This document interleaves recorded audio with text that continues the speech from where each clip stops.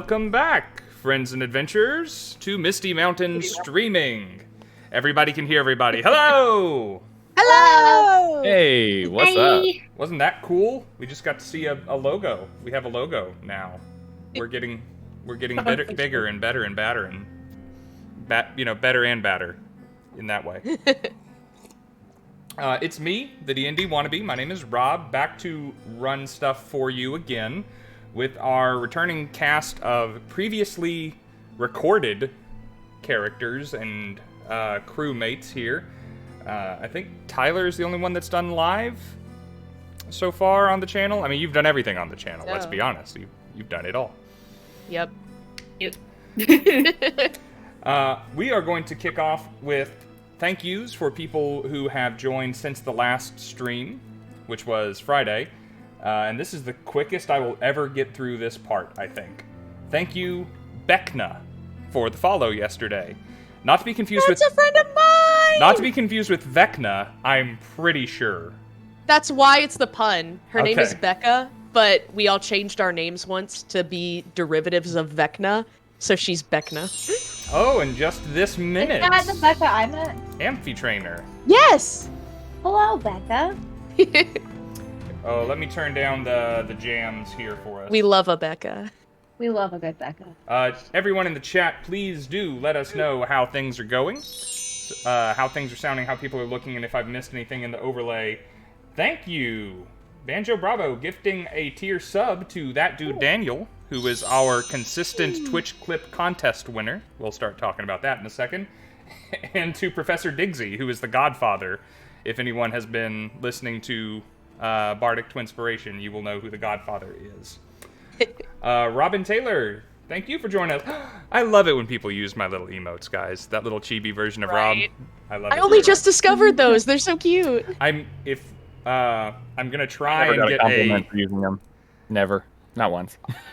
I'm gonna try and get the little Doc Iris head in there. I just have to compress that file Oh down my god, yes! far Yeah. enough.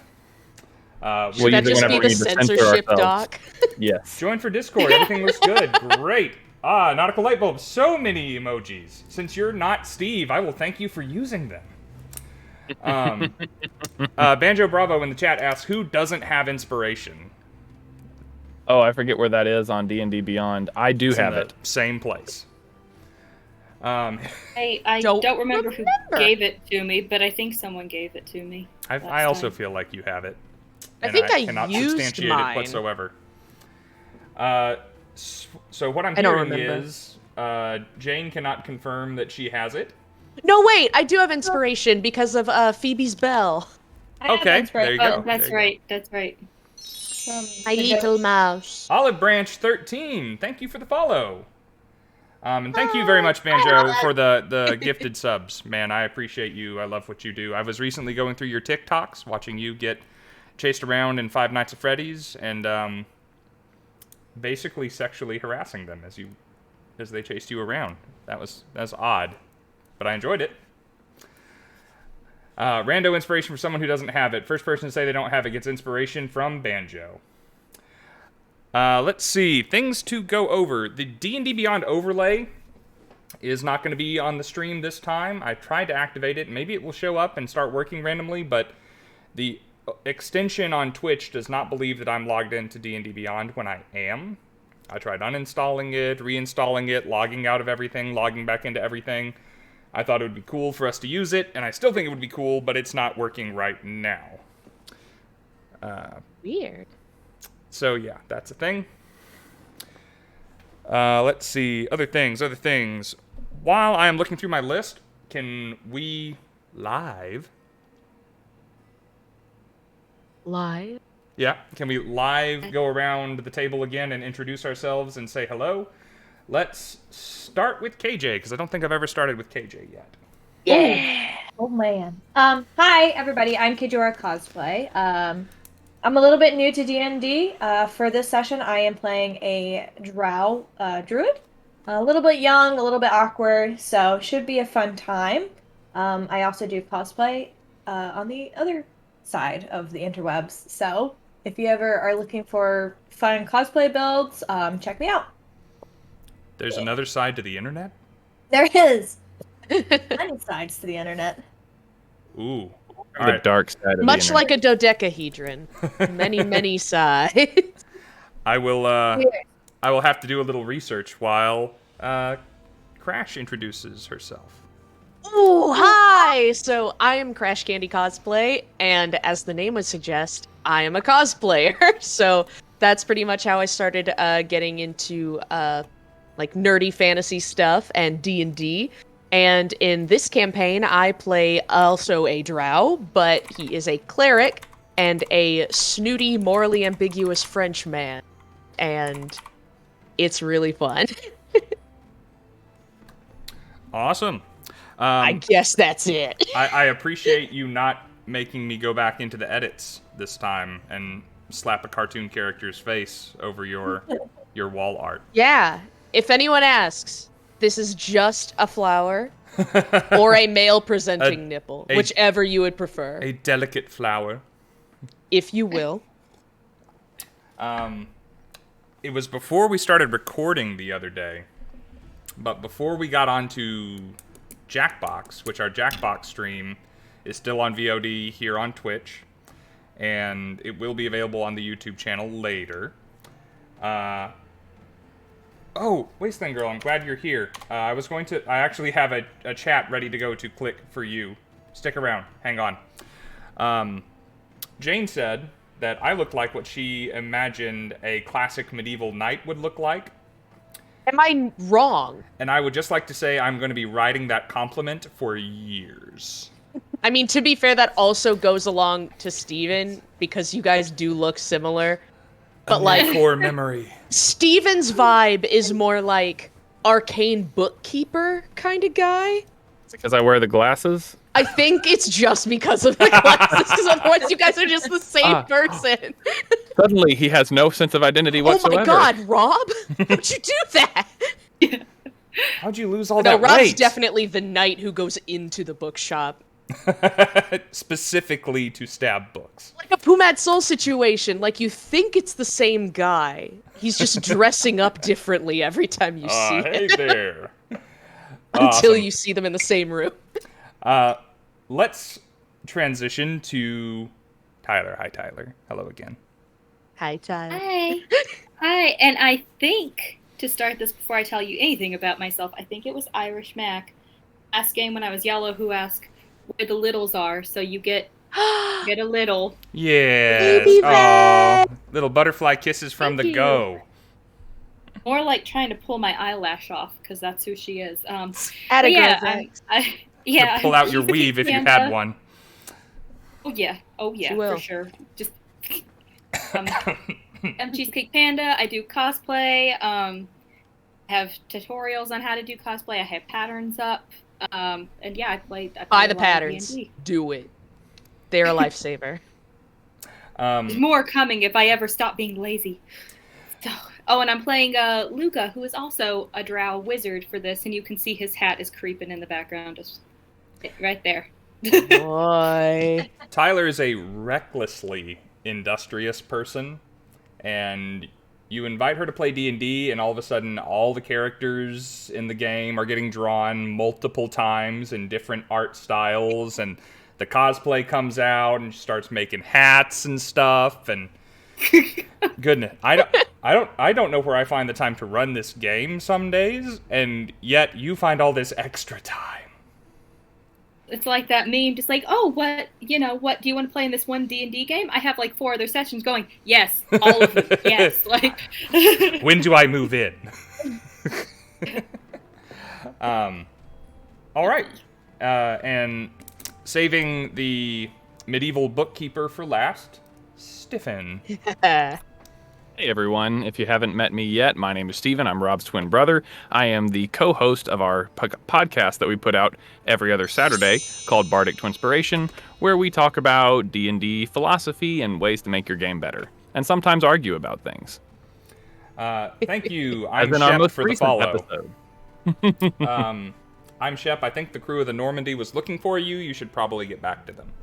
Hey. Mass Effect reference. Steve, would you like to say a little bit about what's going to be dropping on the Bardic Twinspiration podcast show this Saturday at 7 Sure, a.m.? Is that when we're dropping that? Okay. So, for those of you who are new to this stream and you haven't learned, I assume we're talking about the interviews. Good. Okay. So, for those of you who are new to the stream and haven't had the opportunity to meet all of us before, and who were not quite satisfied with the minute or two that we just spent talking about ourselves and being introduced, and want to know to each of us a little bit better, and get to know a little bit more about the characters that we're going to be portraying tonight, Rob and I have each sat down for about roughly half an hour with each of these fine, lovely ladies with which we are playing this evening, to hear a little bit more about them, where they're from, as in, where they're coming from, and all the wrong choices where in their life. And all the horrible choices in their life that have led them to this moment sitting here with us. And we also get to know a little bit more about the characters while they're doing it. It was a really fun episode to record. The girls are a lot of fun to talk to, and they're even more fun to play with. It'll just get you a little bit more clued into what they are doing when they are not here on our Twitch channel. And we would love to have y'all subscribe to the podcast so that you can listen to it as soon as it drops. Once again, that's Bardic Twinspiration. You can find us on iTunes, Spotify, or most other podcast hosting sites and apps. Yeah. All of these I had a lot of things fun are doing it, and I have listened to the final draft now, and I think you'll have a lot of fun listening to it. And I had a lot of agony editing it, but that's okay, because I love this stuff. It really wasn't that bad. It was fun. I may have dropped character secrets. I was going to say, if you want to know. I'm surprised you didn't mention the fact that there were Go listen to it. Exclusive Luka backstory details that you will only find in the Bardic Twinspiration interview podcast episode. So go, run to Spotify, but not now, later, afterwards. Steve, do you want to put the exclamation point Spotify or exclamation point podcast? Never mind, I'll do it. I got it. Boom. Race. And it's on there. Beat you to it. Olive Branch and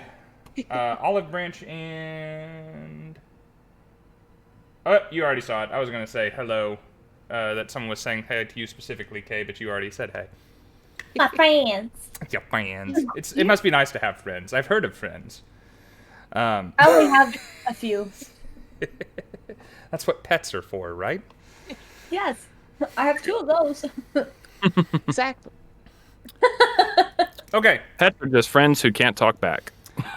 Little bit of housekeeping. Yes, if anyone is looking, buying your player's inspiration got a smidge more expensive because they just keep having it. They always have it. You guys are too generous. I have to keep going up on it. Law of supply and demand. But it still can be purchased now for the economy. 1,000 channel points. All of them. Anyone who watched our last Wedding Crashers stream, which happened last Monday, if I'm not getting my days confused, you saw Tyler and Maddie gracing us with some character cosplay, and Tyler actually did like body paint and makeup for the whole thing. If you want to see me try and do that, we need more subscribers on this channel. That is a goal that we have met. We have a couple of people who have very generously gotten us over 100 into the triple digits, but we need to get to 150 subscriptions if you want to see me do some kind of makeup. Oh My Sophie, who you will know from the Discord and from Misty Mountain Gaming and from our booths and just from being a influential person on the internet, has volunteered to lead me through the makeup tutorial, and it's going to be embarrassing for me and fun for all of you. So I hope that you guys will push towards that. We got the subscriber count above me, and when that hits 150, I schedule a day to embarrass myself. More so than I already do. Can't wait. More so than usual. Made his face blue. I was thinking. Me and Ty just in chat talking about body whole paint. time. I have in mind. Doing amazing, sweetie blend. I have in mind a, depending on if we reach it in time that we are still going through the Rimehold Ritual, I have a NPC coming up, a villain, who it would be fun to do the makeup for. So if we can, in this campaign? I know you haven't met any yet. What? But if we reach it in time, I will do that character. So Ooh. it is a small bonus incentive, and I'll get to roleplay while sweating in front of a ring light. So awesome. Just further pushing the idea, we all got to get on in costume at some point and play. Yeah. And hey, if we all 4 are doing it and Steve is left out, I will make Steve do it too.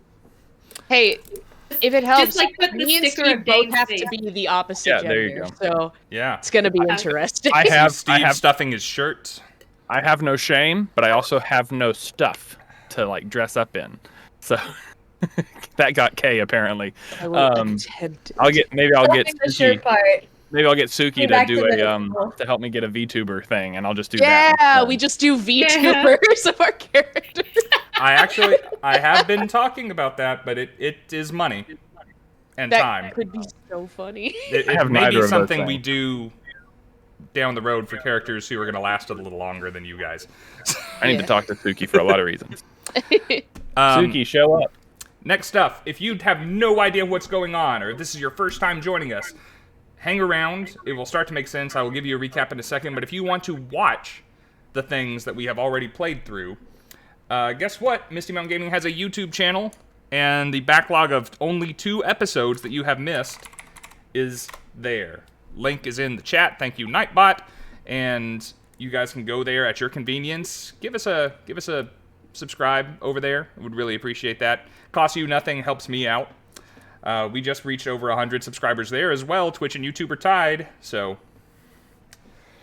Nice. If you watched last episode and missed the ending because we had some issues with the sound, you can go watch the ending there too. Go watch the ending. It's spicy. I apologize for that. It is spicy. It's a real shame that happened. Thank you, by the way, Golden Enchantress, for the follow. I'm sorry I kept you waiting 6 minutes, That's but another I'm friend of very mine! grateful for you. Yes. Dane is pulling the weight today. All right, I only have one more thing, and I mentioned it earlier. The only other thing that I have is Twitch clips. If you don't know what Twitch clips are, when you are watching a stream, there is a little button down in the bottom right-hand corner of the screen where you can click and take up to a minute, I think, video and separate it from the rest and save it on my channel as a temporary separate video. If you do that, and it is cooler than everyone else's clips, we will shout you out on social media, we will post your favorite moment from the show, and credit you fully for being ready with your finger on the trigger for something hilarious to happen. Yes, we do favor funny around here. Let's see, here's that dude Daniel. Guys, this is that guy who keeps winning our Twitch clip contest. If you feel like Dan needs to be dethroned, he's here. He's coming again. Hot on the trigger, Daniel. That is it. All right. Who has things I've forgotten? Lex Shrumans, thank you for the follow. Thank you. We got 23 people in here right now, guys. That's pretty good for live. Yeah. Good. Hey, man, that's pretty good, man. Hey, that's pretty good. All right. Well, we kept these folks waiting long enough. Why don't we play some D&D? Everyone got their dice? Yeah. Got the dice. Hold on. The same 2 sets Red I always serpent. use. Ooh. Going for it. Classy. Classy and glassy. There it is. All right. Oh, Let's see. yes. Oh no, I It's only have. time. Wait. I do have an acrylic one. I don't think glass would stick. It doesn't work nearly so well with metal, but there we go. As soon as I raise my eyebrows, there it goes. Yeah. Part of the Yes. ship, part of the crew. Right. Can we just Balance do a one on the contest glasses. at some Hold on. point to see how many we can get on our heads? There we go. Yes. Oh. Either amount or length. Yeah. Nope. Ah, Couldn't do it. nice Cover one, your Steven. forehead. Yeah. Who has the Your forehead and sweatiest spirit gum forehead? and have at it. It's gonna be Can me these here like in a minute. rest on my lashes? Might be able to rest on ties. Would anyone besides me like to do the recap? Ooh. Nope. Nope, no volunteers. Okay. No. Oh, You no, go I for was it. saying no. We're Let's see nervous. what you thought was important that we did. All right. Gonna bring the music up a little bit. Chat can keep me posted if I did a bad thing there. Just quickly, my friend Yuki just said that it would be like when Jenna Marbles put all the rhinestones on her face, but we'll do it with dice. Yes, exactly. There's Rob's Thank God, cosplay. you're a woman of culture. Don't worry about the I'm makeup. just seeing like Just Hellraiser, but with dice. No, Jenna Marbles. That with the really rhinestones. excited Tyler. The look she just gave me. You would like Hellraiser. Okay. Yeah, I do feel like that's a little loud. Down with the music. Okay. So, for Drow, led ostensibly by Dame Carlotta Voltaran, and also including Dr. Iris, Luka Duskseeker, and a young druid named Druna, were sent by Lord Exton to the city, or town, I should say, settlement, really, farmstead at best, of Shallowford, a distant country hamlet who had been experiencing a peculiar malady. All the people of Shallowford were behaving strangely, out of sorts, some like animals, some believing themselves to be very tiny, some believing themselves to be large, or speaking to plants as though they were real. Well, not real, but sentient. And upon arriving, after doing some investigating, you discovered that the issue was that the river, the Wander Brook that wound its way down to the town from the Frostfang Mountains above, had been contaminated with pixie dust. The traces of pixie dust were having rather random magical effects and influences on the people of the town. A malady that you, per your duty, hope to correct. Duty.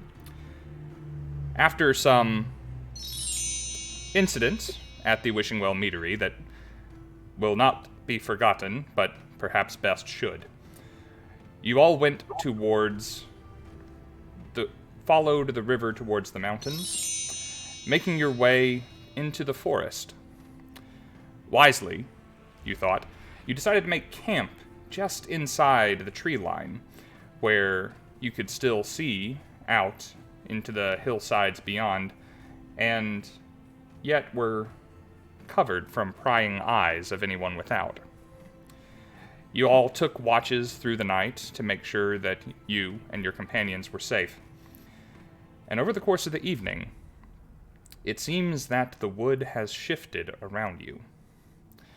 Now, the edge of the forest is no longer visible, and whichever way you look from camp, you see nothing but dense, crowded forest. You are all standing around your campsite, not yet broken down, as the last watch has just ended, deciding how to handle this peculiar and worrying predicament. And that is where we will pick up. Ooh. Woot. Mm-hmm. I think I said last game that Phoebe went and slept on Druna, so Druna, you wake up to Phoebe just like licking your face. So. Remind me, I had woken up Luka, correct? Yes. To take me over for my watch so that I can get a quick snooze and get my one spell slot back. Let's see. I don't know if Doc or I saw anything on our sleep because we didn't go through it last time, but I don't. Yeah. No? I definitely want to put you, on guard for the fact that something magical is happening to the forest around us before I, try to catch some Z's. But yeah, definitely wake me up if anything untoward happens. But Al will be okay. All will be okay. I'm on the job. And he's like plopped down on like a tree, like a fallen tree, just sitting there with his hat on. Not of all of his stuff, like just in like leggings and a shirt with like the giant hat on. Just staring out. Do you look like don't you've feel got dressed this? without it. Or do we have the normal degree of concern?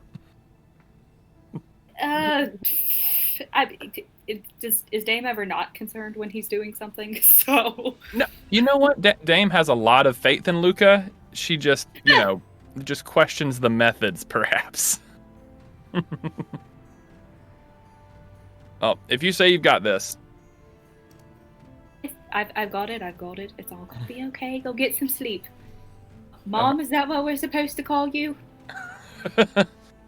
She'll just roll her eyes at you and roll away, and then quietly smile and go to sleep.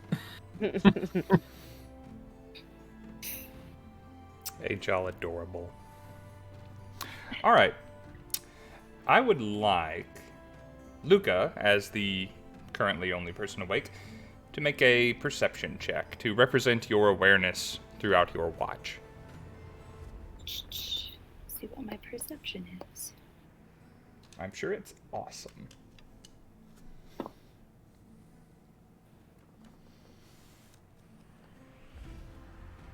$15.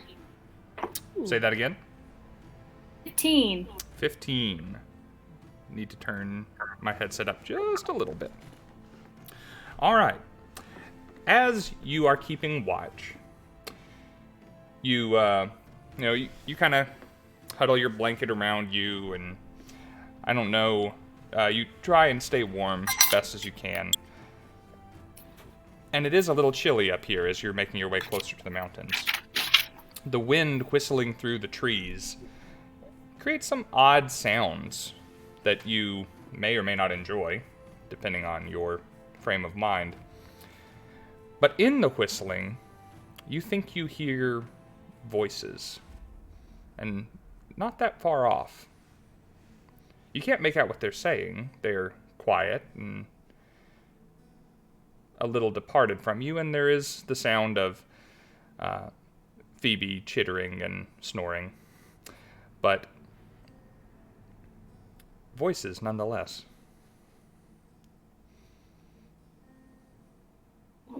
Down the back of my shirt, please. That's rude.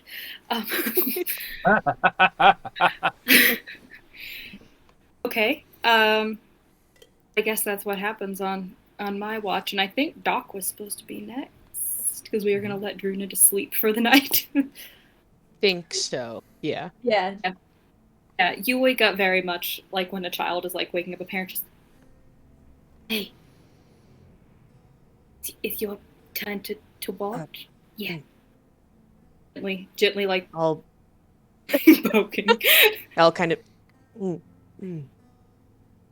Thank you, and I'll straighten up, and I will take a deep breath and just kind of sit where Luka had been and start surveying. Okay. Or before he goes to sit down, he's probably not going to fall asleep, but before he goes to sit down, he's like, I heard voices on the air. I don't know, maybe it's like a frat party off in the distance. I don't know what's going on, but just so you know. Wait, you heard voices? Like, I couldn't understand what they were saying, but faint voices. Are they still here? Can I still hear anything? Make another perception check, both of you. Okay.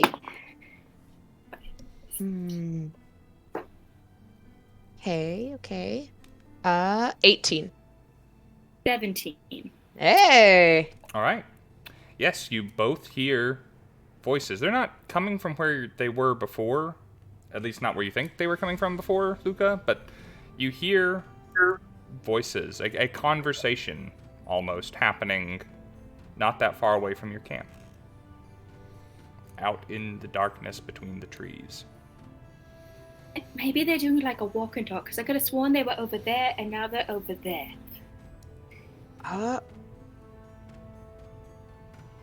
Lucas, this might be a strange question. Do you know currently which way is north? Like the finger, like it's like trying to feel the breeze. Do I have any idea what direction north is? I'd say survival.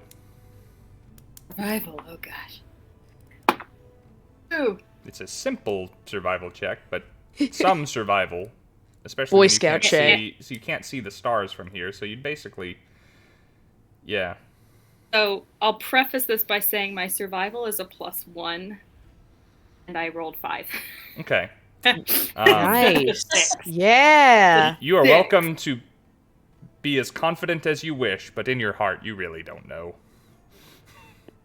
He does he points this direction and goes, that way. Okay. One moment. And I would like to take a piece of chalk out of my bag and go up to, I guess, the nearest tree, and I'm going to mark it with an X. Okay. Then put it back. Say, if this moves, maybe it's something to consider. I'll go sit leaned up against the tree. Phoebe's still asleep with Druna, so I'm gonna go sit leaned up against the tree. All right, off you go. Shortly thereafter, I'm sure Druna is asleep. I imagine. Sorry, not Druna. Luka is asleep. Luka, I imagine, is a heavy sleeper. Heavy trancer. Yeah. Yeah, I'm sitting here realizing that if we just, and of course I'm thinking about this session instead of last session, but we can all four get our 4 hours in 5 hours. Just one of us takes an hour and then we start rotating through. So You do. Yeah. Let me see. I think. Let me check a thing. Why not be right about stuff on the internet, you know? Yeah, I don't know how. let's see. I actually had it pulled up a second ago. And to be fair, getting a full 8 hours for my little idiot's also just fine. So Yeah. Yeah, we do only need 4 hours of rest. Holy cow!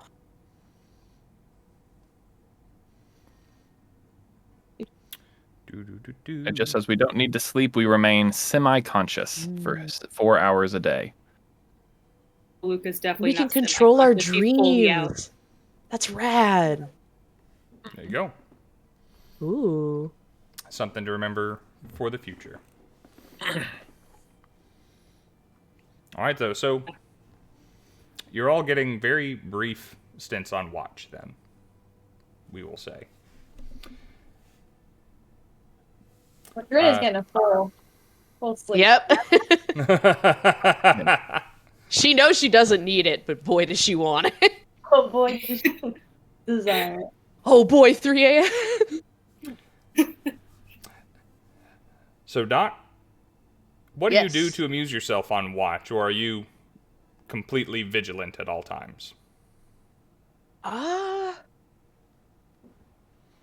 Maybe I would take out my healer's kit and try my best with just maybe a little bit of water and a piece of cloth to try to clean things up. They're already perfectly clean, but it's something to kind of do with my hands. Makes sense. Mm-hmm. As you are going about this, the voices continue.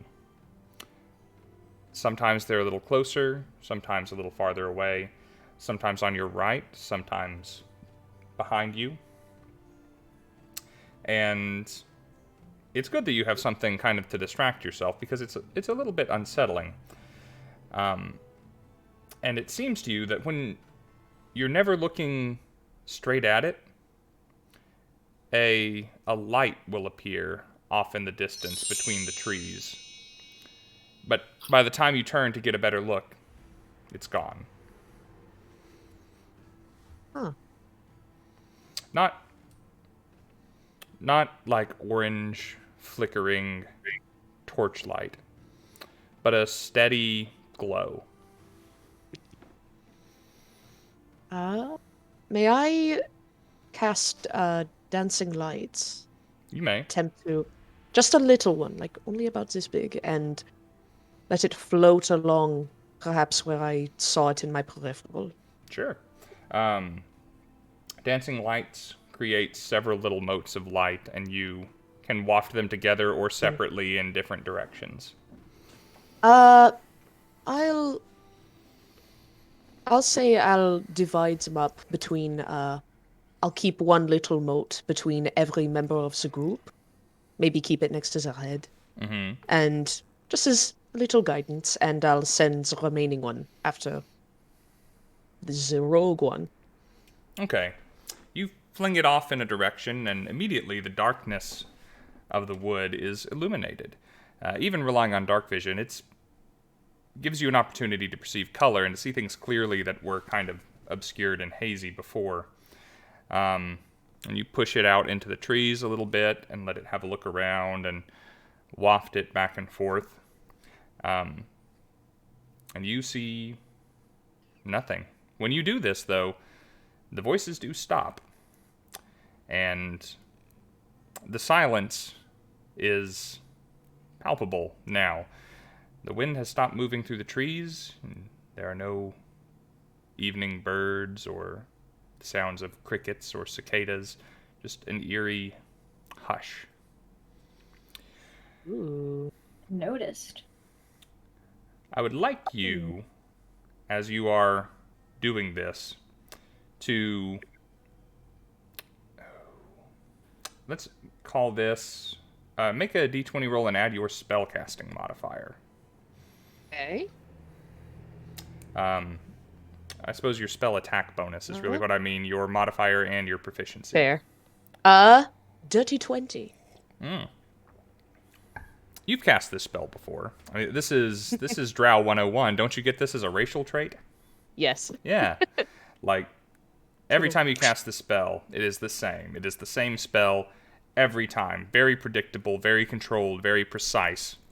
And the fact that the moat that you are calling back from inside the trees is larger than when you sent it out is noticeable to you. It is a little more than twice as large. I'll bring it forward, hovering into my hand, and I'll just kind of look it over. Do I hear anything? And is it a color, or... I suppose the color would be up to you. Oh.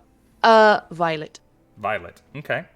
Now, it is a violet hue, a strong violet hue.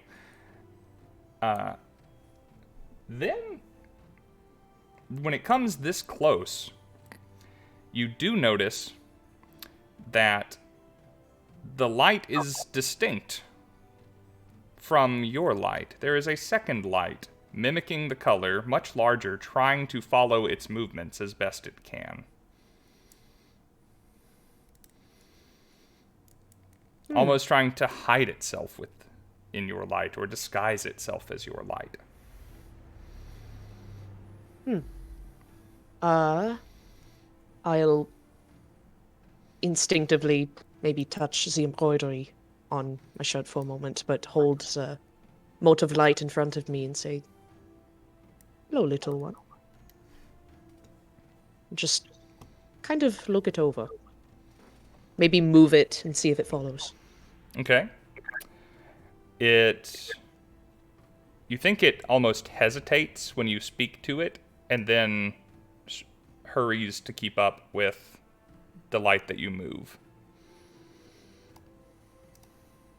I extinguish the light. Okay. 4 dancing lights wink out of existence, and a violet light about the size of a basketball shedding light in a 10-foot radius remains. And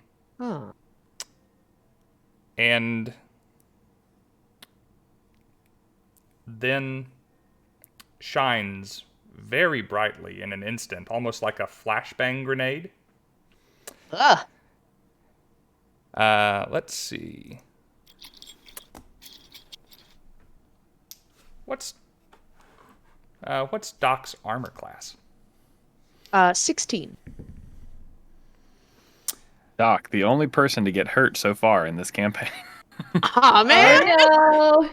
From that light, you jump back in just a moment as this bolt of radiant energy strikes where your feet were a moment ago. Soundlessly, no explosion, no boom, no pop, just smoldering grass where you were standing a second ago. Am I still sort of like letting it float in my hand, or is it just floating in front of me? It is in front of you. I tried to go for your hand, and luckily it missed. I'll kind of crush my hands together and say, I beg your pardon. Where'd you come from? Just kind of cross my arms and look at this little moat. Alright. As you do that, the light winks out, as if someone had flipped a switch. And you hear the voices again.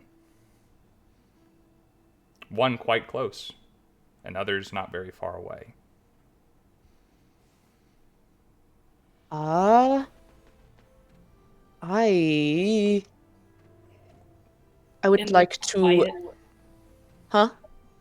Say in the quiet, you just every now and then hear... tree. Perfect. Ooh.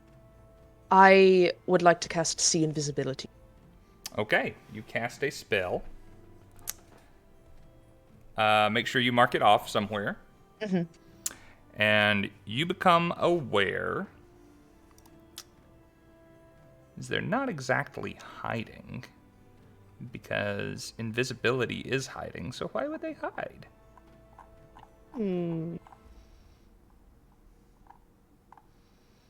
Whomst. Yep. There are 3 invisible creatures around the camp. And by creatures, I don't mean things with arms and legs or fur or teeth or fangs. Just you once again are able to see that radiant light. And there are 2 other radiant lights, whose light is invisible without the use of your spell, floating around the camp. One of them in front of you, basically unmoved from where it was a moment ago, and one hovering over Druna and another over Luka.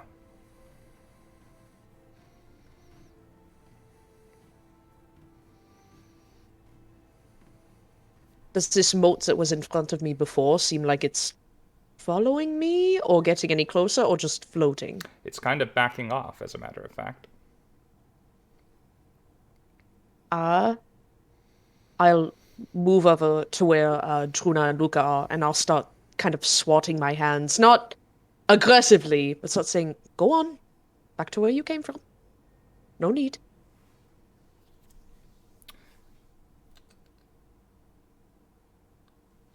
They do drift away.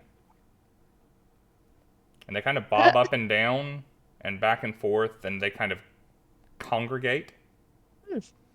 Then you see them drift off behind some trees, separating once again in 3 different directions around your camp.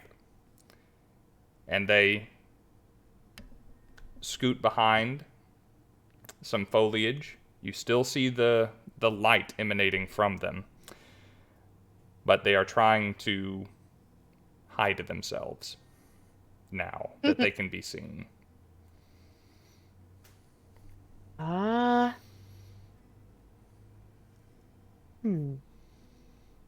think if I look over at the trees that I marked with the chalk, is Luka still at the same tree? Yes. All right. I'll go over to Luka and shake his shoulder for a moment.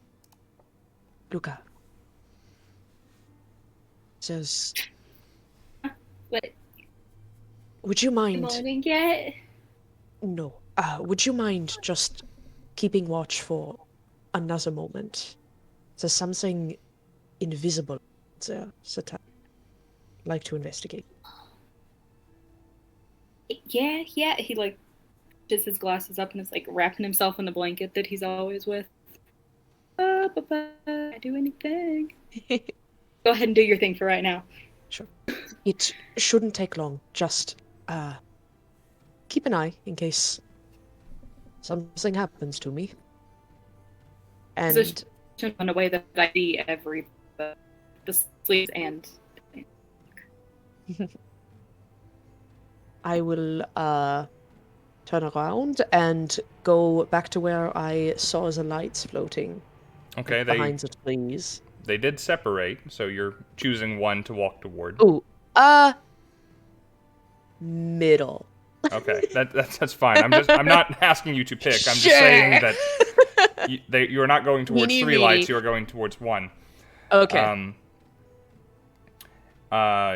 You begin to walk towards it, and it seems to be like keeping you at a little bit of a distance. As you walk forward, it drifts back, and you watch it wend its way from tree to tree, trying to keep relatively the same distance from you. What languages do you speak? That's a good question. I speak Common, Dwarvish, Elvish, and Undercommon. Okay. You hear the hushed voices again. Clearer this time, almost as though you were meant to hear them, whereas previously you were only perceptive enough to hear them. However, it means nothing to you.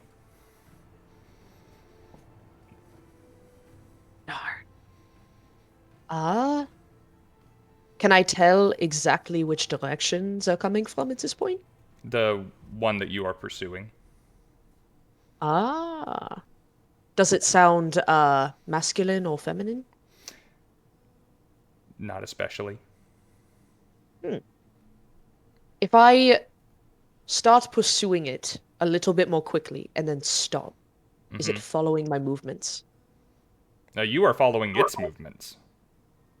Oh, so it's just going. Yeah, like as you are walking forward, I'm assuming at a dock pace, it is trying to stay away from you at a leisurely dock pace. Yeah.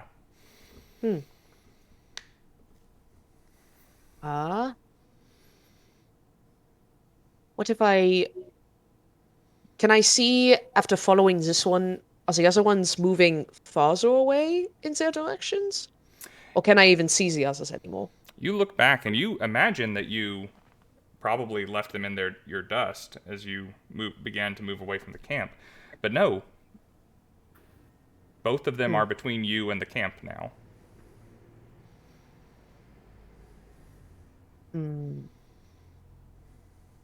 Then I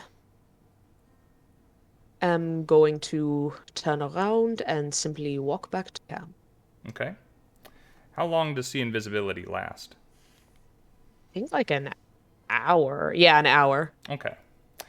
As you begin to walk back towards camp in the direction of the other two, the one that had been drifting away from you starts to follow you. This is like my cats. You go after them and they don't want to see you, and then you leave. It's the carrot on the stick, Exactly. No matter how far you walk, it's the same distance away. I'm going to look over my shoulder. Just kind of... I'll go on. Shoo. And I'll keep walking back to camp. Okay. Like it's a bee. It's not a very far distance between you and the two now. As you look back, the other one is not following you at your pace anymore. It's following more quickly. It's trying to overtake you. And quite soon, you are only 5 feet away from all three of them. And you begin to see their glow begin to increase as they get slightly larger. You saw this happen just for an instant before that flash earlier. Are they close enough to the camp that I can see all of this? Or? You can barely see Doc, but you have no capacity to see the invisible creatures. Just because you feel the hairs on the back of your neck start to rise, whatever you want to do, let's roll initiative to see when it happens. Oh no! Oh god! Wait. Right. Druna and I theoretically asleep. You're meditating, yes. And I'm going to get initiative from Luka, however, because unaware as Luka is of the situation, Luka's at least awake. And I'm going to roll for these guys separately because that seems fair right now. 1 per basketball. All right. I can't lift her up and show her, but my god, Vex is passed out in my sleeve. Just Oh, again. yeah. I love when she's sleeve girl. All right. Doc, what's your initiative? 19. Ooh. How about you, Luka? Mess with me. I also got a 19. Do you want us to do the dex thing? Because I have no dex. Let's go, dude. Yeah. What's your dexterity? Nothing. I'm a Absolutely. +2, baby. It's you. I have the power of God and anime. This is fortunate that they don't all get to do their things at the same time. Did you say fortunate or unfortunate? I guess we'll see. Depends on your perspective. I said fortunate, but all right. Which of you has the higher dexterity? Luka has none. Doc has. +2. Okay, so Doc is going first out of the two of you, but not out of everyone. One of these creatures got a 20. And I hate basketball. since I know we're nerds, we don't sport. I don't like this basketball. It does not have advantage on this because you can see it right now. But it is going to try and hit you with another flash. It would hit a 14, which doesn't hit you. No. Yeah, because you meditate fully armored. Cut it out. When it does that, you see Luka. Doc is next to a glowing light. It looks like an oversized dancing light. And you know, dancing lights, you can cast dancing lights. Everybody can cast dancing lights, right? But this one's like if you pushed all of the dancing lights together, it is floating right next to Doc. And it is... Bunker. Let's see. Can it do... Yeah. And as soon as it does that, it vanishes from where it is, and you see it, you kind of spin your head around, and it is 30 feet farther away from camp, just bobbing between the trees. And it's your turn. You still have 2 of these things within touching distance. I'm going to scoff, and I would like to cast Fairy Fire on the 2 closest to me. Okie dokie. Joins the party. They are both right around you, so you're in the zone as well. You are between them. So the 3 of you get to make a dexterity saving throw. Wait, what do you mean? Because you are here, they are here. So if you want them both in any kind of a radius, you are also in it. Yeah, but Fairy Fire doesn't affect the caster, does it? It affects an area. I'll look it up real quick. Yeah, Okay. please do. I would like to not be wrong. Free fire. Then Because you don't cast Fairy it on Fire creatures, you just cast it on a zone. It does affect an Yeah. area. Now, of course, you cannot put yourself in that zone if you so choose. Which yeah, would okay. fail Then to include one or the other of them.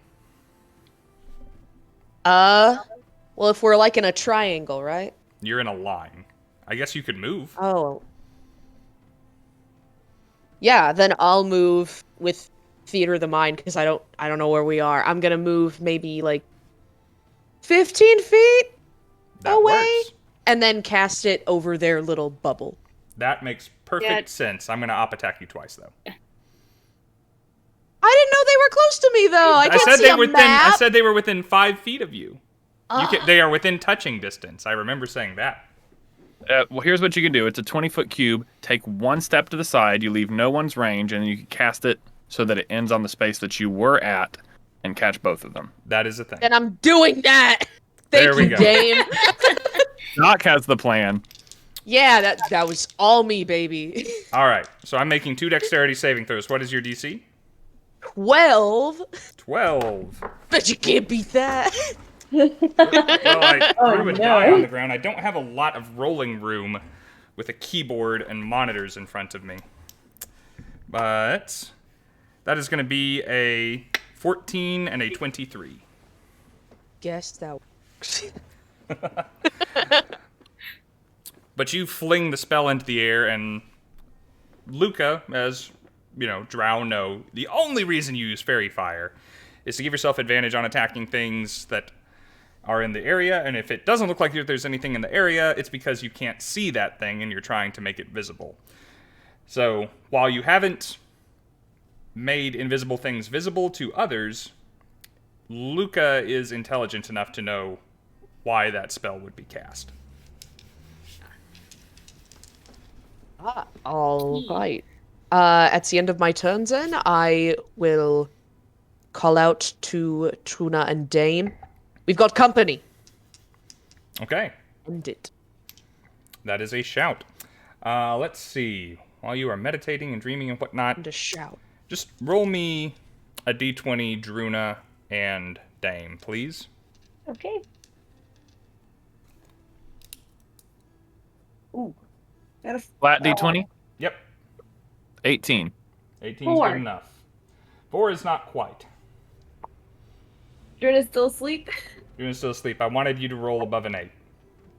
Just No. good odds that you would wake up.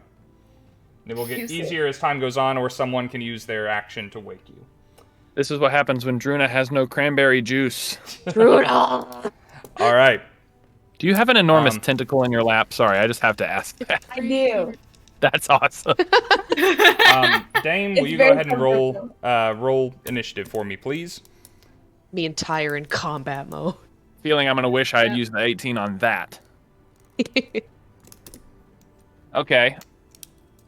13. 13. All right. You go between the other 2 creatures. All right, and it is Luka's turn. Sorry, I'm watching the chat roll through, and someone heard Druna as tuna. Anyway, I'm sorry. Okay. So, how far away from me are they? I'm going to say they're only Particularly like... Doc. Doc is only 25 feet from the edge of camp. You're kind of in the middle of camp. Let's say 30 feet. Okay. Let me check something real quick. Where art thou? Hell yeah, that's a bonus action. Okay. To start this, Luka's just gonna kind of like kick a rock in Druna's direction, like just a tiny one, just maybe it'll wake her up. Is gonna cast Mage Armor, which puts me slightly higher of a DC. Not a lot, but just a little bit. It's gonna start running over, and as a bonus action, because it's a bonus action spell, I don't normally have those, he's gonna cast Dragon Breath on himself. Ooh, I love that. Weird as he's like running over in his pajamas with a full hat on, just like I'm gonna try to get up to Doc. Oh, it's a mood, baby. Now, is I pictured you as more of like a double D run sort of thing. You're like Mage Armor not being a cantrip, you can't cast another leveled spell on the same turn. No, it says that Dragon's Breath is a bonus action spell. It is, but you can't cast a bonus action spell and a leveled action spell on the same turn. You can cast a bonus action spell and a cantrip. Oh, okay, that's not. it's called the usually how no we do fun that. rule. I usually do it the other It's like way, drinking. but It's okay. like drinking potions as an action. Nobody wants to do it, but it's Then how I'll- it's written. I'm hitting all kinds of things. Then I will just. You don't do know the how Mage fast Armor I can for throw now. it back. I'll just do the Mage Armor for now, and I don't think I can see any of them, so I'm just running to Doc. Okay, fair enough. All right. You run all the way to Doc? My boy. Up there, My baby boy. comes running up. Just now there are 2 creatures within a 5-foot radius of one of these things. So it is going to do a Searing Burst. All creatures within a 5-foot radius of the creature must make a DC 13 Dexterity saving throw, including its buddy. Woo. So sorry, guys.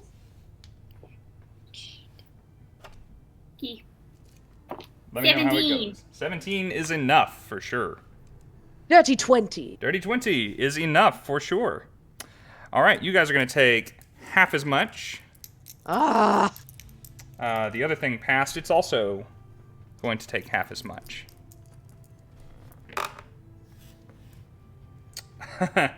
Which is 1 fire damage. Ow! That roll was shit. It's like when But you hey, burn yourself I've got trying to like put out a candle with your fingers. That's the first time I've hurt 2 of you. So There you go. You're making it. I'm on the board. You're getting up there. Come on, let him play, coach. Gotta start somewhere. All right. Rudy. After it does that, Rudy. after that, this one also becomes visible to everyone. And it vanishes from where it is and shows up next to its buddy 30 feet away. And it and the other one are visible even to Luka. As soon as they do something, they become visible.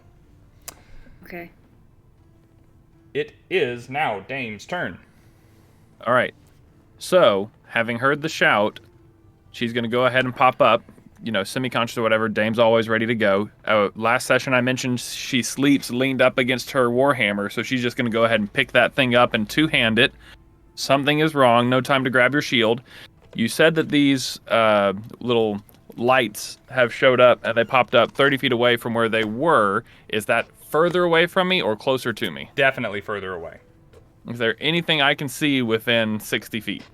Yes, at pretty much the edge of your 60 feet are 2 balls of light. Okay, and I cannot see the third one. Correct. Because I'm gonna wake Druna up with my. I'm gonna wake Druna up with my action. Okay. I'm gonna run over and give her a shake and say, Druna, we're in danger. We need you. And I'll give her enough of a shake to get her eyes open. And Druna then kind of wakes up and she's like, huh? Druna, my sweet baby girl. Well, looks at her chop. She's like, we're in danger? Oh, that always sucks. it's time, darling. Something's found us. And then I will, let's see. Could I pick up? Yeah, nah, screw it. I'll leave the shield. No. I'm not leaving anything behind in this stinking forest. I pick up my shield. I don't put it on. I just pick it up and I hightail it over to the others and I take a defensive position with my warhammer standing immediately between the other 2. Okay, I'm going to assume that you're not two-handing a weapon then, if you are also carrying a shield. Now that I'm carrying the shield, then no, I've just got it in one hand. Cool. I don't have an action. You know what I like about D&D Beyond? It tells you your bonus actions. You do. You have an action if you wanted to equip your shield. You said that I needed to use an action to wake Druna. Ah, yes, you do. Yeah. Then that's what I did. And then I will just take that position and in my turn trying to interpose myself between my den and the enemy. Okay. Let's go ahead and get Druna in the initiative. Druna, you are shaken awake. No rolls or anything required. Someone has spent time and effort waking you up. Sorry if anyone can hear that 18-wheeler outside. Go ahead and roll your initiative for me, dear. Okay. Low is good. 8. 8. Low is actually good because that means that you get to act this round. That's why? This round, because if you had rolled high, we would have to wrap all the way around initiative for you to come up again. So y'all played that very well. Oh, sweet little baby. Great success. Great success. All right. We're going to Searing Burst again. Now there's 3 of you in this cute little ball. So I need Dame, Luka, and Doc to make dexterity saving throws, DC 13. We are a cute little ball. I've always said so. Okay. Ty does I not look rolled a excited. 13, but it's a -1, so I fail. Dame fails.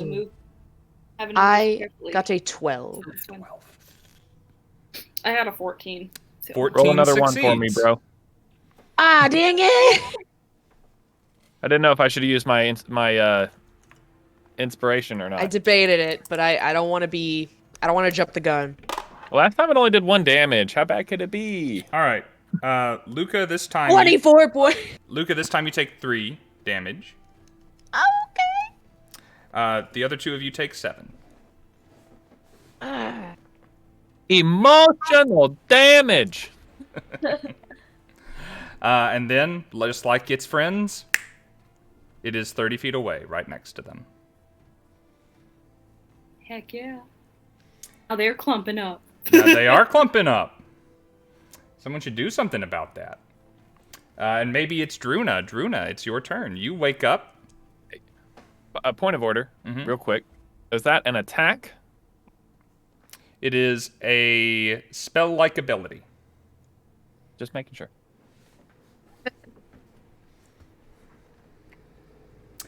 So, Druna, you are laying down. You are in the camp. You are 30 feet away from your friends, 60 feet away from 3 balls of light that you have very little context for, but everyone looks danger ready. Right. Okay, Druna kind of wakes up. She looks around. She's like really confused, and Dame nobody's is near smoking her. slightly. Smoking. Yeah. Oh no. Sizzling. We got a little fried. Something smells delicious. Druna can smell burnt hair. Yeah. Ugh. Doesn't understand why. She gets up and she looks around and she sees that everybody's over there standing by the lights, and she goes ahead and picks up her quarterstaff and runs over there. Okay. You do make it to your friends.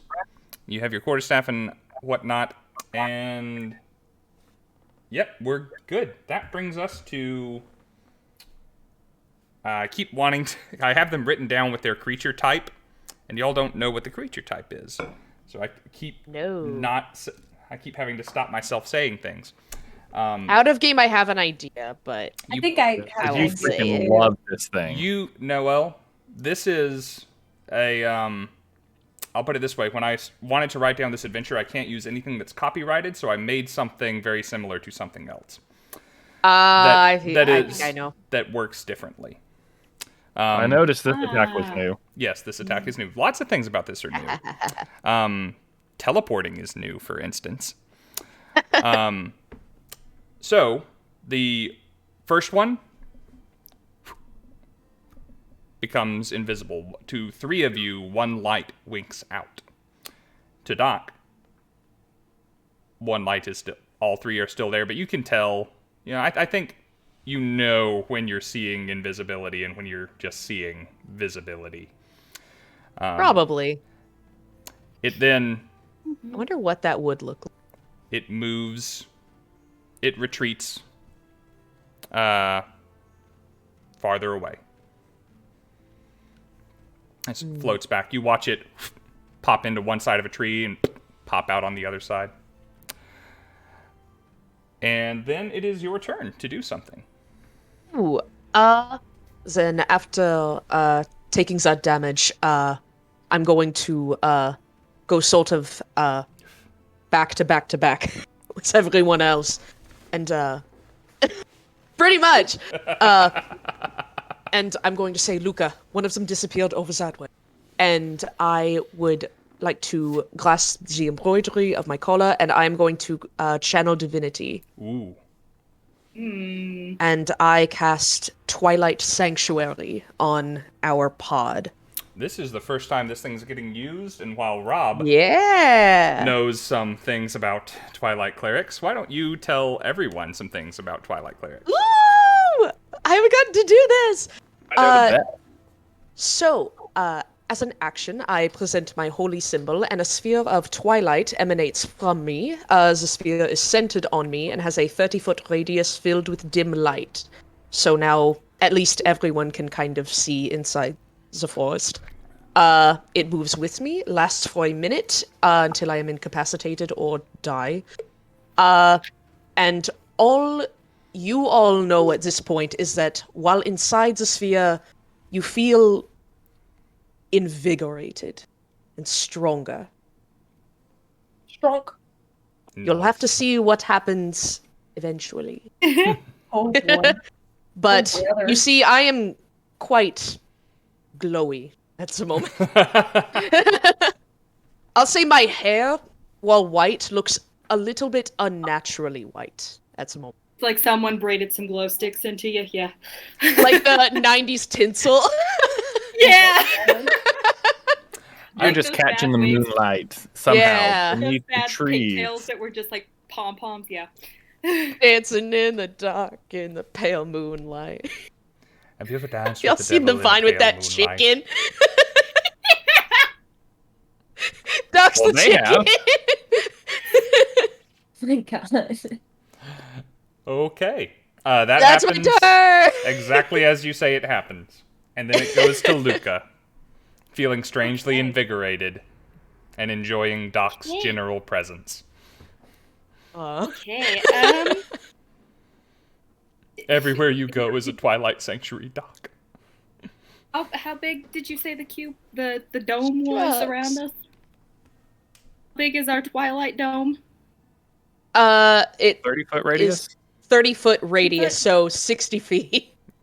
It is Okay. almost It's a as pretty far big away boy. as these lights, yeah. Okay, They're just well barely then. excluded. You want to talk about All I- flashbang? Yeah. All I heard was basically that one of them had moved. I don't know exactly where Doc said it moved though. So Luka's kind of Well, you see, I envision like that he's I'm sorry, Go ahead. you clearly see two of them. Yeah. The third has become invisible as far as you're concerned, and Doc's like pointing there, that way. If Doc is pointing, is it kind of like still in the same area as the other two, or It is basically that just kind in of a roughly- straight line farther away. Perfect. I'm envisioning when Doc said that everybody gets back to pack, I'm envisioning like in The Hobbit when they all throw Bilbo in. So like Luke is like, pardon, excuse, and is like squeezing his way out. Gonna run 10 feet ahead just to be safe, and you all see him just go, I've got this!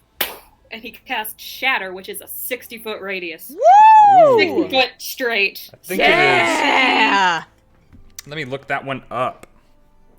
This is It's a a bard spicy spell. one. I love bard spells. I hit the Shatter wrong is so thing. I don't cool. want to cast invisibility. I want to cast Shatter. All right. 60 foot, Sudden 60 loud foot ringing straight, 10 noise. foot out.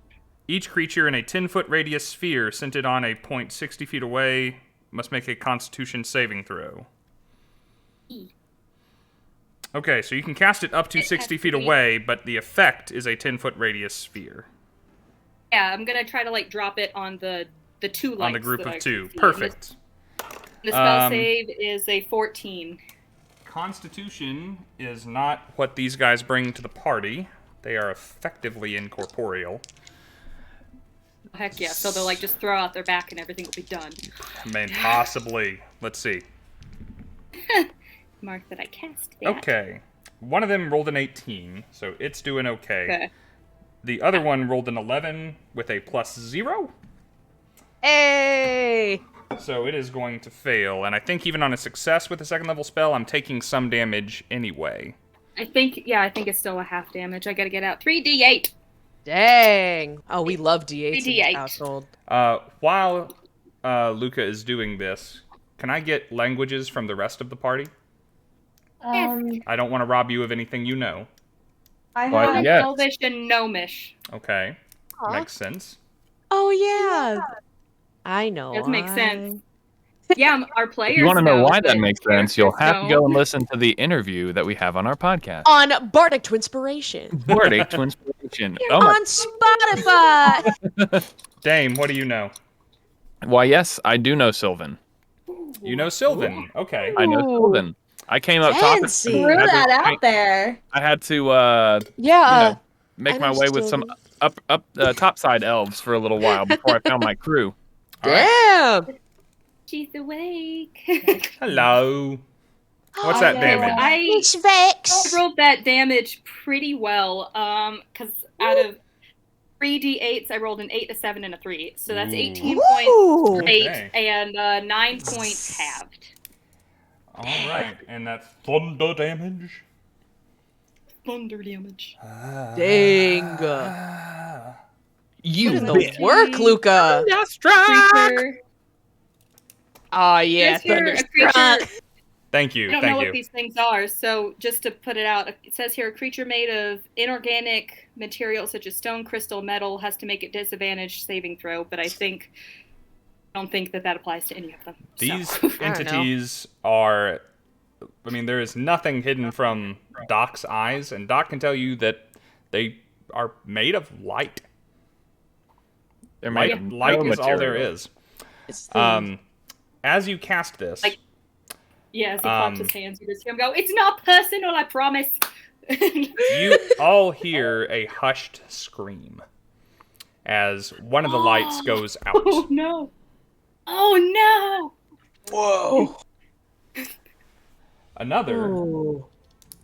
is like sinks and almost seems to dissipate and then like jerkily forms itself again. And you understand a shout. It's hushed. It's as if these things can achieve a certain decibel, but everything that they do is breathy and quiet. Dame, you understand one saying, "It's over. They know we're here. Retreat until they're not unaware again." All right. Okay. I will, do that thing where I like twist the hammer in my hands, while I'm waiting to swing it. Oh yeah. Mm-hmm. They're not going to leave us alone, so don't let any of them get away. Luka, it is still your turn. Is there anything else you wish to do? Good turn. Yeah. Yeah, no, he's just gonna stay there. Yeah, he's kind of an open target now, but he's gonna take like a couple steps back, but like, Back knowing into the- how range back things into the sometimes huddle. work, he's still Into the huddle. He parts the seas of party members to come out and it goes, "Protect me," and just like slides back in the middle of everyone. When you slide back, Dame's going to give you an approving nod. Like, good job. Good job. Question, Thanks, man. Luka. Have you taken any damage? Oh yeah, not a lot, but for me, it's a lot. Good to know. Then, as part of my Twilight Sanctuary, you gain back 10 hit points while inside this my gosh. light. Shit. It's more than I needed. Okay, cool. Thank you. Remind Thank you. me. Remind me during the break. Because there's some things I just don't want to say into a microphone when the stream is on. To have me talk to you guys about what overhealing does in my uncle's game. Ooh. Oh my. Oh Okay. man. Later. Is it based on that whole positive quite incline thing that intimidating. we talked about? We'll Yeah. we'll talk about it then. The ominous. Okay. But The ominous. I'm just picturing like Akira. Oh my god. Oh god, no!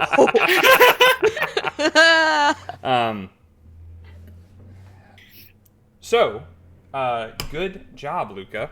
It is the living but hurt creature's turn. It is going to do everything it can to leave. So it is going to move 40 feet. It is going to dash 40 feet, and it is going to blink another 30, and it is booking. If it weren't for... You cannot see the core of this creature anymore. Doc, what is the range of see invisibility? Is there a range?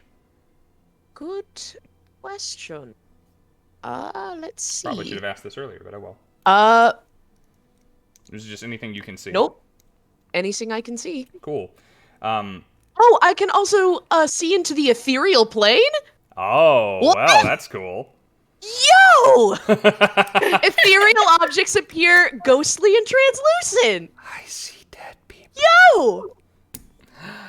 He's a doctor, of course he sees dead people. So it has gone quite far.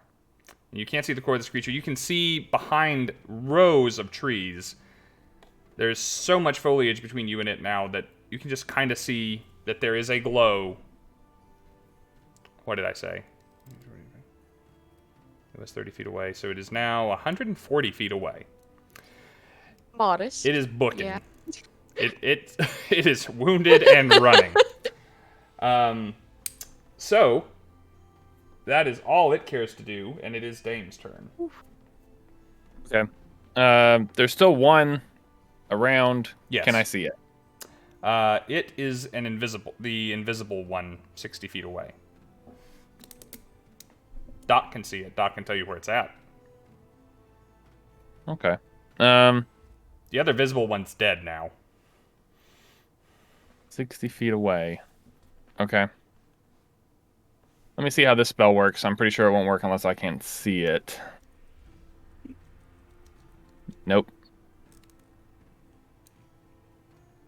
Now wait. Two of them did get... best advantage was immediately ruined by sea invisibility. It's a good spell. Two of them have also been fairy fired. Unsuccessfully. Yeah, it failed. Okay. These things are made It's of pretty dexterity. weak. But it's also an innate spell for me, so it's not that strong anyway.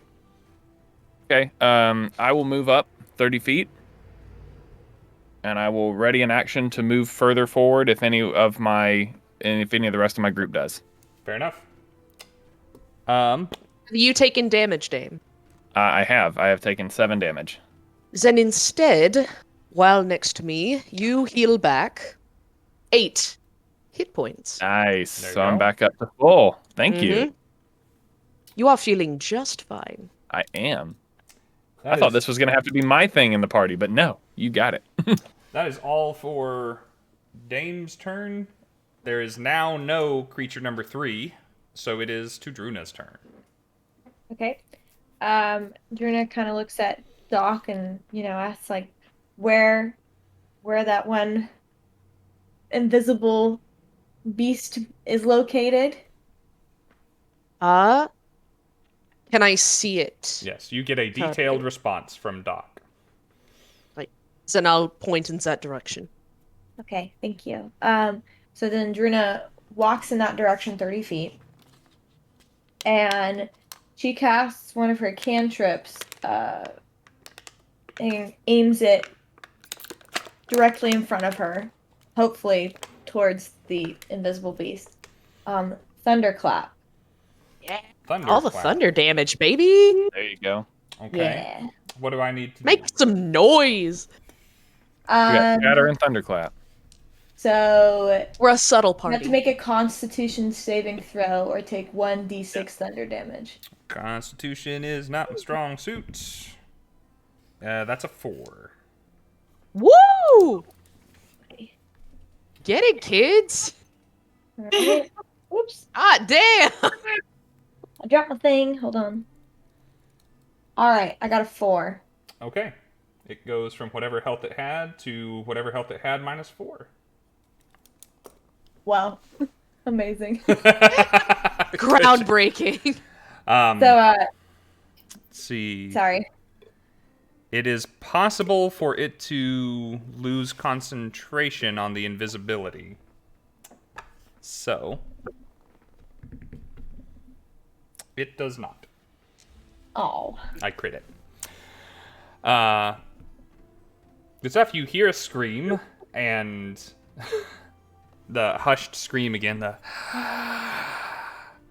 Ugh. Oh, that's so scary. That's way worse than I thought it was gonna be. Is that all for you, Druna? Yep, that's it. Okay. Druna, have you taken damage? Right. Because Druna has not. Bonus action is only Shillelagh. Shillelagh. Shillelagh being a bonus action, you can cast that since Thunderclap is a cantrip. Right. No, I'm not going to because I don't know where it is. Fair enough. Right. Good idea. Good call. This one's going to do the same thing as its friend. It is going to move and dash and flit, and it too is now a dim glow in the distance. But a dim glow that only Doc can see. It is Doc's turn. Alright. Then, how far away is the nearest one again? The nearest one's 140 feet away. The other one just made it past that.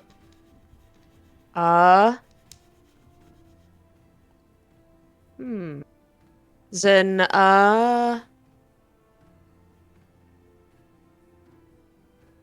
don't have much close by. Then I... Does your sanctuary work on you too? Yes. You're hurt, right? Yeah! Whee! That's another 6, baby! God, I'm back to full. I'm huge. God, I'm amazing.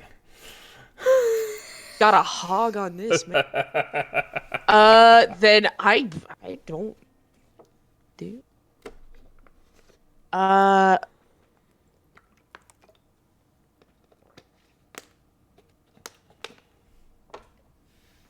I'll go for it. I am seeing that the two are retreating. I would like to just take a chance, and I'm going to run about 20 feet and close the distance. And as I am running, I would like to, as a last-ditch effort, try to sling a guiding bolt. That's my favorite cleric spell. Guiding bolt's so good! Yes. Okay. You can, I mean, just with your very fair and balanced Twilight cleric vision, you can see that far.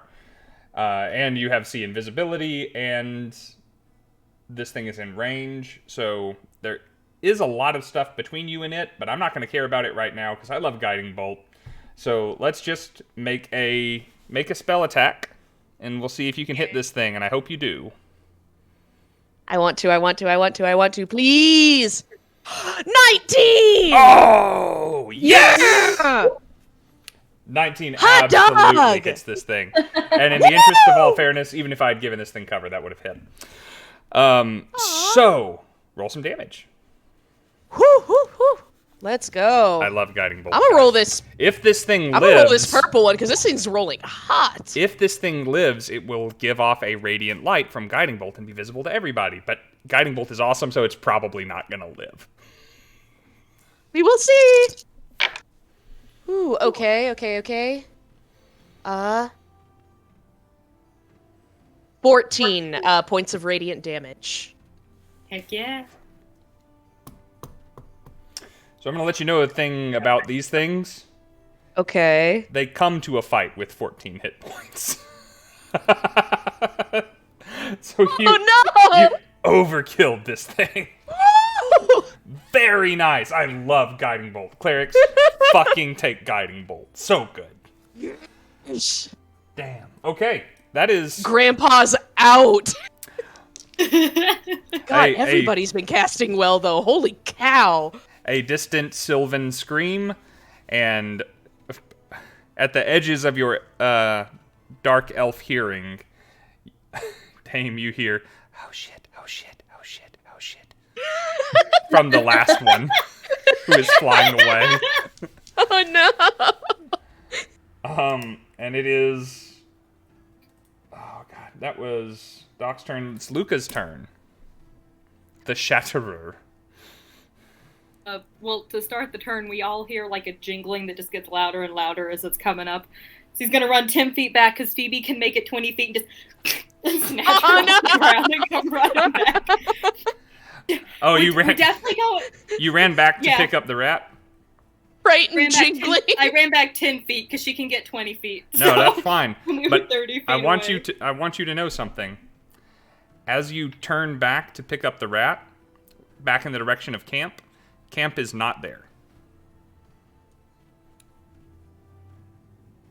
Your rat is, but camp is not. That is a problem. That's a problem for future Luka, and he picks her up and is gonna like take a dash to get another, I guess, 10 feet, so we can do another 20, and then 30 on top of that. We're definitely going to kill this thing, right? Right? And he's like running and like she's jostling in his hands.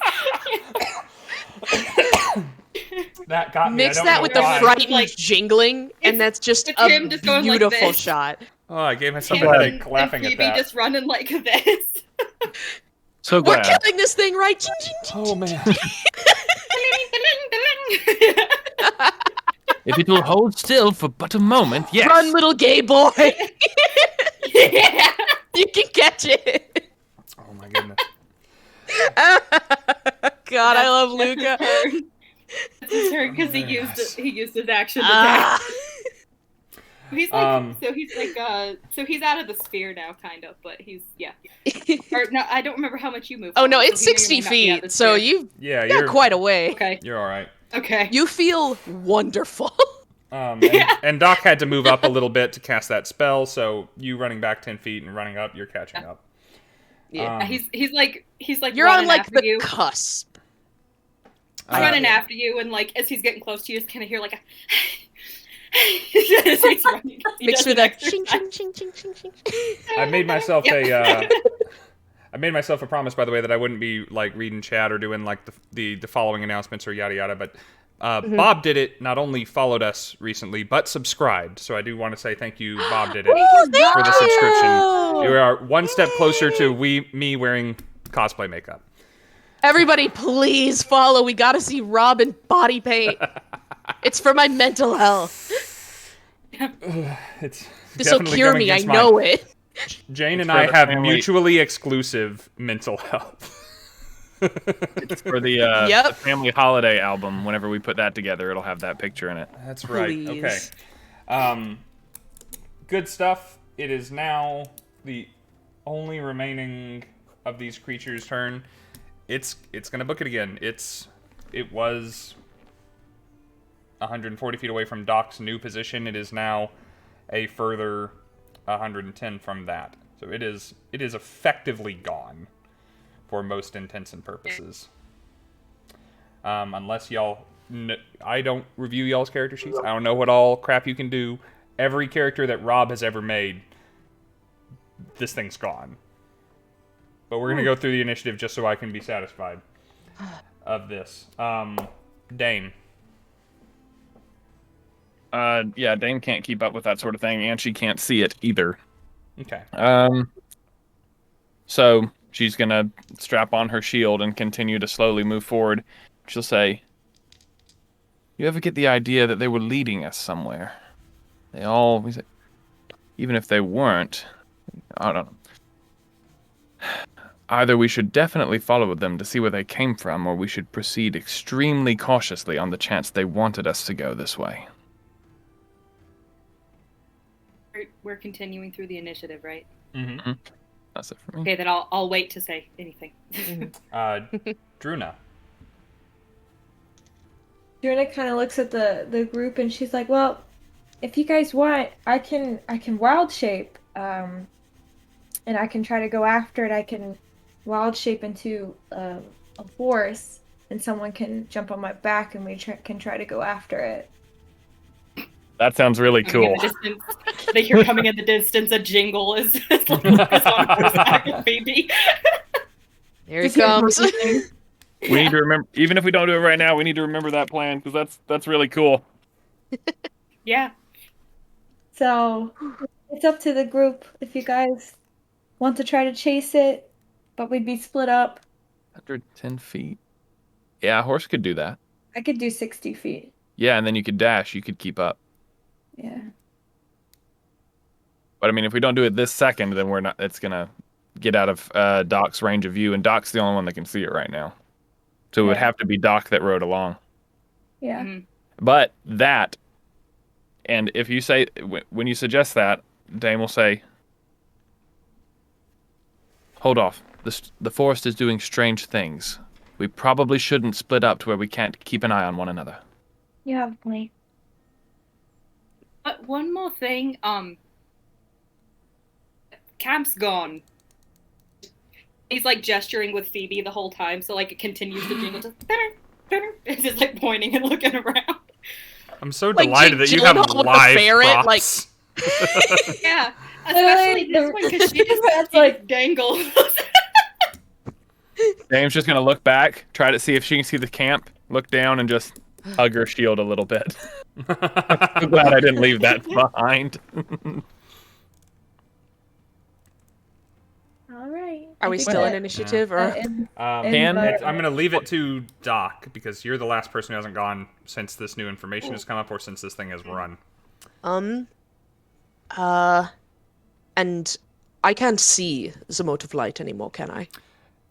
If you squint, you can see that the trees around you, because your dark vision ends and you just see darkness. But beyond the darkness, there's just this silhouette of light, like silhouettes of trees that mean that somewhere in the distance, a light remains. Right. Then when Druna and Dame mention it, I'll still be almost heaving from the power of the guiding bolt. Say, no, it's gone. It's best to leave a warning than to go after it right now. That's the point.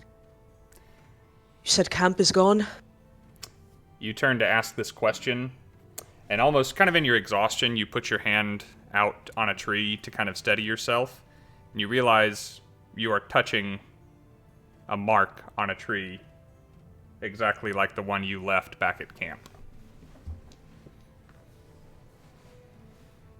I'll rub the chalk with my thumb, and I'll look at Luka. It's definitely moving. Dame, around for our stuff. Yeah. I'll also drop both See Invisibility and Twilight Sanctuary, and I'll look at Dame.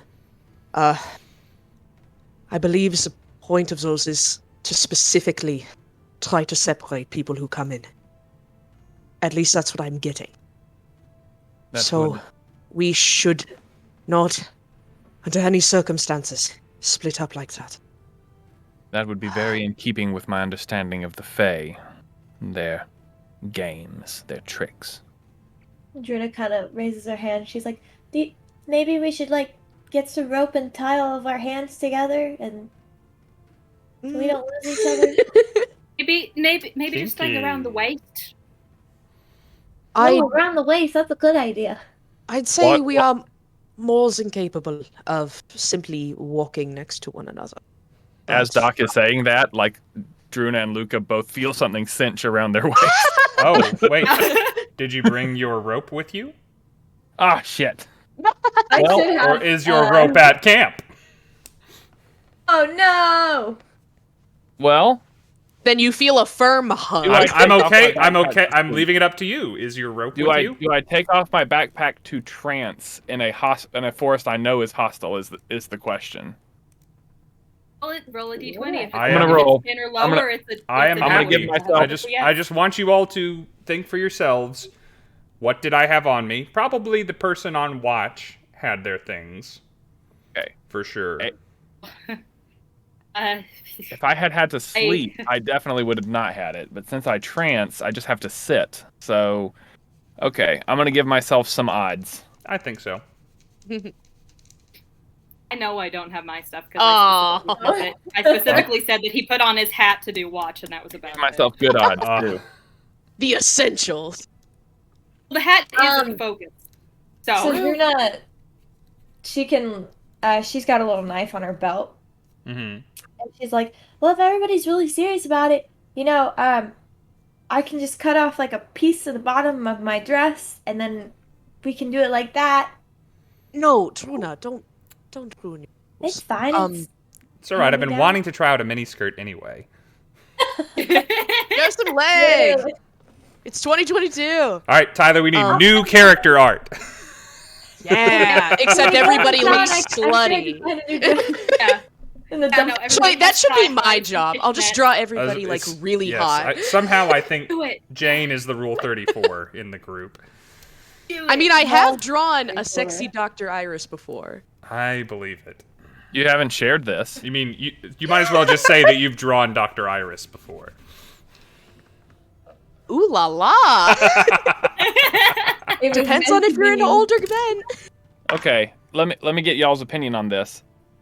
No, wait, no. Mechanically, we are not charmed. It has to be the ground that we're in, because we would have to have made rolls and things. I was gonna say I could try to end some sort of charm effect on us so that we can find camp, but it's not us. So Does anybody want to walk with me? Because we said we're not going to split up, but I just want to go back and look in the area that camp was. yeah, We are I'll going go to back walk- with you. As a group. As a matter of fact, Yeah. we need to find the river, because if we follow the river, it will take us to the Shrine of Morrow, where Ethelyn lives, and that's our next point of business, is to make contact with Ethelyn. Oh, wait. As we're like Given walking and the talking. river doesn't also. Did we have a campfire going? I don't think we would one or have. not. We I didn't mean, build a we're- campfire? Out of game, like we're all drow, so we can all see in the dark. Yeah. So I don't think we Well, Never mind. realistically would have needed Yeah. one. But I think probably we would have. I see where you're going, though. Did we discuss it? Yeah. Because I feel like maybe we would not have, because we didn't want to advertise. Yeah. Probably not. I vaguely remember that, but our recording date was longer ago than our air date. So, and I feel like I almost feel like it was Dame's suggestion, as a matter of fact, to not have a campfire. Yeah. That sounds about right. Yeah. If it sounds practical, it was probably day. Goodbye, Yeah, probably. awesome bag of stuff. You look. guys, As Luka starts like walking back, he like props Phoebe on his shoulder, and Phoebe to all of you behind him that's going. Just like, come in. Maybe the rat can help us find it. Oh. I Can you think smell? you could smell things out. I know you could smell all of the treat bags. Yes. Oh wow. Go, baby, go. so cute. Yeah. Yeah, you can smell Druna's things. You can probably smell Druna's things. Yeah, walk her over to Druna. Get a good smell, Phoebe. Get a good smell. No. babe. So I can Bloodhound. Yeah. Let's see. So you walk back to where you remember your camp being, best as you can tell, and it looks like a completely different area. Like the rocks that you remember being there aren't there.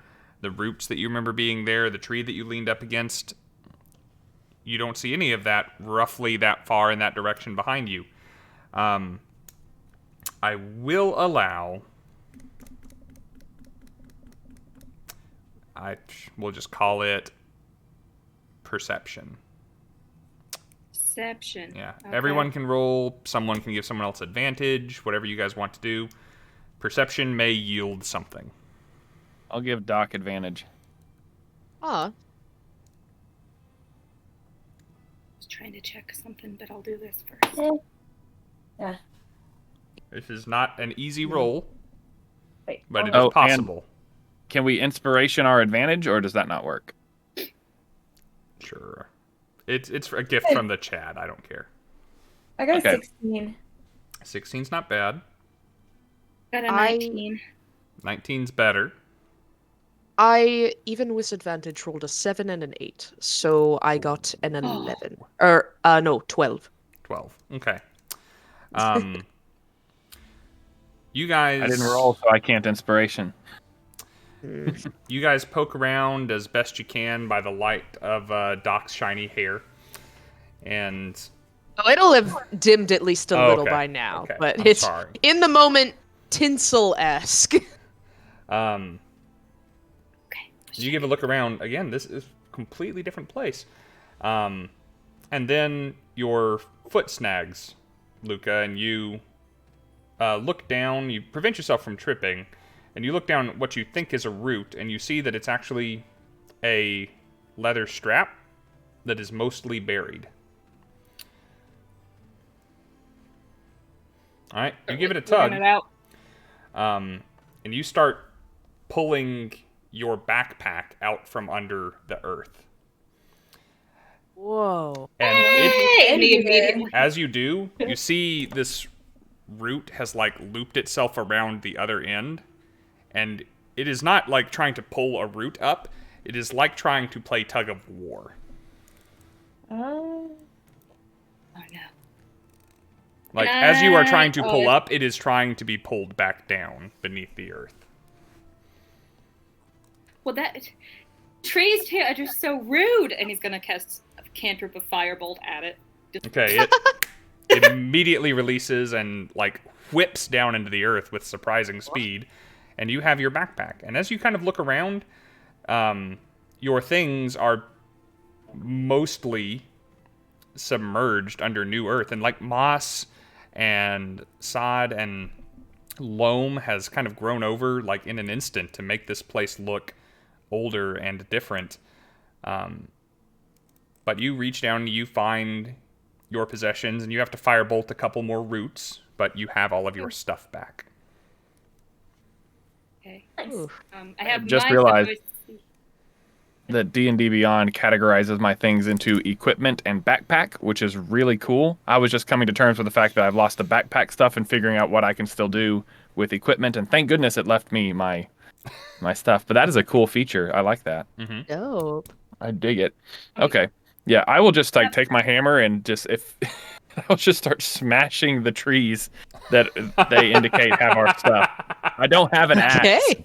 But I'm just going to start wailing on roots and things with a hammer. Luka immediately, upon getting his bag, just pulls out an extra sparkly cloak. Luka immediately pulls out an extra sparkly cloak and just... it's like, yay, I'm fancy again. Josh just kind of like looks out of the corner of his eye, like a camera on The Office, and is just like... As soon as I get my backpack for the course. back, I'm going to go ahead and light a torch because fuck these trees. Yeah. I think I have more than one. I'll pass them Do we have out. everybody's stuff, or are we still looking for things? It takes you some time, but you find everyone's things. Okay. I will hand out some torches to anyone who wants them. You get a little sweaty and dirty. Well, I mean, maybe most people. But yeah, all your stuff is back. During this time... Oh, go ahead. Sorry. Druna starts walking around and she looks for specifically 6 or 7 sticks and kind of just starts poking around looking for some spider web as well. Okay. Okay. In this place, it is not difficult to find either. Okay. You're a druid. You know where to look for spider webs, and I am a spider web. You're good. You're also a drow. Like, you know where to find a spider. It's frankly surprising you don't have a small colony living in your hair, but... Right. Oh my god, no! No! Hey, we learned something about Jane. It's in my shoes, not my hair. Okay, even I don't like the idea of squishing something between my toes. Okay. Yes, so, long story short, I think this would be a good spot to go ahead and take our break. We've been going for about an hour and a half. Guys, we're going to shoot for about 9 minutes. So we'll come back at the top of the hour. Everybody go, do things that you need to do in the chat as well. And we will be back in just a little bit to continue a little longer tonight. Whee! See y'all set.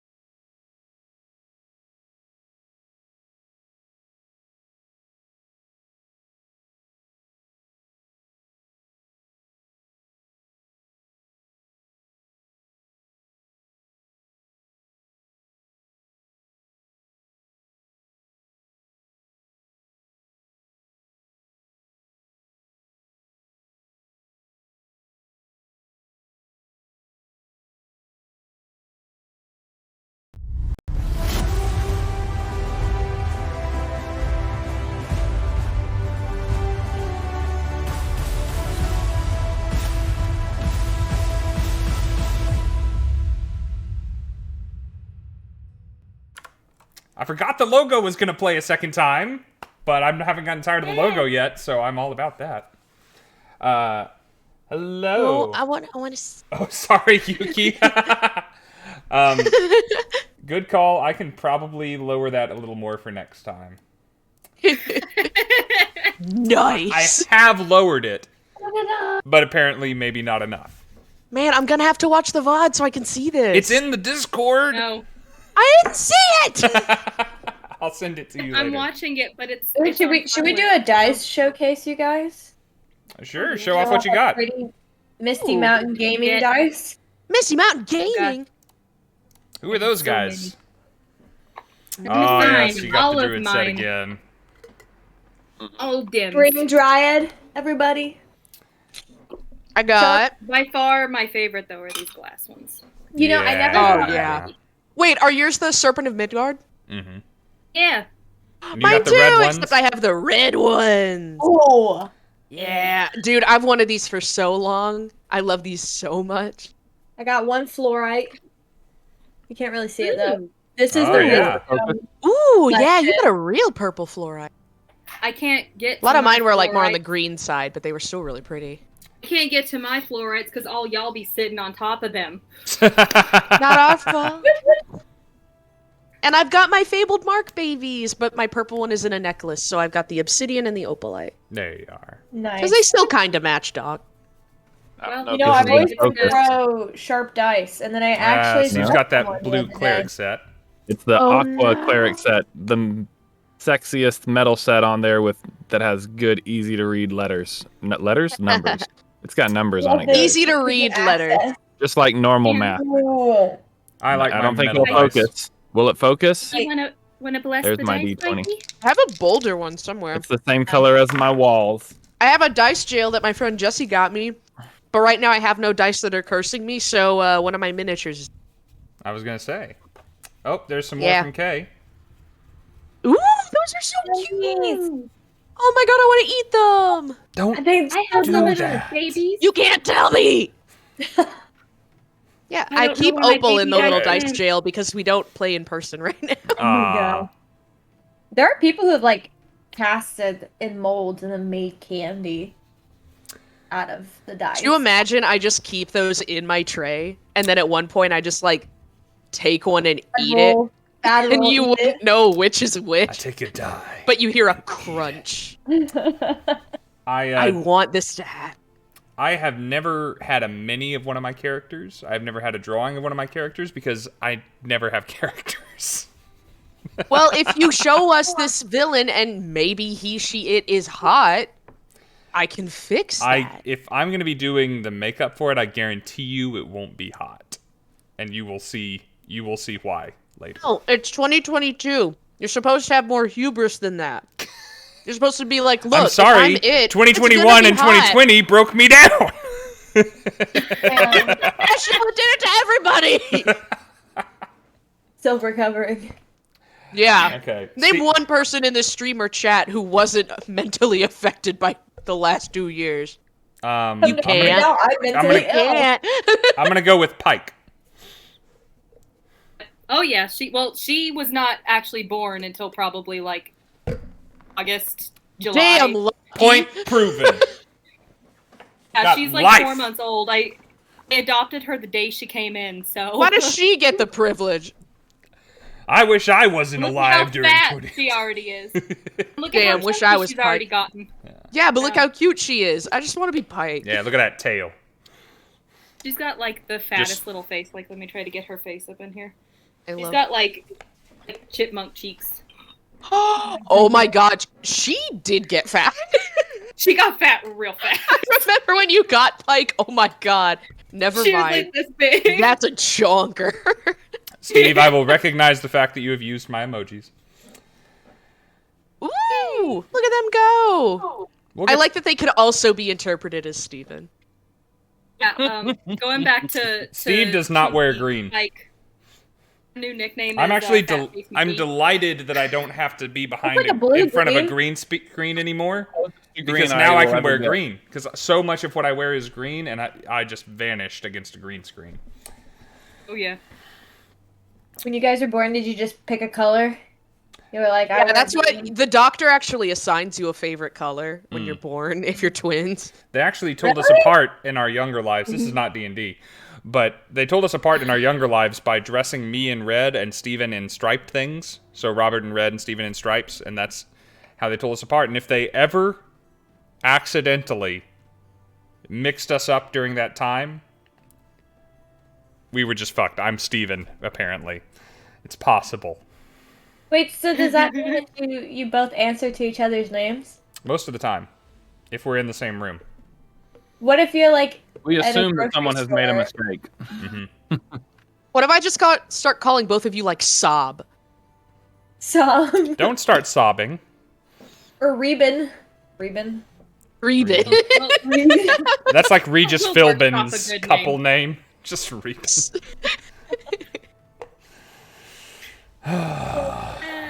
All right. Yuki's telling us to stop, so we should stop. Robin! Stop. Robin!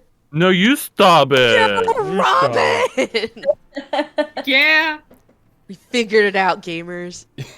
I'm Batman. Would you guys like to play some D&D? I would Yeah. love to do that, actually. Are we doing that? This is I thought gonna about be doing- in the... I thought about doing that tonight at some point. I mean, I'm Yeah. not doing much, so... I So, really still thought we haven't got just to hit back anything. on and I talked nothing about rats, you know? Like, At least you're on brand. I'm going to make a note for y'all. The river that Dame mentioned a little bit ago is still here. It did not move this time. You don't know if it can or can't, but it didn't. And you guys have found all of your things. Docks, see invisibility. It took you guys a while to find all of your various things and dig them up and fight trees and firebolt for them. I'm going to say you're in your last minutes of your see invisibility. And with those last few minutes of it, you are not seeing anything around, and you're trying to be vigilant, since this is something that only you can do for the time being. And Okay. you seem to be alone. You have your things back. The gentle babbling of the brook. Still no noises of any other creatures in the forest but you. Good. So, Druna kind of looks around and she's like, so, since we have all of our stuff back, do you guys just want to start walking in the direction that the globe flew? Well, we can either go after them or we can go down the river. One of the I two. I'm Is there any partial- chance that that's the same direction?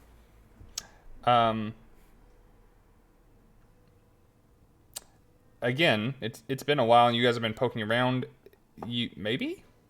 I mean, it's been 45 minutes, 50 minutes.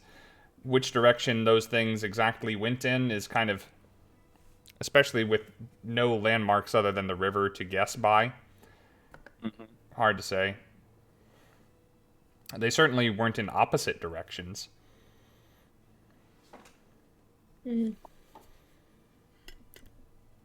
I think Dame was right in saying that I believe we should focus more on finding a Thelin rather than pursuing those. Because if anything, we've at least left an impression, and they may or may not come back for us anyway. Might as well try to get what we came for.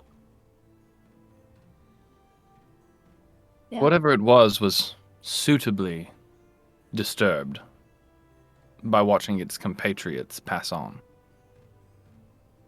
Maybe it will They found give us us some once. space. They might find us again. But if we move, it might be harder for them to find us. Nicely. Druna, Huh?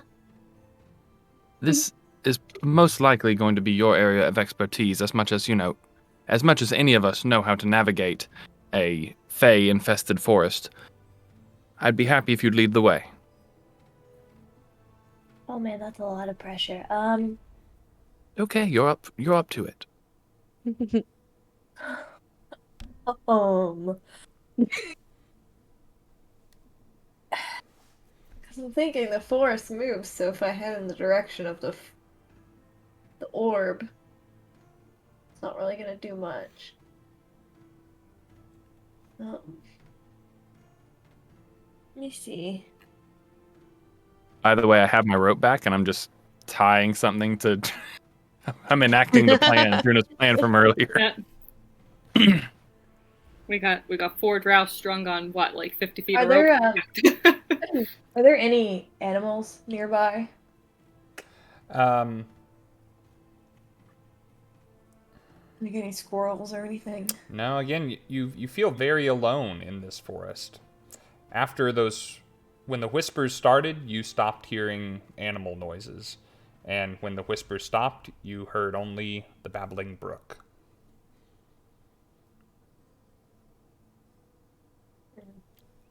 We haven't been to the brook yet. I don't know. True. Yeah, we've just kind of kept an eye on it. I mean, could be fish. Everyone thinks to speak with animals. No one ever thinks to speak with fish. Speak with fish. Beige. I don't know. Do you guys want to head towards the brook, or do you want to try to follow that thing again?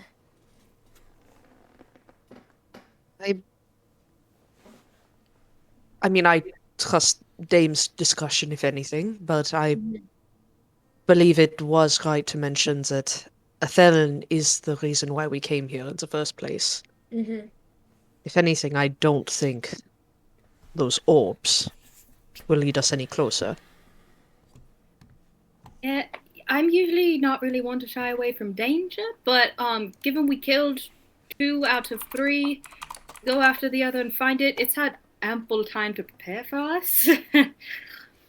Which means it might just throw a shatter back at me. Who knows? You do have a well thought out plan as to how to catch it, but it would involve splitting us up, and that's the only way that we could keep up with it. No. If we split up, this forest could easily move around us. Mm-hmm.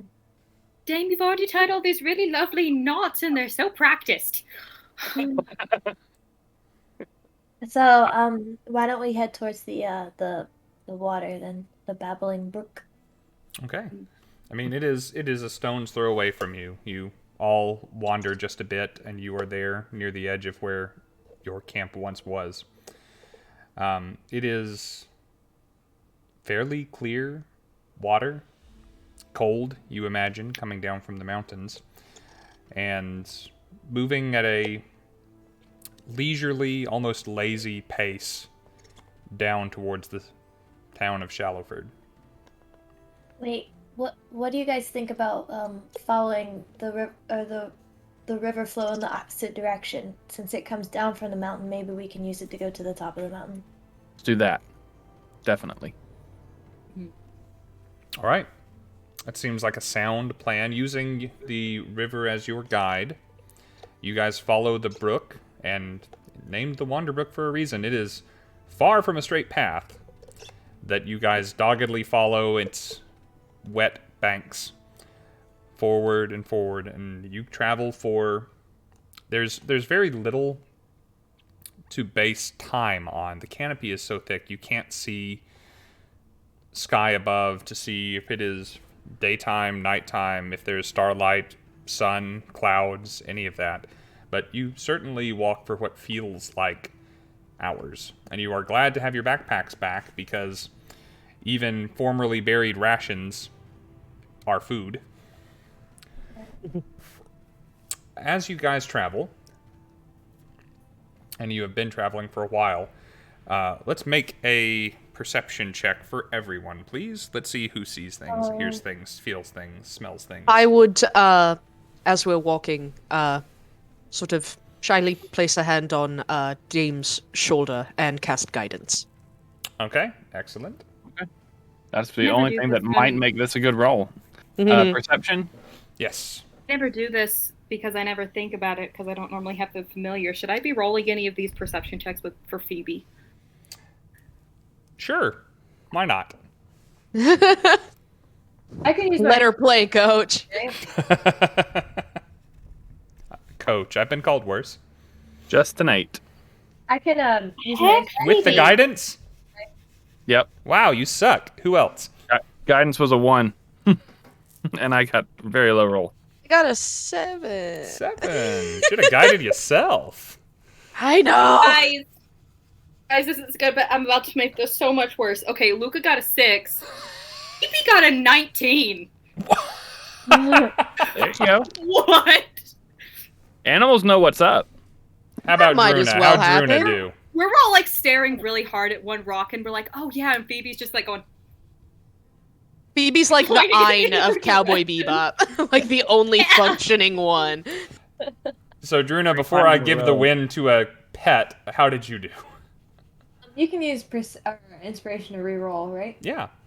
Yep. Okay, so I used inspiration to reroll, and I got a 17. 17. Okay. Thank God. You're inspired by being the leader. So you who God help us all. you've spoken with animals before, and you have something of an understanding of their mannerisms, even when you can't understand their verbiage and the particulars of their squeaks. You begin to hear before anybody else, and it seems to be coming from ahead of you, like you are walking towards it. The sound of crying. And it is... We asked before if the voices sounded masculine or feminine. The voices crying are distinctly feminine. And sounds like 17, 19, maybe a handful of them. And... Not 17, 19 voices. He was recounting your rolls. Yes, sorry. Just a handful. Just a handful of voices crying. And you've been in this situation before. There's lots of different ways to cry, right? You cry because you're hungry. You cry because you're hurt. You cry because you're sad. Sometimes you cry because you're happy. This is crying because you're scared. Okay, so And- Druna doesn't say. Sorry. Yeah, you kind of give over a look to maybe say something about this to Luka, and Phoebe is just on his shoulder, just like staring you down, like, yeah, I got that too. I sense it too. She like nibbles on Luka's ear. Thank you, Dancer, for the inspiration. Yeah. Replace it. Appreciate it. Refunded Way to go, immediately. baby. What a community we got. Aww. We gotta use these more often. These guys got our back. So Druna actually doesn't say anything to anybody. She nods at Phoebe, but then her pace quickens at a noticeable rate. Phoebe I gives noticed her a this. Give the leash a little tug so we can keep up with her. little... Where are you going? Doc would have refused Oh, no, I assume to you're have been ahead of me. attached I'm to this tugging the rope. others. You're like, quit pulling on the leash. Quit Alright. pulling on the leash. Doc's just like got it in his hand, like at the back. Just Yeah, like, no. you were all the on my moment you leash. approach, he just, no. That I is don't not need the to- I don't context need that to I put enjoy Doc on being the tied leash. up. Doc doesn't need to be on the leash. Okay. Druna's booking, guys. really don't have much of a choice but to follow. Mm. So Follow. I think if all three of you stood united to not follow, that would put a damper on Druna's day. She'd have to turn into a bear or something and drag you all He's so along. mean. So yes, and as you go, the sound becomes evident to all of you. You are fast approaching kind of a bend in the river, and there are, it's kind of hard to pick them out, but more than 3, definitely less than 10 crying voices ahead. They're all crying. Mm-hmm. Can I figure out how much further ahead, or? like if as soon as you take this turn around this kind of raised riverbank, this kind of hill in the middle of the forest, you are going to be basically upon them. I'm gonna start ritually casting comprehend languages on myself. Okay. You're gonna want to stand still and take some time for that. I think ritually casting takes like 10 minutes. Hey, carry me. Trustful. Yeah. No, I'm. So,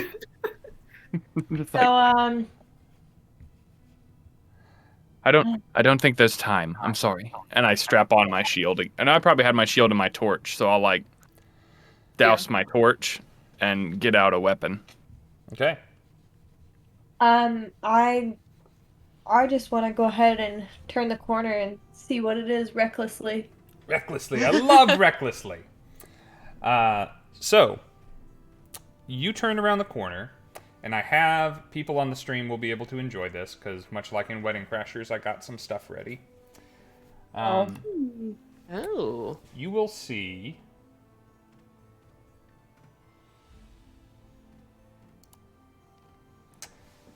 these little creatures.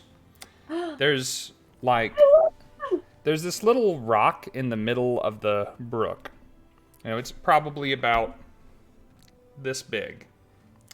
And huddled onto it, kind of clinging to one another, are these creatures. They almost look like very small elven children. But their skin is varying shades of green from head to toe. They have brightly unnatural colored hair.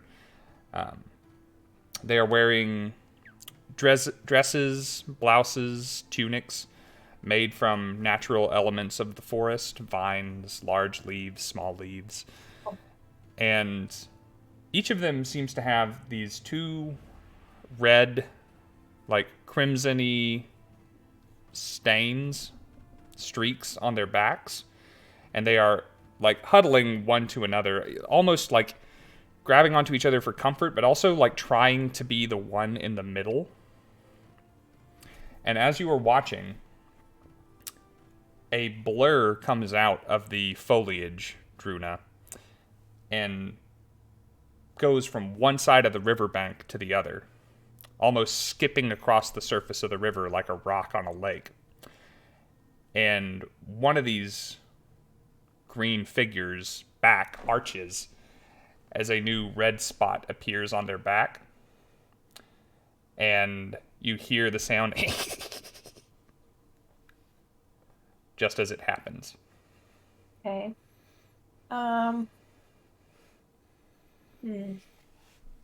Make a nature check or an arcana check, whichever you feel better at.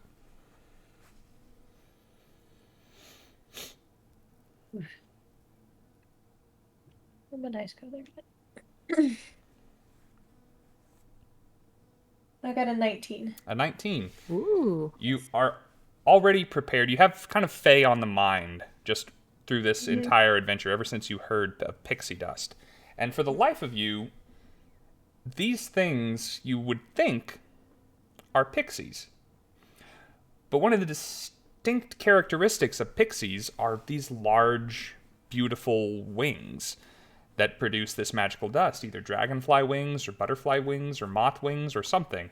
And not one of these little girls has a wing amongst them. Instead, now that you're looking closely, there are these like ragged stumps or wounds or tears near their shoulder blades where the wings should be, and that's where those red stains on their backs start. Are there like trees around? Yes, on both banks of the river, the brook, are more forest. There's hardly any bank at all. There are trees like the pixies. They're in the middle of the brook, so there's some overhang, but they're not near the base of any trees. Okay, so they're in the middle of the brook. And the brook is not incredibly wide. It's probably 20, 25 feet, depending on where you are, and fairly shallow. You think I could cast a web around them? Yeah, to kind absolutely you of could. protect them? It would probably be, I mean, it would include them, but it would probably still keep them safe. Right. And it'd agitate whatever is attacking them. It fills a 20-foot cube. Okay. I'm gonna say there is enough overhang, like weeping willows and other trees that kind of hang down towards the water, that you don't have to just lay it on the surface of the water, as then it would just kind of go away.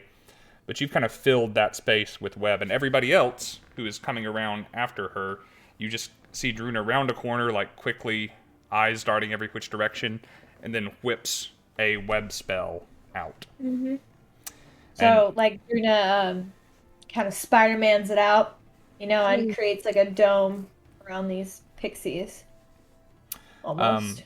Pretty much the moment you do, we didn't determine if you speak Sylvan, right? It's just Dame? Yep. Okay. I speak Celestial, Arden? Common, Druidic, Elvish, and Orc. What a collection. Okay. As soon as you do that, you hear... You all hear rapid shouts of outrage, but only Dame says, "Ah, shit, fuck, damn it, what the hell, what's coming out of this, what, hey, guys, new people, and in the web, like, with 1 foot and 1 arm kind of stuck, is this spindly creature, a little bit taller than the pixies and just rail thin, almost made out of twigs, but it is a little... Let's see, you rolled really high on knowing what your fae were. This is a quickling. Quickling? A quickling. It is a little fae creature who has been cursed to live its entire existence in rapid fire mode. Its speech is like playing something on fast forward. It moves extremely quickly, and their lives are very brief. But they were cursed to be that way because they're dicks. And they're generally not something that you enjoy finding. Kind of a difficult thing to catch. Mischievous pranksters at best, and malicious rapscallions at worst. Okay. And he's calling out into the tree line in both directions as he is stuck. I'll just tell the others there are more of them. All of you are now what? Here, and you can all see the little pixies. Whether or not you know what they are is up to your insight, and if not your insight, then Druna. And you can all see the little quickling stuck in the web. He's got a little knife, and he's like slashing at the webs, trying to free himself. Luka's gonna quickly like shoot a firebolt like a little to the left, like not to actually hit anything, but kind of near the quickling, and be like, "Don't do that, no, that's it, no, don't do that." The web spell actually specifies what happens when fire touches it. No, I said it's like aiming at like the ground. Like I'm trying not to actually hit him or anybody else. It's kind of, it's a warning shot. Yeah. About like nuke the center of the brook, which would have been hilarious. You threw like one of those little poppers from 4th of July. Yeah. Yeah. When you light the web spell on fire, it like hurts things in that space of the web. It's just like a warning fire shot. Damage per square. It's wild. You are careful. It's just a warning shot. I'm fine with that. Okay. That could have been so much fun though. Doc. No, not the pixies. Doc can speak, or not Doc. Dame can speak Sylvan. Mm-hmm. Yes. Okay. So at this point, Druna's kind of peed off because she doesn't like bullies, and Rightly she casts, so. yeah, she casts a cantrip called Produce Flame, and she's holding it in her hand. And she walks up to one of the quick links and kind of holds it near their skin. Okay. All right, yeah. We'll say it's this one's stuck on the near side of the bank, and you can get pretty close to it because it got stuck as soon as it hit the web. So you're outside of the web next to this quick link, threatening it with Produce Flame. As soon as I see her start to walk forward, because I feel like this is going to go somewhere, maybe later, I would like to go ahead and cast Bless on the three of them. Just in case we end up in initiative and we're like, oh, he didn't cast it beforehand. I'm going to go ahead and cast Bless on the three others. Okay. You are concentrating, mark off the spell. And Druna, you are threatening to cook this thing. Of course, I have to follow her because rope. Do you say or do anything? I'm inclined to give you an intimidation check. And how effective it will be you wonder if it can understand you, but it could. I mean, it's not an animal, right? It's more of a little fairy. It's a creature. It's a fey creature. So, because I don't speak Sylvan, but I can speak with animals, so I'm wondering if... Yeah, it's not an animal. Tell you what, Dame will lean over next to you and say, I can see that you're inclined to help these creatures. Well, what do you want me to tell it? What are these creatures exactly? What? What are these? Oh, they're quick links. They're basically these fairies that were buttholes, and they got condemned to die because they were buttholes. So, Druna looks at Dame and with her eyebrows furrowed, and you can tell that she's just really upset. She's like, I want you to ask them why are they doing this.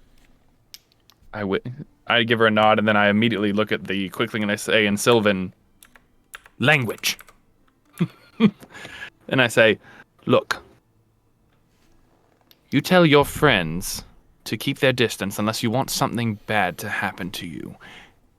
And then immediately you should follow that up with explaining to me what exactly you're doing to the little creatures in the web.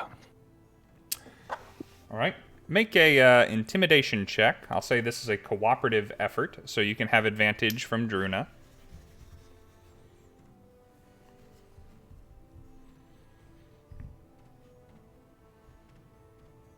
Sixteen. 16.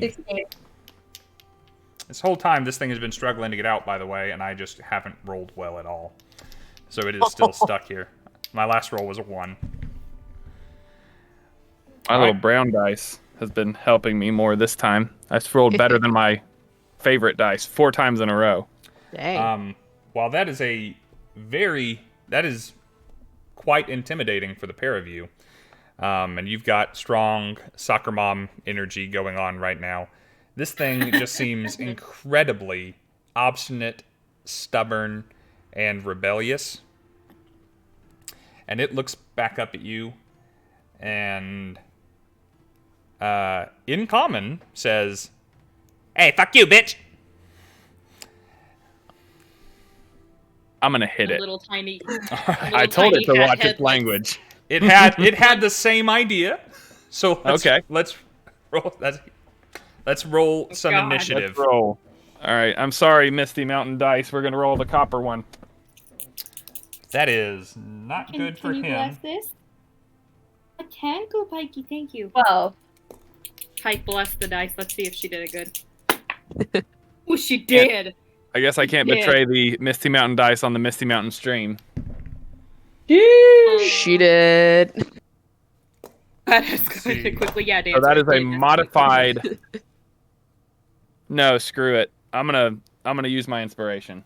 I wanted to say there you go, but I gotta not roll a 1. Inspired. These guys are infamously dexterous, and yet I didn't roll very high. Oh, guys, it's back. That's a 19. A 19. Yeah, there you go. Modified to an 18. Modified to an 18. All right, that's Dame. Let's do Luka. Oh, we're all rolling. Oopsie daisy. Oh yeah, you're all there. Yeah. Oops. You don't add bless Packed. to initiative, I don't believe. No, Oh, it is. attack rolls and saving throws. Mm-hmm. Yeah, that's what I thought. Then I also got a 19, but I have no dexterity whatsoever, so I think That still puts you ahead yes, of it is, Dame. that dude, Daniel. Yes, it is. Oh, Dancer Hawk coming through. I've got it back. I think I'm about to have it back. Thank you. Nice. Nice guys. Thank you for Druna, how'd you helping do? me not go last, my man. What's that? I got a 12. 12. Okay. And Doc. and bless them dice. 16. 16. All right. 3 of you get to go before any of them do. Woo! Of course, currently you see 1. Oh gosh, I got to pull them in. Also. All right. It is Luka's turn to go first. As Dame is kind of standing up to her full height, getting ready to bring her warhammer down on this thing. You see that this thing has flipped that dagger around from instead of holding it by the handle, trying to cut itself free of the webs, it's now holding it by the blade, like it's about to throw it up at her. And you get the initiative on it. Okay.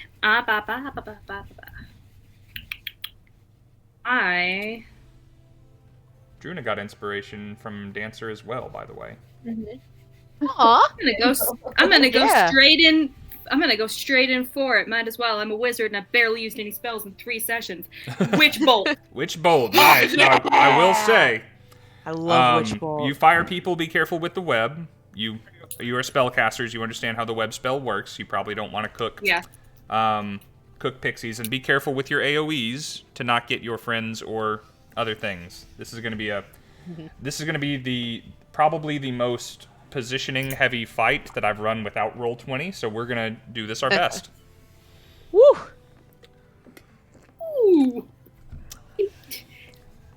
Mikey really did. I had her bless my dice. She licked them, and now they're doing great. Way to go, Pie. Mail me that rat. I need some of that. Please. Wait, put it back up, Steven. Put it back up. Okay. Okay, maybe it'll work now. Okay, anyway, that is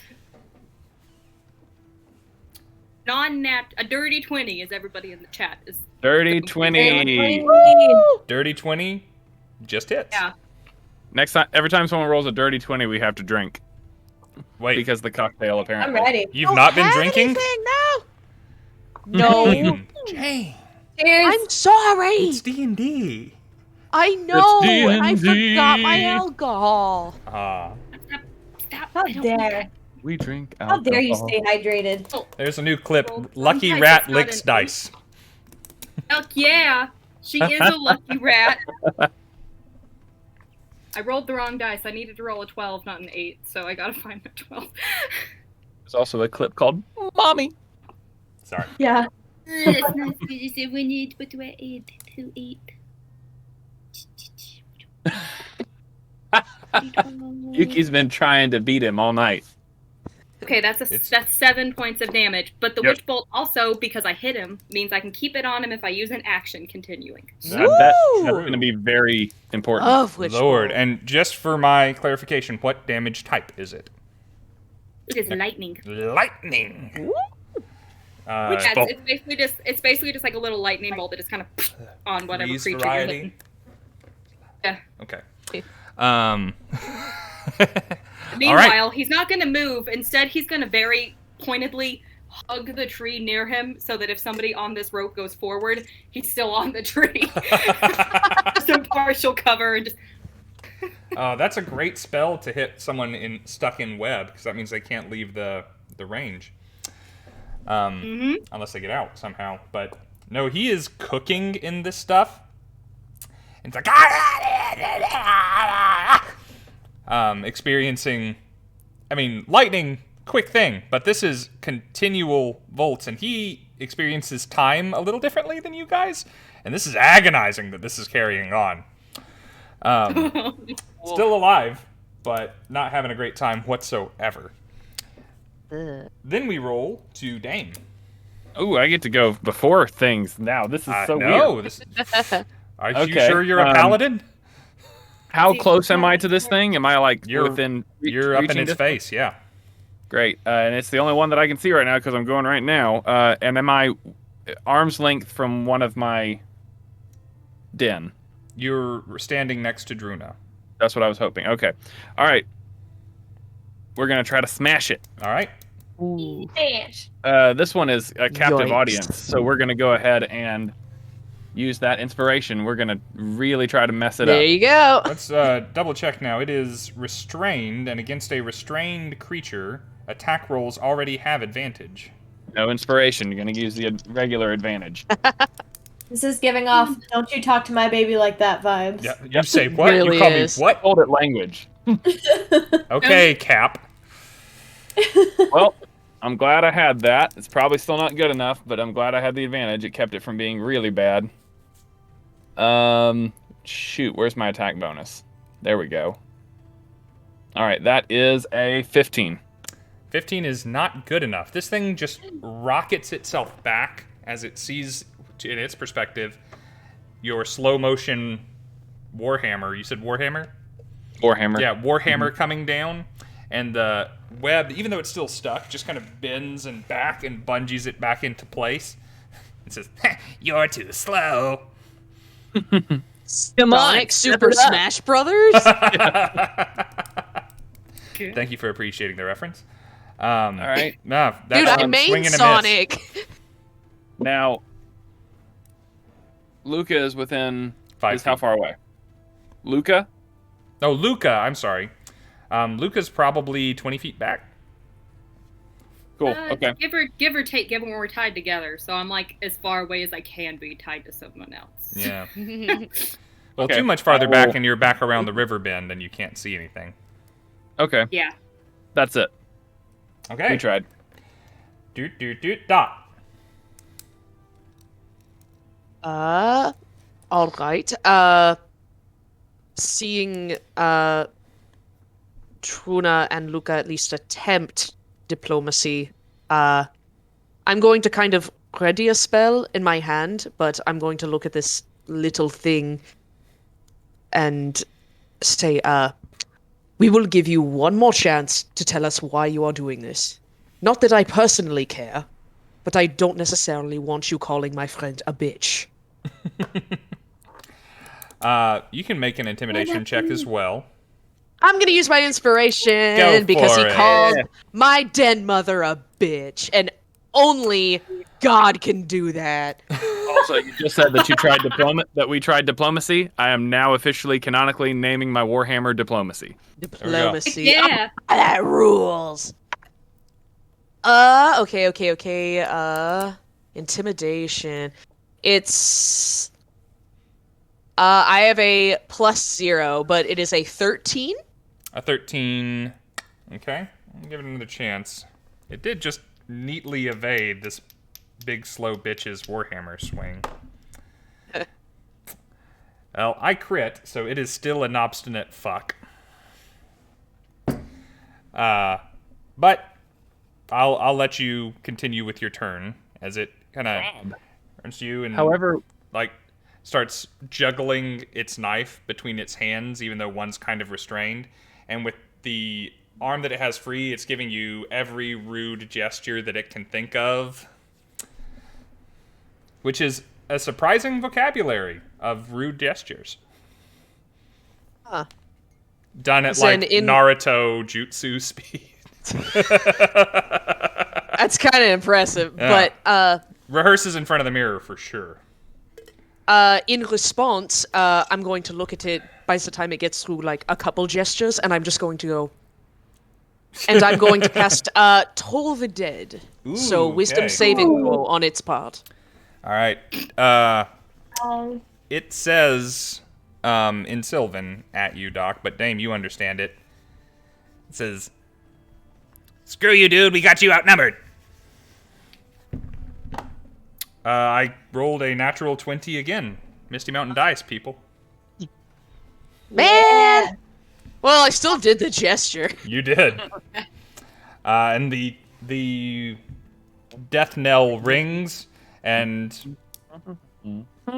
this thing, fey creatures, just like, not this one mechanically speaking, but fey creatures in general just kind of shrug off wisdom saving throws. And yeah, well, they're so used to death.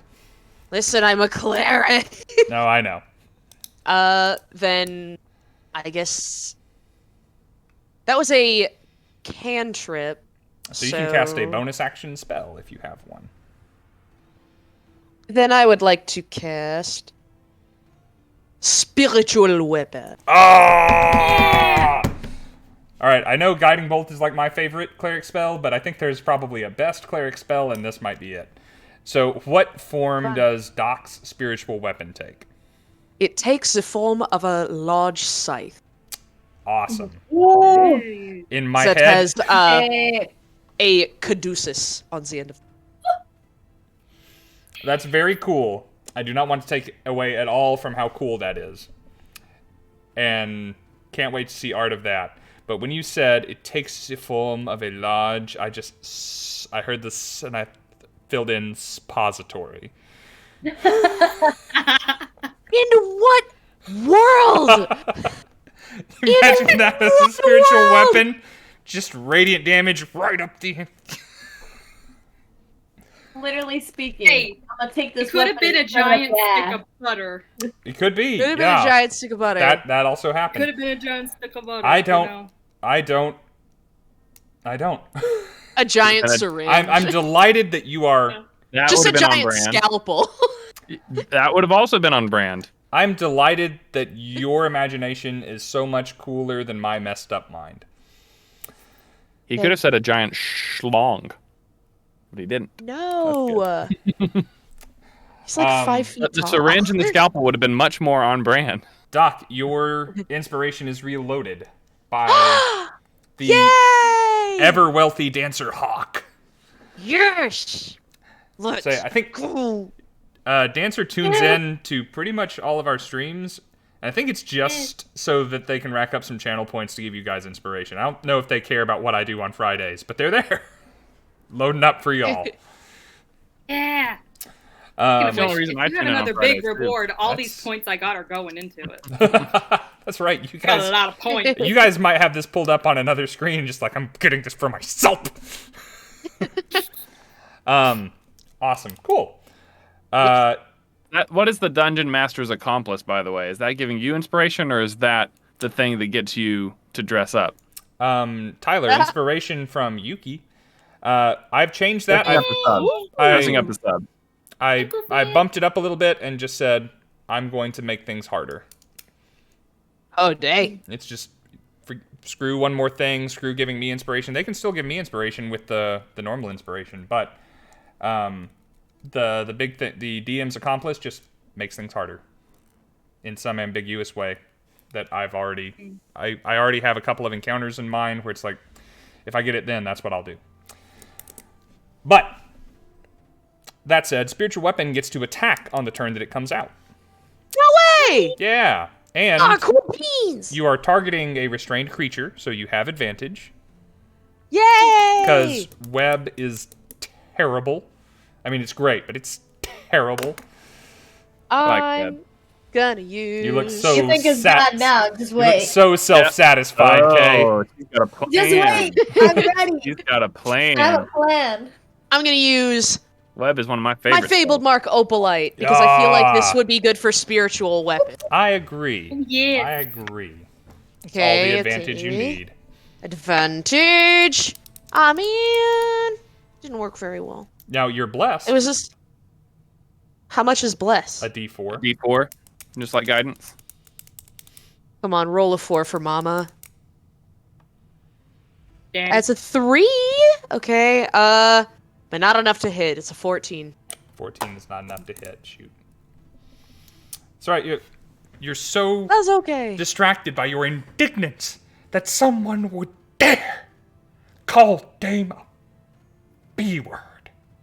Listen, where I come from, you don't insult the den mother. No, you don't insult the matriarchy at all. No. Sadly, these things are very good in the armor class department because they move so quick. Yeah, they are. So that will, I think that's all, unless you really wanted to move. I don't even know where I am. So you are on the riverbank, quite close to Luka. Roughly 20 feet away from the other two and the trapped quickling. And out in the middle of the Wander Brook are the pixies, the wingless pixies. Okay. Then I guess I'll just stay where I am. You're not in a bad spot. It's a good spot to be. Yeah. I'm chilling with the wizard. That will bring us down to a couple of these things. So, neither of them is the one that is stuck. And so, you hear which is like a very fast but much faster as the loam and the discarded leaves just kind of get kicked up in a flurry as something from out of the nearby riverbank runs towards... see, everyone saw Druna cast the spell. So it's going to run to Druna. And it's going to try and slash at the calves with the little dagger that it brought with it today. Oh, jeez. Going for the knees. These are, in case anyone's sitting here with Volo's Guide to Monsters open, these are my modified versions of quicklings, just like I had modified versions of other creatures. They're not quite as scary as quicklings in some regards, and they're kind of scarier in others. But that is going to be an 18 to hit Druna. Well, mine is 11, so... That will hit. Oh, no. When it hits, it can use its bonus action to try again. Okay. So it's going to try for a second attack. It doesn't have multi-attack, but if it gets the first one in, I'll pat myself on the back for a joke later that I did not make. That's going to be an 18 plus 6, so that's going to be a 24. So 2 hits coming your way. Dang. Okay. These things are tougher than little light beings. Gotta roll like a 3 or lower to not hit me. All right, since you got a crit fail. Between the 2 strikes, you take 13 points of damage. Shit! Give me a breakdown on those, by the way, because I'm going to use my reaction, my interception, to reduce it. Okay, it is a D4 plus 4, so that was an 8, and that was a 5. Okay. On the hit, the 8. I'm reducing the 8 completely. Okay. So you take 5 points of damage as just hearing the brrr coming from out of the woods. My shield and just try to slam it down and to get in the way of that first strike. Yeah, it's like that good video of the kid that's like got a superhero cape on and he goes, yeah, and then runs off and just into the door. Like the sound of the kid with the trash can where they're going like, ding! You hear a very quick scrape of metal on metal, and then you feel an impact of, and then it goes around and gets another swing in. Actually, do you reduce the damage or do you prevent the hit? I reduce the damage. Okay, so it still can do the bonus action with the second attack as technically a hit mechanics. Right. So yes, and then having done that, it is going to continue running around the web and across the river towards the other bank. Running across the water does not seem to bother it. It would provoke an opportunity attack from both of you, but you just used your reaction, didn't you? I did. I'd rather have done that than attack it, so. I think that is fair. Then, basically, the same thing happens again. Wait, Druna could attack it, right? Yeah. Oh, she could. Druna. I'll go ahead and tell you the way that I have these things cooked up. All opportunity attacks against these things have disadvantage because they're so stinking fast. Okay. Well, I can use my... Sonic the Hedgehog. Well, it's not a bonus action, that's a reaction. Reaction is what you can do. Yeah. So I will say the ability opportunity attacks against the creature are made with disadvantage. That ability is called Too Fast. And the ability, if it hits with a melee attack on its turn, it can make a second attack as a bonus action, is called Too Furious. So stupid. I'm glad 2 of you laughed, and Jane looks like she hates me, so my goal is fulfilled. Then I can't do like wild shape or anything, right? No, you need to wait for your turn. Okay. Which is I could try Shillelagh, but I think I would miss. So. I mean, if you haven't got anything else to do with your reaction, you might as well try, would be my vote.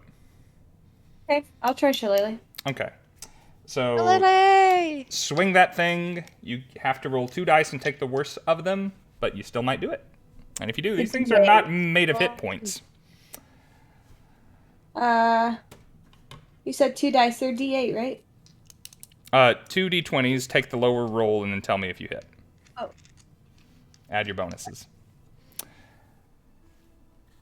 You said take the lower? Yes. Disadvantage. Sorry, I'm sorry, what would my bonus be? It's going to be your wisdom modifier. It's your spell attack bonus. Wisdom plus proficiency. Oh, 16. 16 does not hit, unfortunately. That was so high, too! Remember, I rolled a dirty 20 and he said that just hits. Well, I mean, it's not that it's a 20. It's an 18. You're looking for an 18. Okay. Meanwhile, Doc, another one of these things comes running out of the woods, and it comes up to you, and it slashes at your ankles. And it would get a 20. It rolled that well. hits. Okay. It has options of what to do with its bonus action on its turn. It doesn't have to attack you a second time. You're going to take 5 points of slashing damage. Ooh. Piercing damage, technically, I suppose. Ooh. And then it is going to do one of 4 things to you, and I'm delighted to roll on it. Roll a d4 to find out. Okay. You hear a buzzing sound, and you feel something squirming about, like it cut into the leg of your trousers, and then shoved something in there. And you feel like Trouser snake? there is a hornet trapped in your pants.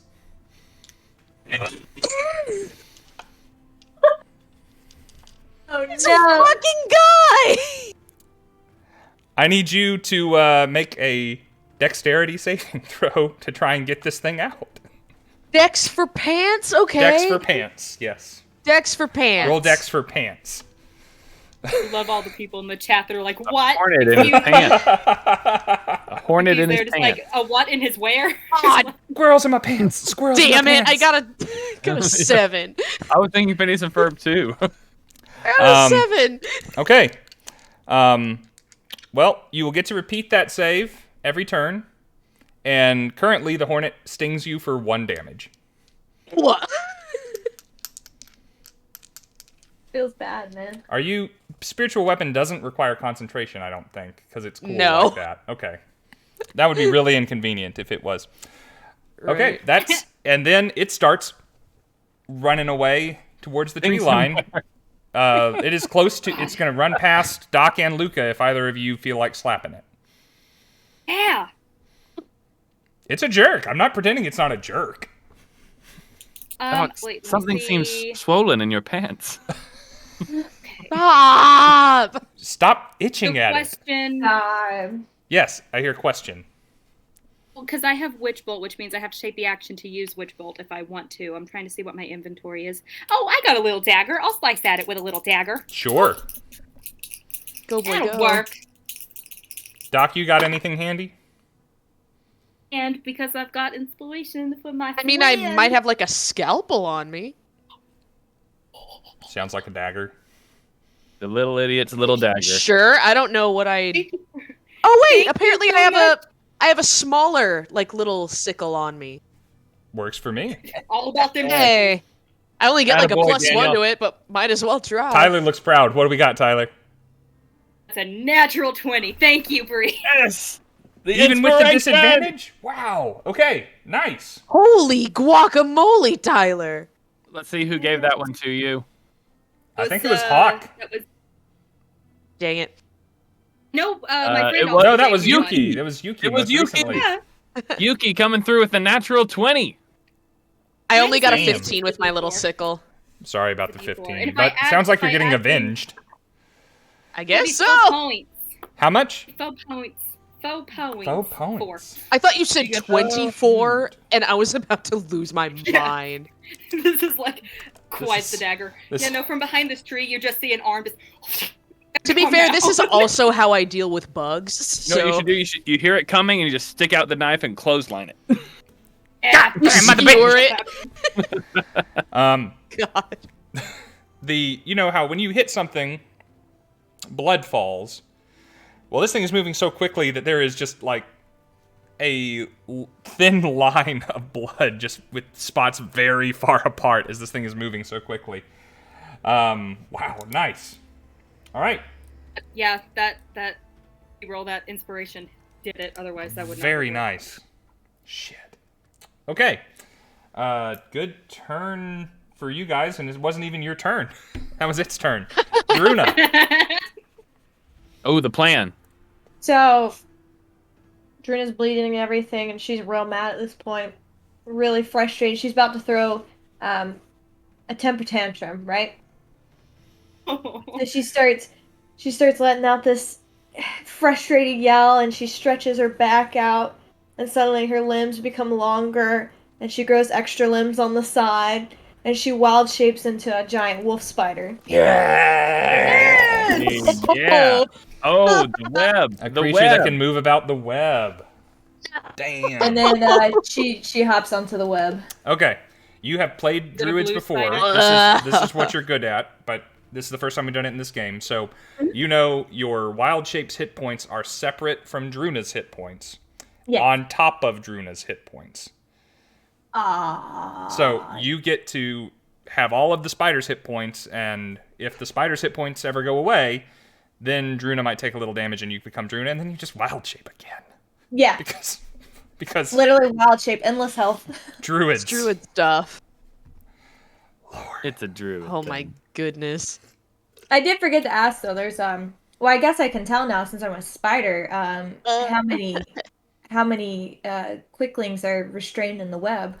There's one currently restrained in the web. There are exactly 4 pixies who are kind of huddling under the web and trying to protect themselves, but you can get a sense of them as well. You can make. You got a lot of eyes suddenly. Make me a perception check as a spider. Or wait, do you keep your own mental faculties? Make me a perception check as Druna. Ooh. 8. Okay. A lot of quick moving stuff. You're not quite sure exactly how many of the quicklings there are, but you've hurt at least 2 of them. All right. And then the wild shape is its own thing, so I'll have to wait till next turn to attack, or can I attack now? Are you a moon druid? I am. Circle of the moon. So moon druids morph as a bonus action. That's their shtick. So you still have an action to attack or do something. I guess attack since you're a spider. Dang, girl.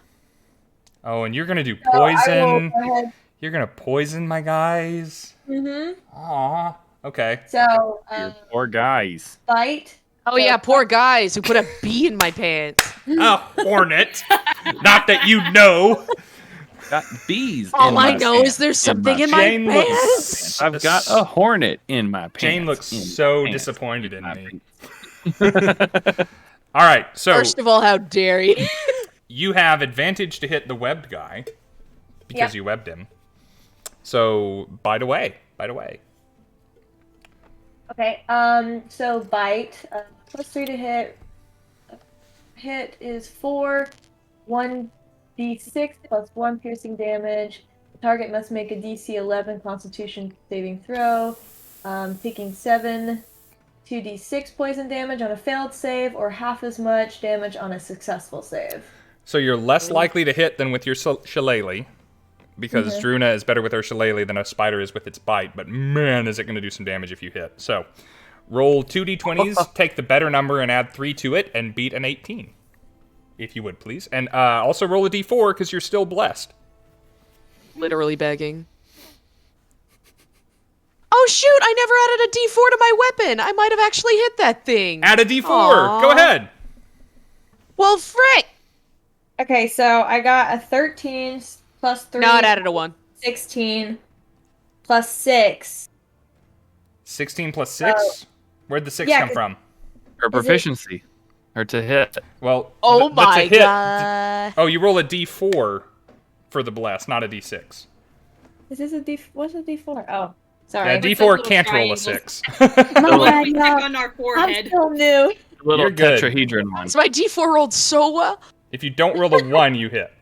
D4 I rolled know, a sorry. 15. Come on, What? come on. You're good. Come on. I got a 2 plus 2. That's it! That's 18! Holy guacamole! So, what did you say? A d6 plus 1 piercing damage, and then 2d6 poison damage if I fail a constitution save. It says, must make a DC 11 saving throw, taking 7 D6 poison damage on a failed save or half as much on a successful one. 7d6? No, 7 is the average on 2d6. Yeah, 2D6. I was about to be like, Sorry. hardened? I rolled a 4. We're level 4. I rolled a 4, so you get to roll all those dice. I think it was 3d6. A d6 for the bite and 2d6 for the poison. Yeah. Yeah, roll 3d6 plus 1. Bro, she's gonna eat him. She's pretty much going to eat it. Oh my god, you're gonna eat him. 4. The music kind of stopped as it went between its loop track, and it just got very quiet. Even the music is like waiting. So, it's 12 for the first one. And then the second one was 2. Mm-hmm. Or no. No, so the first one is 1d6 plus 1. Yep. And then the second one is 2d6. Yep. Oh my god. 5. 4. So 9. 9. Yeah.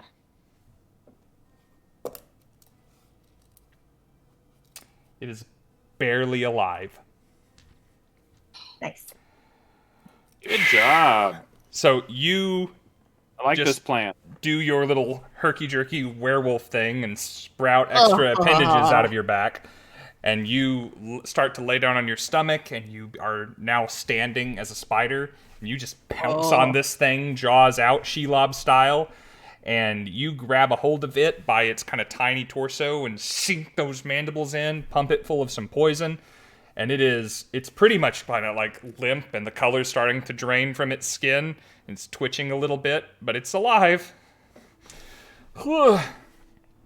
Hey, everything. No, that's cheating. Does it continuously take poison damage or no? It's a impact of poison. It does not continuously do it. However, there's still a witch bolt attached to it. So, Get fucked. it's basically So the witch bolt continually hits unless I take the action to do something else. exactly. It's I don't know. Might mess around and move it. I don't know. That was cute. Might go a little crazy. All right, I got. I'm assuming that's all. That was a bonus action. That was an action. You don't really need to move. You're biting a guy. So I've got a quickling for Dame and I guess Luka now. So Dame first. Here we go. That is a grand total of 10, which I don't think hits you. So it's going to try and make a little trouble for you. And excuse me. All right, as this thing moves by you, you feel yourself. It looks like it's moving quickly, like very quickly, but it seems to start moving faster. And it looks like your friends are moving faster as well. You realize that they're not moving faster. You're starting to move slower. No. I need you to make a Constitution saving throw. Okay. Would this happen to be some sort of charm, or is it like the literal slow thing? It is like a little slow thing. A thing about these quicklings in particular is they can stack snatch some of your speed and add it to themselves if they're lucky. Or if you're they're unlucky. lucky. They're lucky. You feel like your speed is halved until the end of your next turn. Okay. You're probably not going anywhere anyway, but it's a thing. Question, Rob, how many hours has it been since our last fight? Since your last fight, you guys, it's kind of hard to say. Do you need to know from a mechanical standpoint, or is Luka just wondering? Yes. No, I have a spell that lasts for 8 hours. That's why I'm asking, and I cast it last turn. Your last fight. Okay. Dang. No, you're good. That's an all-day kind of thing. Dang, boy. Yeah, so mage armor's still up. Still up. All right, so it didn't really get to mess with Dame very much. Let's see if it can mess with the wizard. That is an 18 before I start adding things to it, so it's probably going to hit you. Yeah.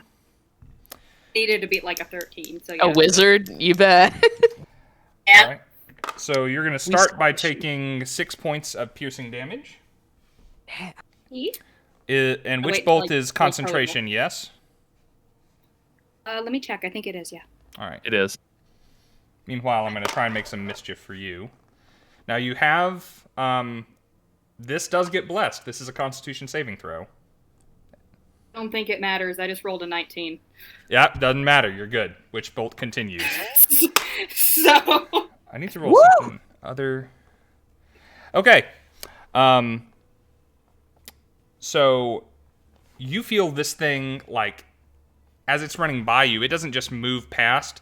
It, like, comes around, runs up the side of the tree that you're on, and you feel something tapping at your shoulder up near where Phoebe is. I need you to make a wisdom saving throw. Plus bless. Plus bless. Don't be snatching up no Phoebe now. Nope. Well, that's a +4 for my bless, and that would be a 17 rolled. Very nice. So, one of the things this in total. High rolls. One of the things this thing can do, besides putting a hornet in your pants, one of the things it can do besides trying to take your speed is just distract you and make you look. And you are not fooled. I'm the distraction. It literally just pulled. Okay. You came to my house. You tried to distract the distractor. Amazing. So it would just be trying to set you up for next turn, but you don't care. All right. That is all my guys. We're back. Power of annoyance. I'm immune to it. I invented annoyance. It's back to your turn. Deep magics to me, which I was there when they were written. Narnia reference. Luka feels this obvious, like, try to distract him and goes, oh, no. He dances out from behind his tree and goes, da-da-da, boom goes the dynamite. Wishful. Oh my god. That's 12 points of damage. Nice. The one held that's poisoned. That's a turn. Holy cow. That's a turn, girl. Oh, sweetie, honey. No. Druna, you have this thing still kind of mandibled there. You're like kind of gathering bits of web and just kind of sticking it back on him, thinking about cocooning him maybe, and he just cooks in your mouth. Just crispens as lightning damage just courses through this thing. That is one quickling off the table. They're just like... Druna says in her spider form, delicious. I like them crispy. Did you order original recipe or extra crispy? Good job, Luka. That's just your action, so you can do other things.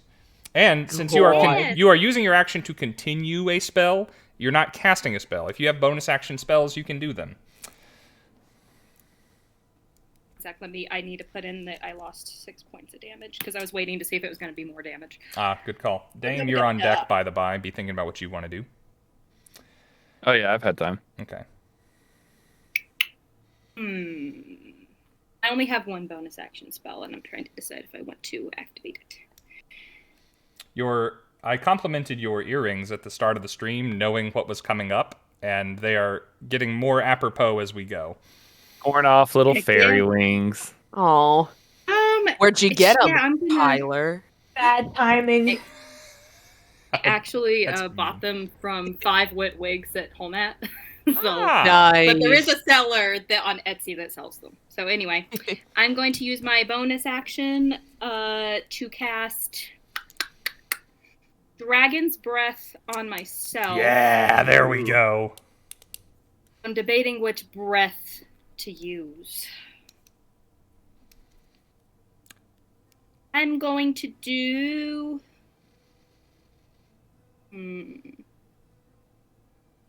How about cold? Because we know fire shouldn't be the thing to use here, so we'll do cold breath. I like that idea.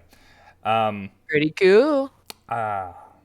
I want to I don't think though when I activate it I can use this. I think it might be a fun like discussion stream sometime, talking about what certain spells look like when you cast them. Yeah. Imagine this one is like he touches his chest and is going and like frost is coming out of him. I'm like imagining like your lips begin to get covered in little white scales just to protect yourself from your own breath weapon and stuff like that. Okay. Another time. Awesome. Glad like you when did you that. eat I a like mint that spell. and then drink some water. Some 5 gum.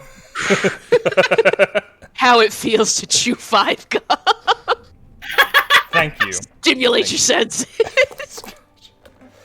Damn. Okay. Good turn, Luka. I assume you're pretty much fine by the tree. All right. As these things are running to the tree line, by the way, I'm not going to try and make this just god awful. You know where they are. If you want to, because they're basically in constant motion and they're quick. But if you were to try and catch one on your turn and do something to it, presumably you could, provided you can move quickly.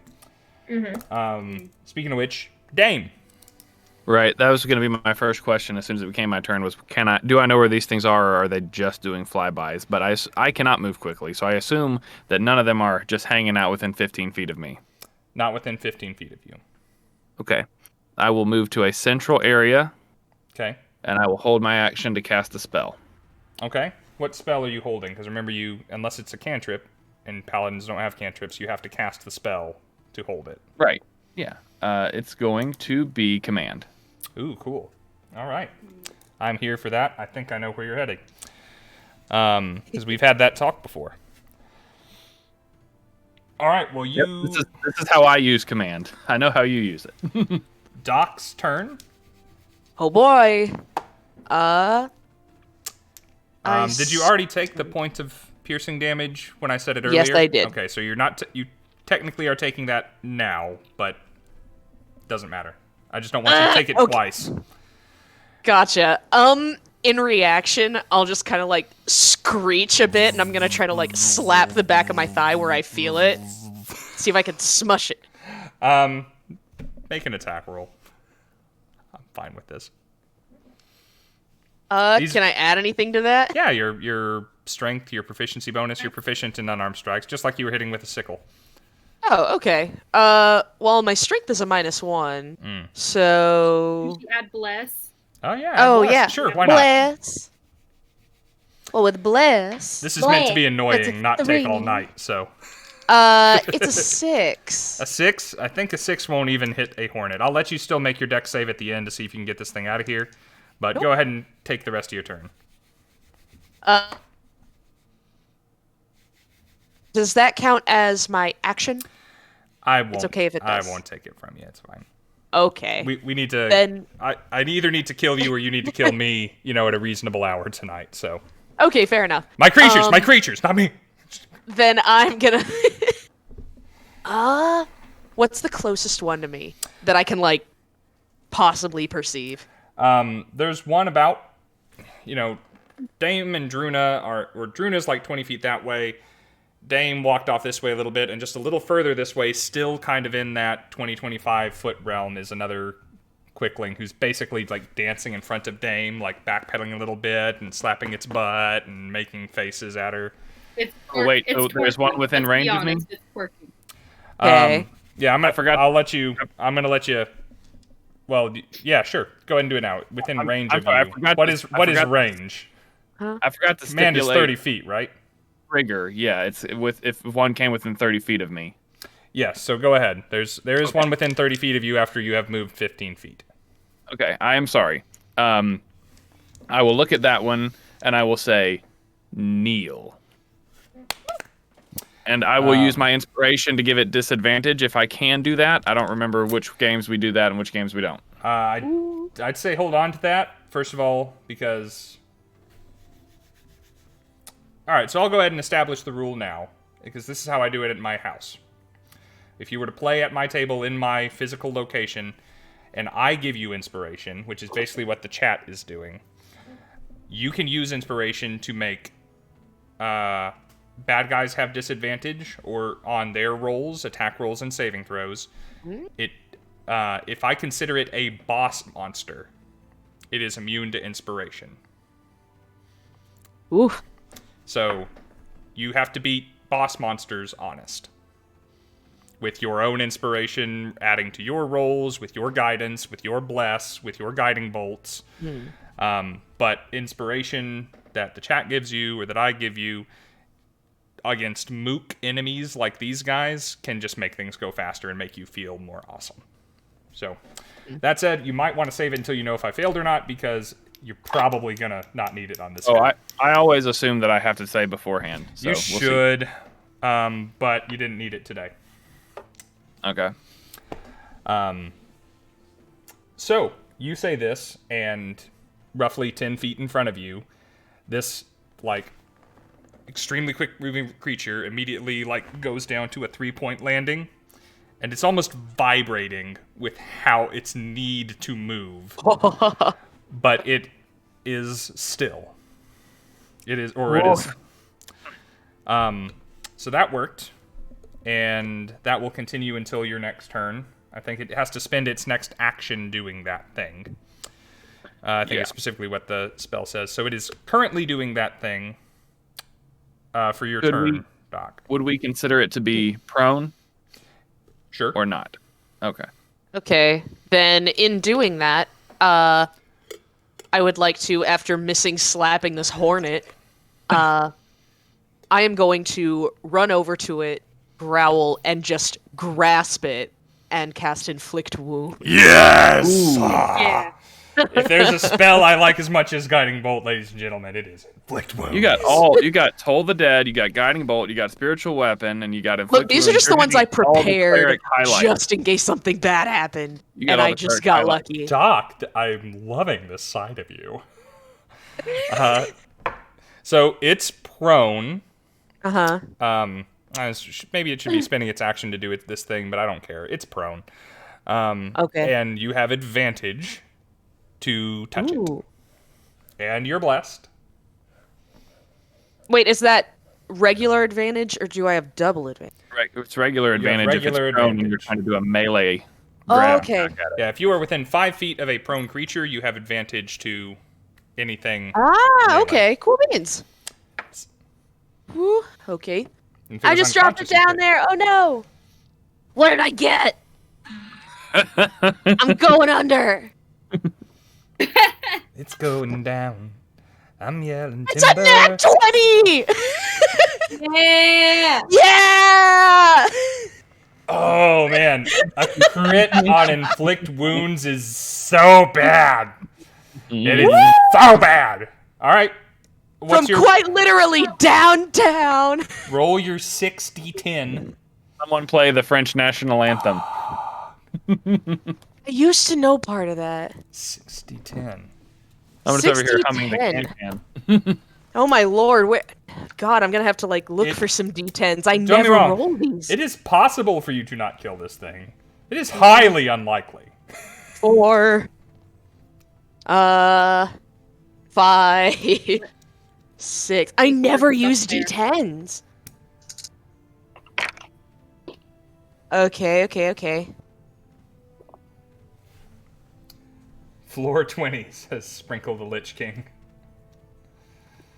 20 points of necrotic damage. Oh man, I just took a moment to notice that name. That's a great name, Sprinkle the Lich King. Sprinkle the Lich King with what? You know what? I think you earned this on a critical.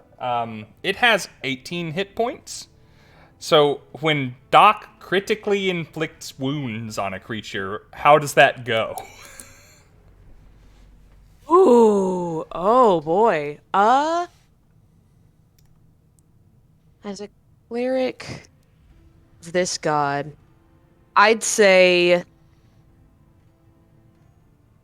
as I grasp it and clench it in my hands, it's like these veinous lines start to creep up of this bright, like, opalescent light just rippling through its skin, and then there's a moment where it almost like flash grenade fizzes, and then it's all just like these red fracture lines through the skin, and it just kind of like slumps. Nice. Slumps it does. You're holding like a limp, Yay! limp, fleshy ragdoll in your hand. And just yeah, there's a moment where I just kind of like thank God, and then there's still this bee in my pants. Well, before we get to the bee in your pants, not to give you the opportunity to deal more damage, but you have a spiritual weapon out. I do. So I would like to just attack any one of them that I see. I don't know. Sure, there's one in range. Sure there is. Okay. It moves towards that one. Okay. That in range one. You know the one. I know the one. What's my plus for spell attack? Oh yeah. Ooh, that's a 21. 21. That will hit. Let's see. D8 plus whiz. Do you get to add? I think you get to add the whiz, right? Yes. Okay. I add the whiz. Whiz kids. D8. Which one? I'll do purple. You just said which one, and I don't know if you meant to quote an Yzma line, but I heard Yzma. I did not. But that is in total 8 points of force damage. Mercy. I told you how much hit points these things have. You don't need to be hitting them so hard. Listen, you called my matron mother a bitch. You guys all had 3 big turns back to back. It's just entirely personal. Oh, Rifle Stud's in the chat. Hey, buddy. What's going on? They're killing some quicklings. As Doc does his inflict wounds things and just absolutely destroys the little quickling, I give him the nod like, this is our play. This is our thing. You know, I hold him down and he knocks it down. There you go. Iris is just going to kind of look over like... He knocks him down. That's what it is. Snapping out of that for a moment and just be like... like, oh god, I didn't mean to do that. Oh, I overdid it a little much. Yep. And that is my turn. All right. Jeez. It's a turn. It's a living. I got 2 of them left that y'all know about.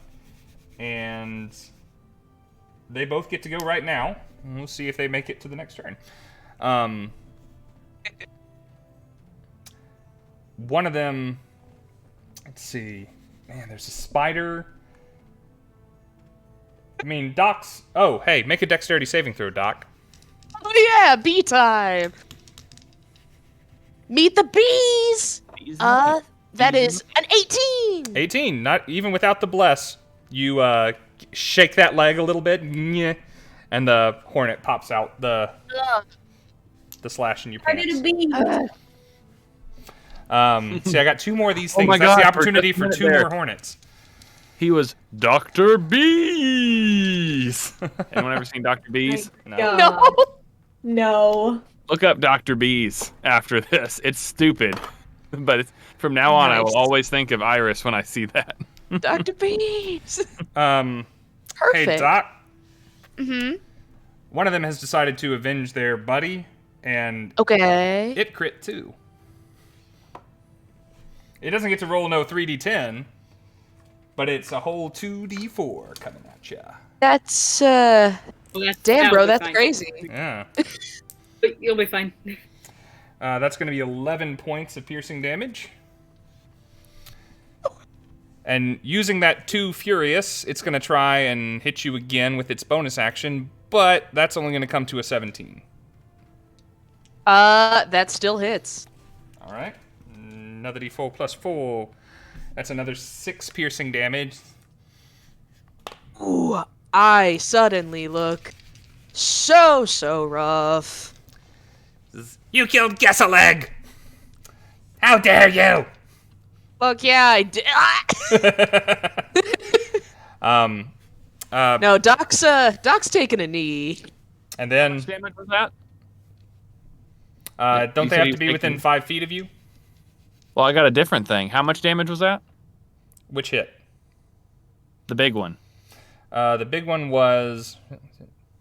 11. Yeah, that sounds right. Great. So I have a channel divinity that I've been waiting to use too. Mhm. Oh? Let me see. Class features. Where did it go? What is it called? It is called Rebuke the Violent. Immediately after an attack I know within this 30 one! feet deals damage to a creature other than you can use a reaction to force the attacker to make a wisdom saving throw. On a failure, the attacker takes radiant damage equal to the damage it just dealt, or half if it succeeds on the check. Our paladin has this in our game. Oh my god. I got a 16. I would like to impose disadvantage with my inspiration. I got a 16. I rolled the same number twice, a 15 plus 1. Okay, it takes half damage. Okay, half of 11. Mm-hmm. That's, In your favor. yep. Alright, that put it to bloodied, though. Woo! As it Uh, rockets by into the woods. Sounding then- like Taz. Picturing just a small dog just running off into the Just like, forest. it's going an erratic route. Just no straight lines for this thing. It's an even Um, more manic Chetney. Yeah. Well, you, let's see. Luka also killed one very recently. I'm going to give it a 50-50 shot whether the next one wants Luka or Doc. It wants Doc. So we coming at you No. again. That's going to be a 19 to hit. Can I impose disadvantage with my inspiration? Sure you can. Sure you can. I'm gonna do that. I rolled another 19. It's the same then, thing yeah, that- twice, both times. Wow. Ow. Shit, bro, that's crazy. Rip. All right, that is a 1 on a d4, so 5 piercing damage. And Doc falls. Ooh. I finally put someone down, guys. There's finally drama. I'm shocked it was not me first. I'm shocked. You hear a choke and you see this small man just get spun and he falls. Oh my Those other ones Just brought as you I'm low, falling. and this one comes up, and with you in that knelt position, just kind of takes a step off your boot and goes up for the neck. Just flies past you, Yep. dragging the knife along. Doesn't get deep. It's a tiny creature with a tiny knife, but it's enough right now. Not looking good. He's got the opportunity to do something with a bonus action. So Oh, does he? While you're right there with Dame, we're gonna try and bother Dame. All right, Dame. I need you to make a dexterity saving throw, please. paladins are great at these. Yeah, I mean you rolled great on initiative, so it should be fine. Hold on a second. Get a bless. No, you didn't bless yourself. I didn't bless myself.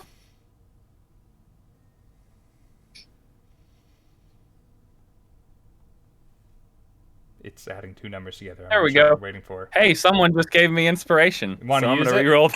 Okay. Wonderful. Timely. Damn, bro, Timely. that's crazy. How someone did that. Inexplicable. I was wondering why we were holding on a second. Hey, I needed that though. That was gonna be a 4. This is still pretty. This is still kind of shit. It's an 11.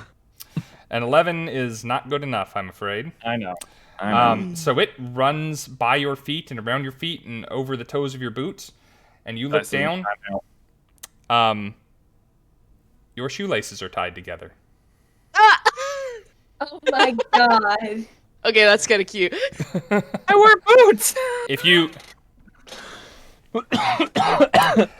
the I don't make provision for it in the thing. It can tie you up with stuff around if you don't have laces. It's got some string. It brought some string. Yeah. Okay. It does say that creatures not wearing shoes are immune to this effect, and all halflings are immune to this effect if it ever came up. That's also fun. So at the start of your turn, you can make a DC 10 Dexterity saving throw, and if you fail that saving throw, you just fall prone. Just right in your space. Okay. Just quickly, Jane, I have your speed is restored to normal, by the way. I have a lot of points. I just bought you inspiration. I don't know if you can use it while unconscious, but I bought you inspiration. I genuinely don't know if that works for death saving throws, but I guess we'll find out. I don't have a rule for that, so I should probably come up with one. Saving throws. Yeah, saving throws. I have way too many points, and I don't feel like giving them to you, Rob, to make us dead. So. No. Although someone, we are such good. We hang out all the time. Daniel did throw some points to Rob. I do see that. Yeah. I'm saving them for next week, and you'll see why. Okay. Suddenly an ancient red. Do those points affect the hotness of the villain? I'm asking for a friend. Depends on what you're into. I kind of think maybe. Suki, is that you? she man. Yeah, Suki. Two out of two one shots. She's found something to be attracted to. All right, so that is its turn, and then it takes off. You get did you use your reaction for the channel divinity? Yep. Okay, so no op attacks for you. It says, it shouts this out in common and says, you killed our friend. Ilmaria's going to get you for this. She's going to get you. You're not going to make it out of these woods alive. You're going to die in here, like the rest of us. Omari? Hard to tell. Mari. Omari is going in my notes. And then it books it into the woods. And it is Druna's turn. Spider Druna. So, there's no creatures left then, or? Not they're just inside the tree line. They're probably 25-ish feet away from you. You can make it over there. So I have 40 feet. So, oh yeah, no problem. They're staying to taunt and tease and yell and rage. So I'm wondering if I can reach over and pick one of the team members up and throw them over there. What? How strong is the spider? Another 3. Hold on. Point of order while she's looking that up. How far away is Doc from me? 10 feet in front of you. 10 feet, okay. What's that, Druna? 13. 13? Mm-mm. Okay. So then Druna, she hops off of the web and bolts over there and tries to tack down one of the with her legs, tacks down one of the weaklings. Sure. Are you trying to like attack it, or are you trying to grab it? Just hold it down. Okay. Make an athletics check. If it's not an athletics check, roll your strength modifier, which you said was a 13, so that's a +1. Mm-hmm. Okay. Roll that and let me know what you get. No, my strength is 12 + 1. Okay, that's fine. Roll a d20 +1. Okay. 14. 14 is one higher than his roll. So you take a big giant wolf spider foot and just pin this guy's chest to the loamy floor. That's your action, but you have successfully grappled one of these things. Nice. And until it can escape you, it's going nowhere. Okay, nice. And Dame, I don't know if I said it clearly, but the turn where your speed is halved is over. Yes. Good job, Druna. I don't think spiders have bonus actions, so we're going to throw it to Luka. I know one's now down on the ground. Can I see the other one? Yes. It is it was turning to go, and then it looks back and its buddy is trapped, and it's kind of hesitating with indecision of whether it should help or run for its life.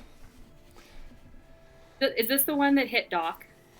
Let's see. That's the spider. The one that crit Doc is not the one that put Doc down. The one that crit Doc is the one that's hesitating.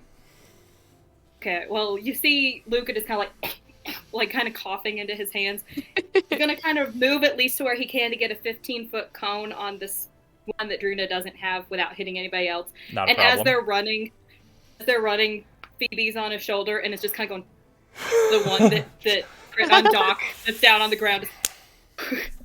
And because this is Dragon's Breath, I don't actually have to roll to hit it. You just have to do a Dexterity saving throw. Ooh, okay.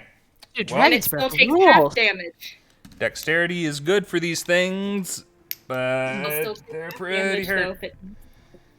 Yeah, that's an 11. Oh, it fails. So it gets all 3d6. Ooh. Oh, go, baby. Let's go, Ice Queen. Fly, you beautiful baby. Just to show, because I feel like I'm rolling so well, I need to show everybody. Ah, nice. All right. If so that damn. is 14 points of damage. I'm gonna show chat first, and then y'all's. Yeah, that's modest. That's the number we're at. So 10 or 9, 10? It was 10. Now it's negative 1. Or negative whatever. What did you say? It was 14? Very nice. Okay, it's negative 4. Very nice. All right, so there is now a quickling sickle just inside the tree line at the edge of the bank, and it's got a horrible face on. You now look at Phoebe on his shoulder, and she's going like, heck yeah. Because only her actions, just to clap and hype people up. Just twirling her tail, because learned that from Druna. She learned that from Druna. Yeah. Awesome. There is one creature left, and it is currently grappled, and it is everybody's turn. It is Dame's turn before we get back. We're still in initiative because someone is dying. We're always in initiative when someone is dying. Not that I think that's going to last very long. Dame. Okay, I have to make a saving throw to walk. Yeah. Oh. Just DC 10. Oh. Okay, what is it, Dex? Yep. 16. You can walk fine. We'll waddle over to Doc. You kneel walk down next to him. You walk a few feet, and you manage to slip yourself out of these things, or tear them apart, or something. It's like, yeah, you could untie them. I'm gonna lean down next to Doc and drop my warhammer, and reach into my belt and pull out my healer's kit. Mm-hmm. And I have the healer feat, so he will get. Me too. You do? Oh, nice. Yeah. I should have taken Inspiring Leader then. Oh well. Oh well. And you will get 10 hit points back. All I right. rolled back. Nice. So a healer's kit, for people who don't know how cool this feat is, normally speaking, a healer's kit just allows you to not have to roll to stabilize someone so that they can wake up at a later time with 1 hit point. If you're a healer, you know how to pop someone up in the moment with some hit points, which is what just happens. Yeah, I did the math on this. How much money it costs you to get a healer's kit versus how many times you could use it versus how much money you would spend on buying potions, which are actually less effective until you get up into the couple hundred gold range. This is like the it's a great low-level feat. Yeah. Of any D&D player. Yeah. All right, so Doc, you blacked out for a second there, but your eyes flutter open and you're staring up at Dame, who has her hands pressed to your neck and is doing things that you're conventionally aware of how to do them as a doctor and as a fellow healer, and approve, doing good. Yep. It's a good thing you showed me all these tricks. Sorry, Iris, you don't get to leave the den that easily. I'm gonna kind of just cough and lay there, and I'm gonna pat her hands with one of mine. Just lay there. That's such an old man thing to do. Yep. I'm gonna Gets fat. I'm gonna pull us out of initiative. I think one of them is grappled. It's probably y'all have got one more of these things, I'm sure. So, Druna has one pinned down. There are 4 pixies on a rock surrounded by web in the middle of the stream. Doc is awake, and what do y'all want to do? Oh, hold on. Dragon's breath. I'm sorry. I misread the feat. Doc, you also gain additional HP equal to your maximum hit dice, which should be your level. Ooh. Oh. And you gain 1 additional hit point because you were dying. Oh, okay. So, 5? So you're 4, 10, 15. 15 total hit points. Whoa. Nice. You can note check that later. But That's go on for now. I don't look like a spring chicken, but I look all right. Like an autumn chicken, perhaps. Yeah. Maybe a winter late rooster. autumn. All right. I have this big Dragon's pen breath down. lasts. Yeah. Dragon's breath lasts for 1 minute, and Luka doesn't know if there's any more enemies around, so he's gonna walk to the other side, kind of half waddling, just with his hands over his mouth to the other side. And you just see him going, and there's frost coming out of him. He's like, "I'm okay." In the corner of this camp. What? Okay. If I have gotten this stuff loose, then I can go and check on Luka too. We don't need to we don't need to do a short rest right now because we've got fairies to talk to and possibly save. So I'm gonna do the same thing for you. I'm gonna use another use of my 2 healers kits that I brought with me. So those are separate points, by the way, Steven. When you use a healer's kit to stabilize a dying creature, that creature also regains 1 hit point. Or, as an action, you can spend a use of a healer's kit to tend to a creature and restore 1d6 plus 4 hit points plus additional hit points equal to the creature's maximum number of hit dice. Also, okay, I thought the also was in reference to the action. But that makes sense. Well, then I will use 2. I was gonna say I only lost 6 hit points, which I have almost no hit points, but I only lost 6. Okay, so I can look at you and tell that you're not actually as bad as you're making it out to be. No, he's in the corner coughing. No, he's coughing because dragon's breath. Yeah. Oh, okay. He's keeping dragon's breath up until it fades on its own, just in case anything else shows up. Yeah. And trying not to breathe on you. I'll use very coronavirus. I'll use 2 uses of the healer's kit to get Iris to where he should be. Aw. Okay. I think that is fine. Well, actually, the creature can't regain hit points from this feat again until it finishes a short or long rest, so... man, okay. Do it once. Do it once. Shoot. Alright, so you're up, and then, Keep the hit points that he said you had, and that's the use of this. So I just gotta do it, I gotta remember to do it while you're awake, then. I do have Lay on Hands, though, so I can use that if you go down again. Good for the future. But y'all are fine now. And Drew. Well, then I'll save Lay on Hands because I might need it for Doc, and I will still use the healing kit on Luka. The healing dealy. 14 more because I rolled max again. Dang, all right, baby. so you're up to full, and that is an adorable kitty cat, by the way, Kay. Oh my gosh, she's so sleepy. No good in combat, but once combat is over, Woo! You're good in combat. We found a way. You protected me. Just all right. coughing away. Thanks, Mom. Okay, I will. Hey, give me here. I want to go over to Druna the spider. Out of here. And just kind of. Druna still has that monster pen down. Mm-hmm. Yeah. Under your spider foot. Yep. Fuzzy foot. Do you do anything to or with this creature while your friends are getting stood back up, or you just want to try and keep it here? I'm gonna go ahead and wrap him up in a web. Makes sense to me. Seems legit. Okay, so you have up to its neck. It is now just a little fun ball of web. Yep. While you are doing this, you, as you are the person paying attention, not coughing into your hands, not getting stood up, not healing people, you see another of these little green girls peeking her head out from around a tree, and kind of like a little branch about eye level. And she peeks her head up, and you see the flutter of a monarch butterfly wing. Just one. As she's kind of tentatively peering out at all of you. Aw.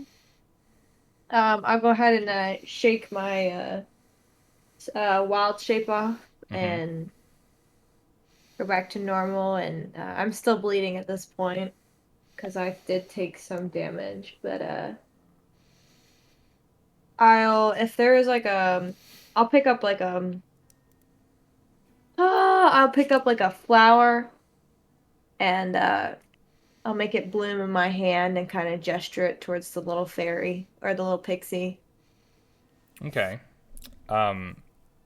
She kind of readies herself, shifts her weight from foot to foot, and then jumps into the air off of the branch with a little bit of effort, and fluttering furiously with a single wing and kind of flying cocked at an angle, she floats over and just kind of reaches over the flower and puts a little green hand on a couple of your fingers and says something to you that you don't understand. And then, seeing just the blank look on your face, she flutters all that much harder and like flies around your head, and you feel just little motes of dust fall onto your skin, and you kind of do the little bewitched nose thing as you kind of breathe some of it in. And suddenly you can understand what she is whispering to you. She says, I saw what you did. Thank you. We'd certainly be, my sisters, be worse off or maybe dead without you. It's hard to be a pixie in the wood these days. Poor thing. So I'll look at the pixie and I'll be like,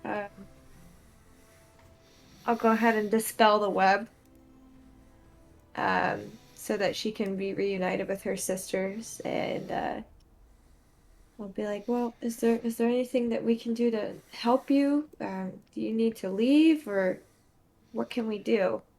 As you do that, she takes a moment, and visible to all of you, this little one-winged pixie flutters over to the other pixies on the rock.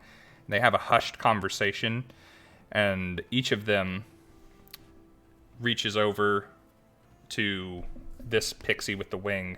They touch her wing, and they shake it a little bit. They get some dust on their hands, and they kind of pat it on themselves, and as they do that, each one of them begins to vanish.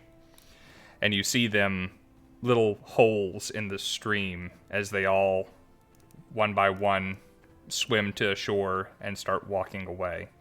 And as they vanish, the sight of a pixie walking,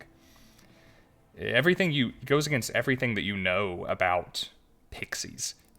They're very rare to see ever, as they can be invisible whenever they want to be because they're magic like that, but they always fly. And you watch them as far as you can see them, like uncertain of themselves on their feet, and you see that their legs are covered in little cuts and bruises where they haven't managed to perform in these kind of circumstances, and suddenly they are gone, and the one-winged pixie remains and flutters back towards all of you, I guess specifically Druna, who was the first to step in and try and save her sisters.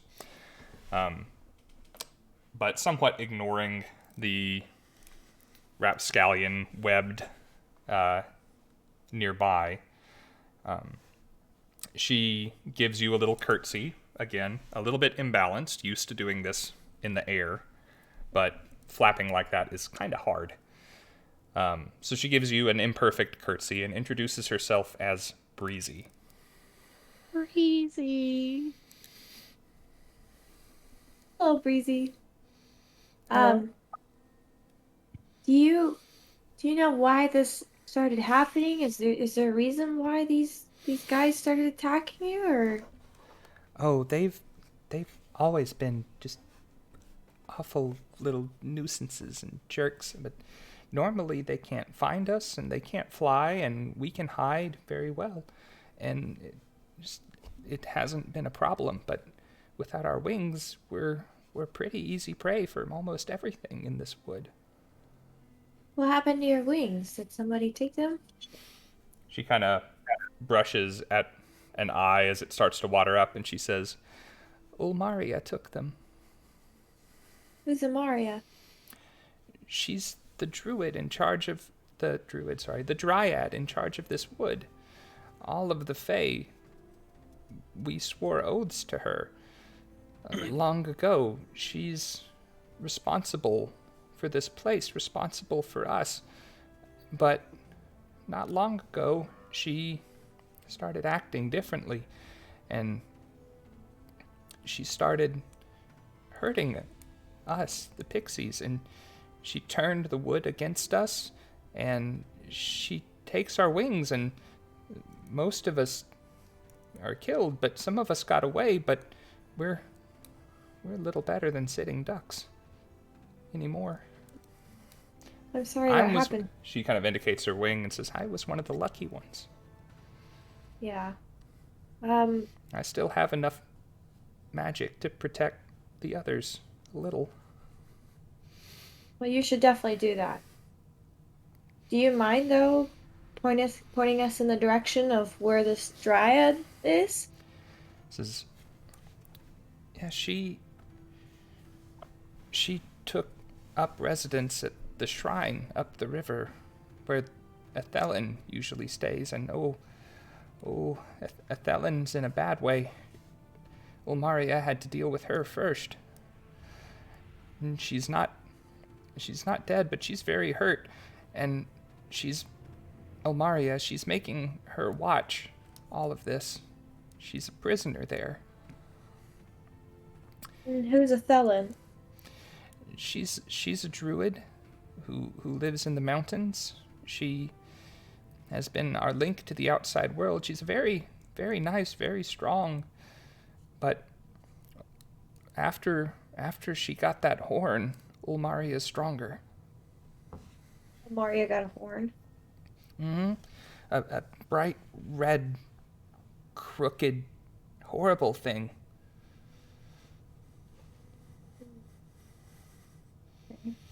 I don't know where it came from, but Ulmaria has always taken care of us. She's always been a gentle, protective sort, kind of like you. And she looks at Dame. This is how you are with these three. This is how Ulmaria was with us, but not now, not since the horn. And did the horn just pop up overnight, or did something significant happen? I don't know. I don't spend... Ulmaria does not spend all her time with us, but one day no horn, next day horn. Okay. Well, I'm really sorry that this happened to you, but I think that it's, in your best interest to go protect your sisters now and find somewhere else to live. Oh, I think that's right, but we are bound to this wood. The oaths we swore, we can't leave. When Fae swear, it's more than just their word. I understand that. Maybe more than you know. Yeah. I'm going to walk up to Breezy, and it's a long shot, but we'll see. She's bound by an oath. I'm bound by an oath. And I'm an Oath of Redemption paladin, and I want to see if I can use my lay on hands to fix her up. Which I'm sure I can heal her. I don't know if I can fix her wing, but I want to try to fix her wing. Did you pick a god?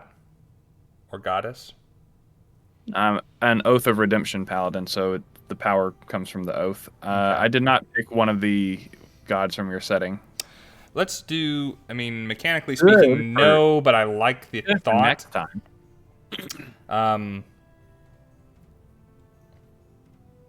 Let's say there's like a...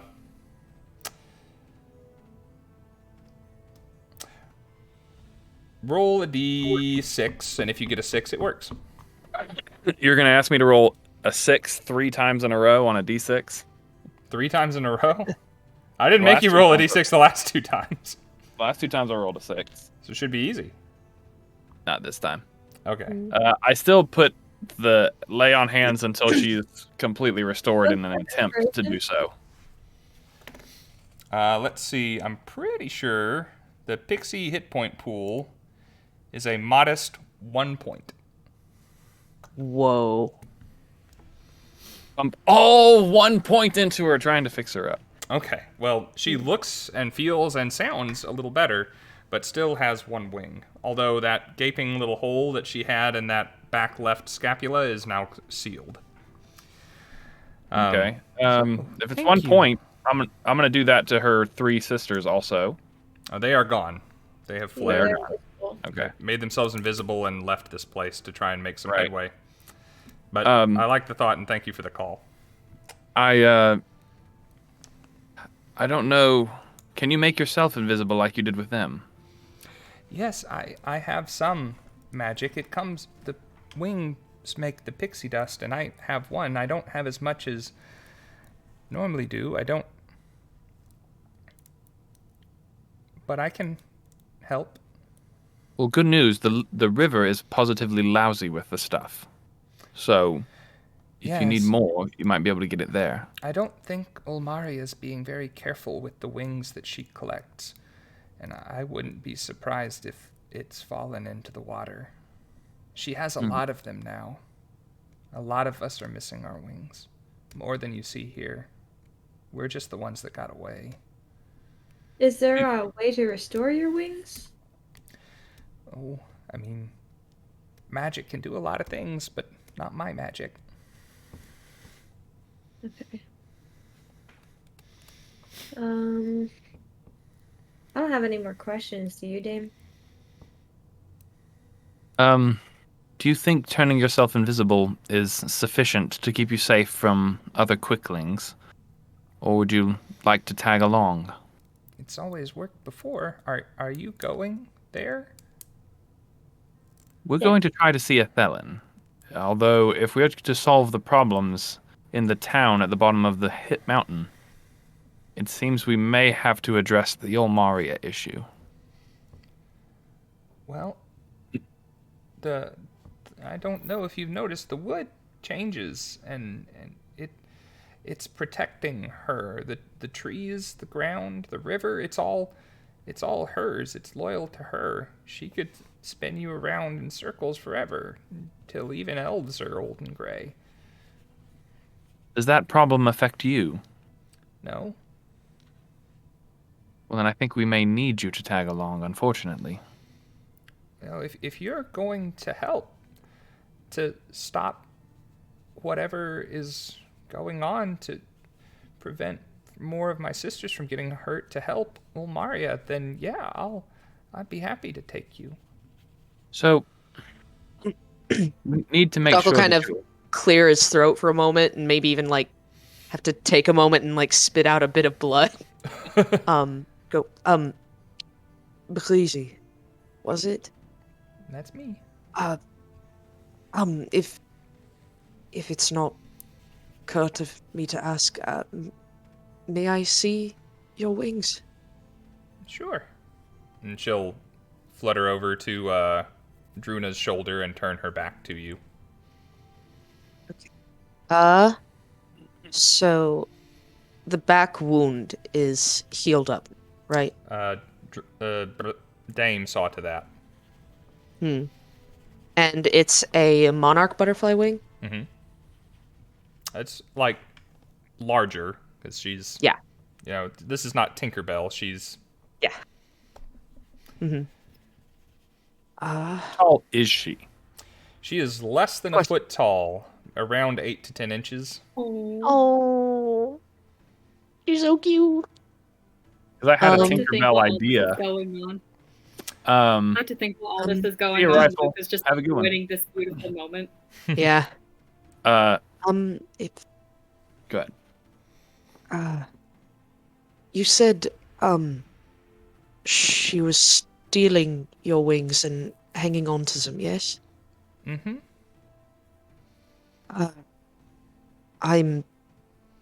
Despite what you might have seen a few minutes prior, I'm actually a physician. I might A what? be able... a doctor. Oh.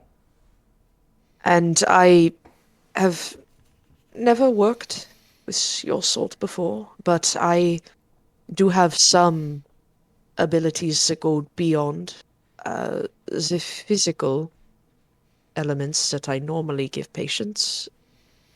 And if there is any way that we can locate your missing wing, there is a possibility I might be able to return it to you. And using that, if you are willing to come with us, then I am more than willing to try. Well, that is very neighborly of you, sir. Yeah, that sounds good. If you could do that. I would like very much to be whole again. He would like to make you that way. He looks a little bit awkward the moment you start saying something kind. Dame has a terrible idea that is very Tinkerbelly, but I've got a hooded lantern I'm going to open up and empty out no. that she can ride around in. Because the last time that Steve, the player, had an adventure with fairies, they got incinerated in area of effect spells. Oh my god. So maybe putting him in something slightly protective would be good. I was thinking about a glass bottle that I have on my character sheet, but I think the She's lantern. bigger than that. I think the lantern's a good Right. idea, and if you raise the hood, she can see out, and yep, yeah, and she can and help she kind of guide us. doesn't have to fly. That's a good thing. So Dame will awkwardly suggest that this might be a safer way to travel, and also will, while Doc and Breezy are having this conversation, she'll kind of lean over to Luka and it's like, Luka, you're very capable and intelligent. Do you think that you might be able to design some sort of prosthetic or apparatus just in case we don't recover the wings?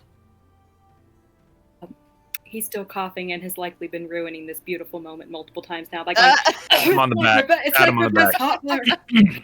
It's like You're the reverse dude in the hot- movie oh, theater, God. aren't you? Yeah. But yeah, Is this the first time, Luka? Yeah, he's been like. It's easier like, the more you do it, you know? Coughing is normal. The It's coughing is addictive, normal. but- Don't worry too much about it. It's not the coughing, it's the frost. It's like reverse heartburn, I swear to God. And I'll try Give him when some- I'm in like 30 seconds when I'm okay. give him some stuff to drink to, soothe. Yeah. It lasts for a minute, so it'll probably just freeze in my throat and suffocate me. Oh. Well, this conversation has gone on for handily more than a minute, so however long it takes you to recover from the casting of the spell is up to you. But the effect is Yeah. gone. Let me take a look at the things that I could Do maybe you blow ice? That was cool. starting to come out now. And just him going. To which Phoebe's like just kind of like brain patting freeze. him on the back. Yep. Yeah. Oh, only sometimes. It depends on what I'm doing at the moment. I don't always blow frost. Let me see what I can do.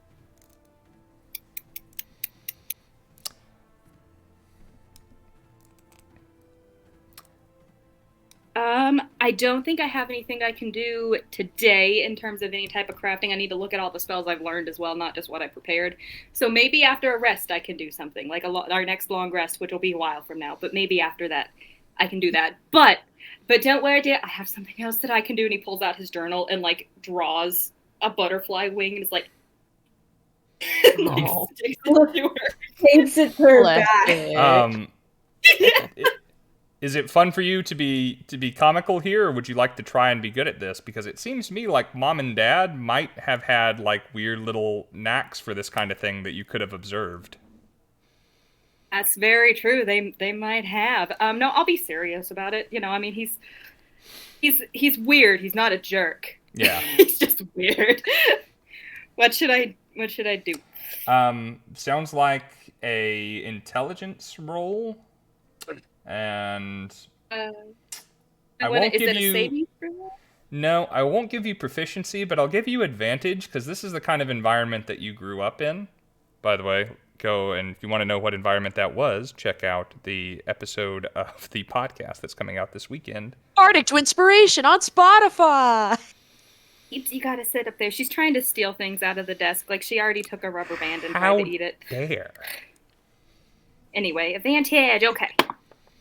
Ooh, that was a good roll. And we're going to go... Okay, that was a 2 and a 19. So we're going to go for the 19 and just a regular intelligence without the modifier.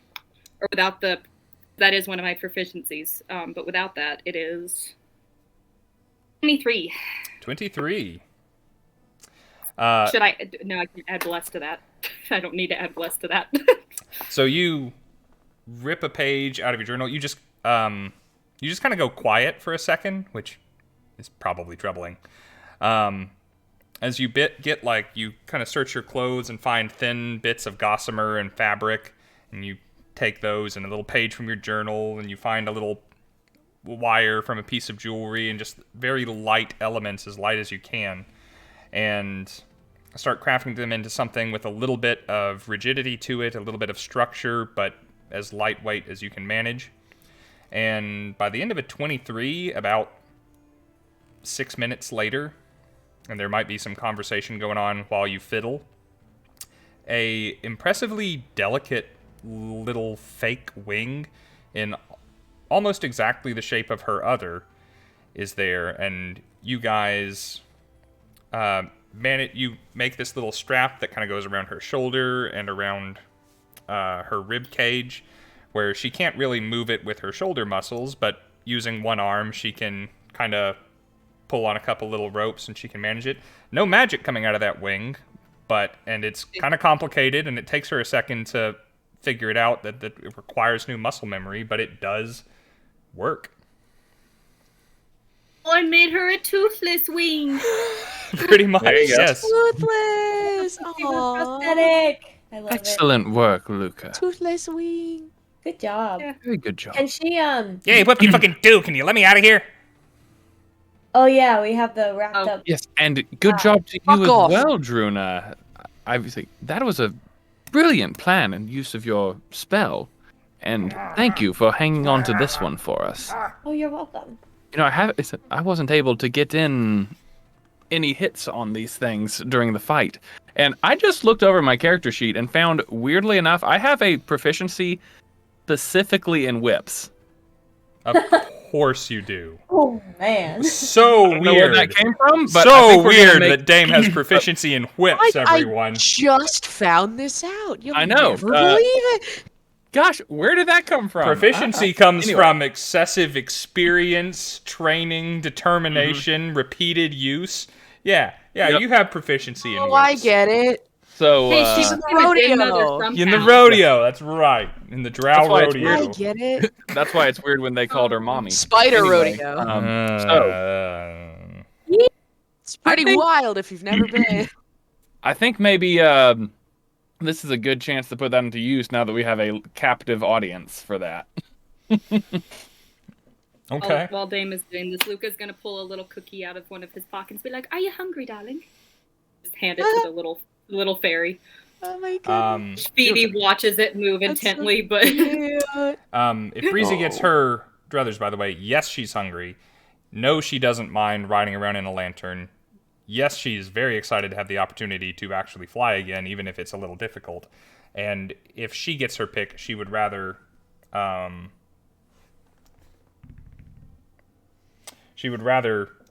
after that particular gesture, she doesn't mind any of you. She likes you. She's grateful to all of you. She's very grateful to Druna for initially stepping in and has kind of a particular fondness there, and is suddenly very impressed with Luka with this new wing. So she's going to, not really, while Dame is fishing out a whip, she's going to offer the Dame's lantern to Luka to ride around in.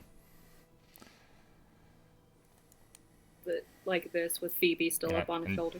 She doesn't close the little latch to get in there and open up and light the lantern. She just kind of sits on the lip of it. Can she produce light at all? She can. She can do dancing lights, much like all of you. We have a lantern. Lantern. And you said she wasn't Tinkerbell. It's cute. So are we whipping this webbed up quickling? Oh yeah, absolutely. Man. Okay. It might This be weird to beautiful role play moment. it, but yeah, we're gonna try to give him a flogging and then try to get an insight into Olmaria's plan for all the fairy wings and what it is she's attempting to do. Okay. This is going to be effective. I'm rolling to see if this quickling in particular is informed on that matter. Okay. Turns out that they are. Moment. So I will go ahead and tell you this, and we're probably going to end on this bit of exposition. Good. The quicklings, while mischievous, while rapscallions, while ne'er-do-wells and rebels, much like every other fae in the wood, are sworn to Olmaria. They do as they please, they do what they do, and Olmaria understands that they what? Did we say Olmaria was like a fae creature herself, or she was a druid? A dryad. A dryad. Olmaria is a dryad, Athelin is a druidess. Okay. Tree lady! Love my tree ladies. Down, Jay. What was I saying?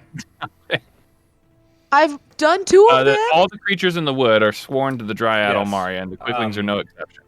They're fae creatures, they are capricious, they are, they do as they want, and Olmaria understands that, and generally lets them be them, and typically the other creatures of her domain have their defenses against them. However, a meeting was called, a summit. The fae creatures of the wood were all summoned. And quicklings, of course, were the first to arrive. When they arrived, they saw Olmaria speaking with an old woman they did not know, an old woman who is not the druidess. This old woman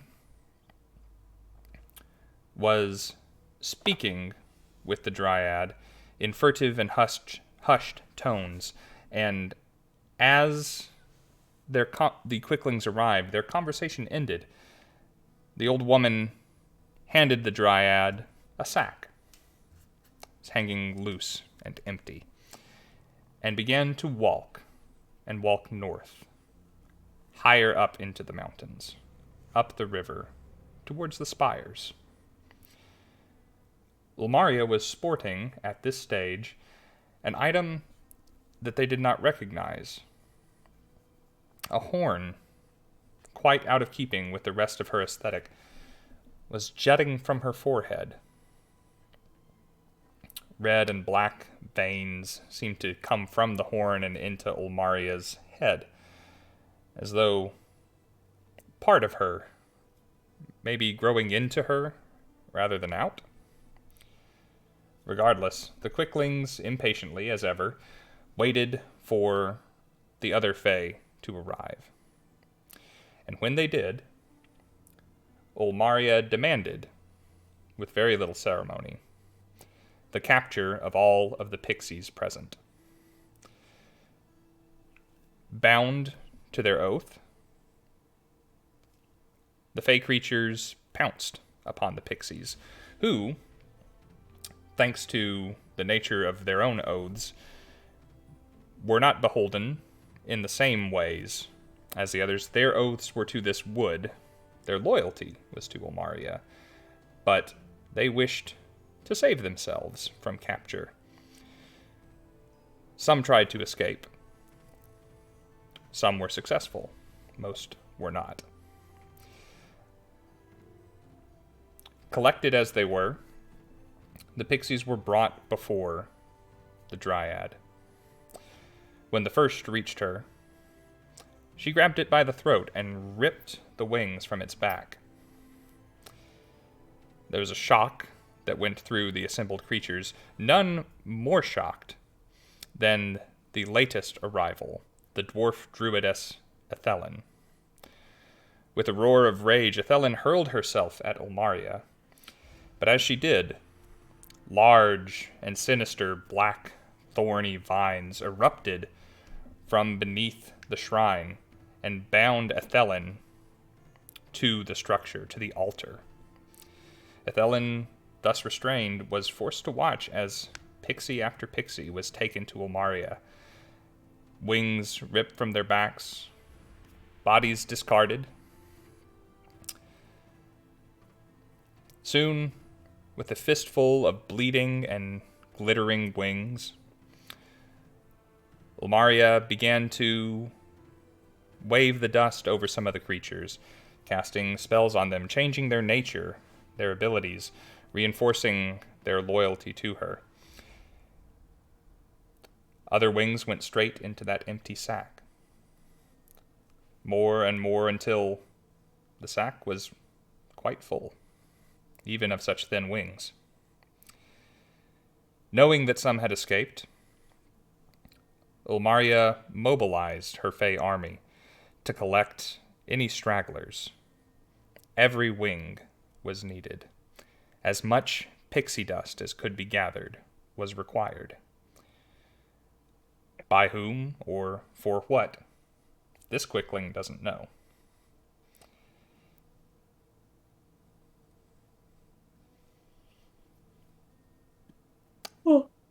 And that, I think, is where we will end it for tonight.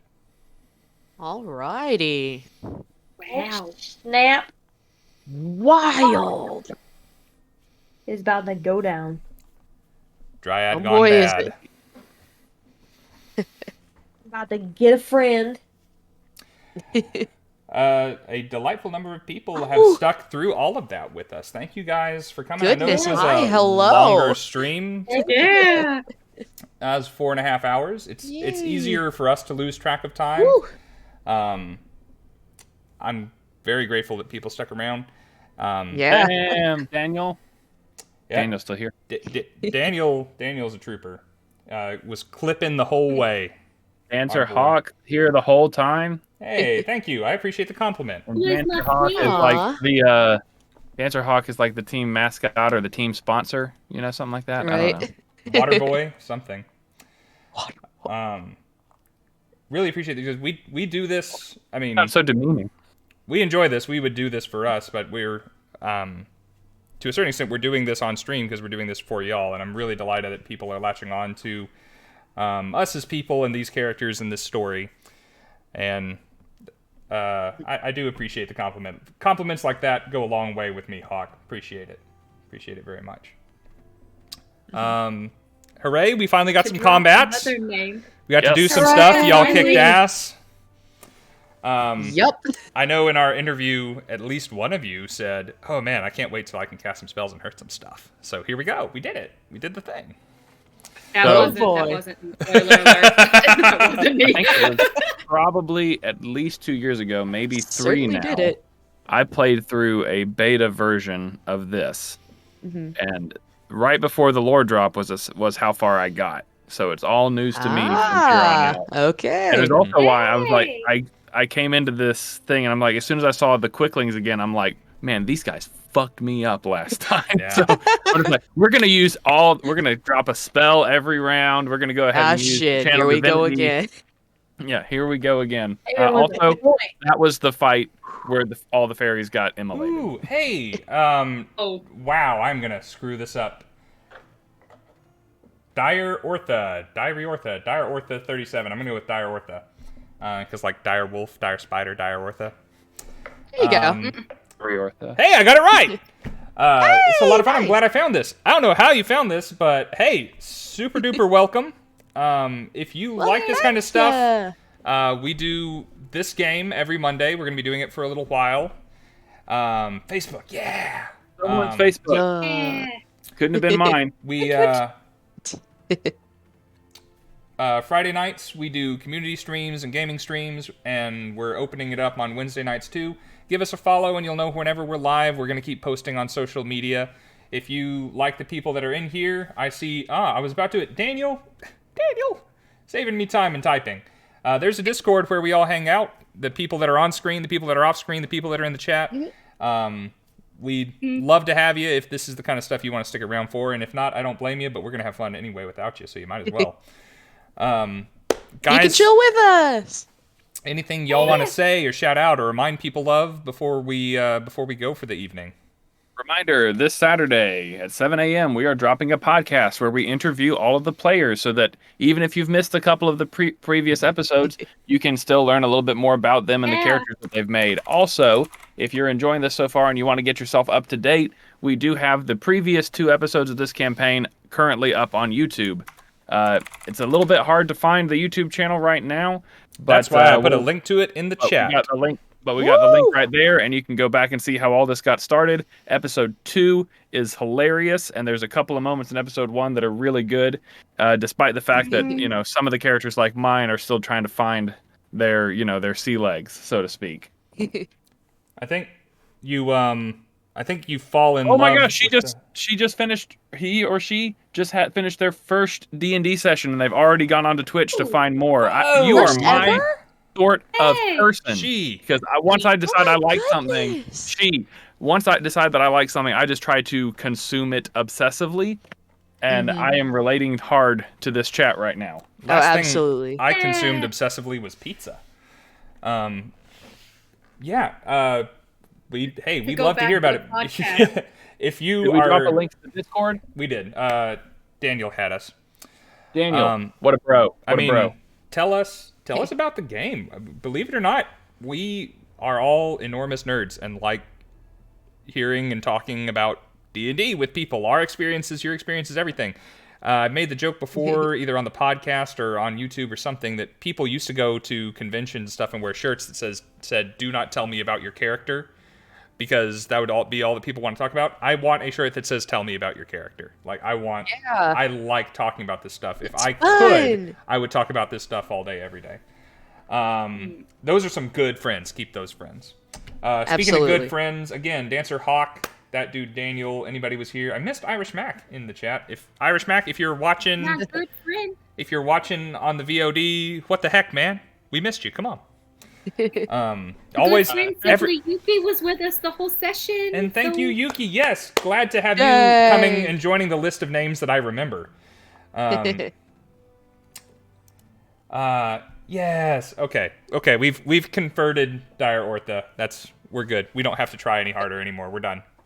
We made it. Good job, guys. We've got a couple other people in the chat that I haven't seen before, but to all of you who are not in the chat and who are viewing, thanks. Good to see you. Appreciate you hanging out. All right, guys. We have ourselves and kids and rats to put to bed. My players, thank you guys. This was a lot of fun. I finally get to tell you guys what this stinking adventure has been about this whole time, and you didn't really know. We did a live, guys. We did a live for some of us. We did a live. We've got more to do. I will continue to say conversations with hopefully our voice actor cameo are continuing and going well.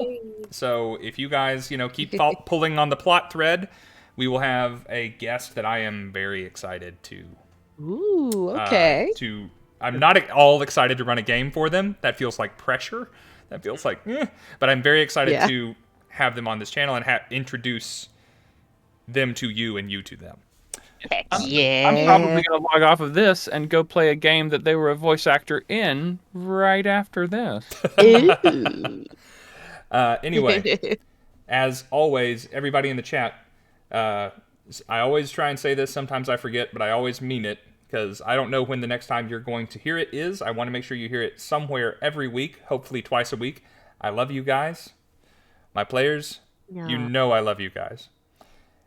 Everybody else, friends and adventurers, farewell and Godspeed. Bye.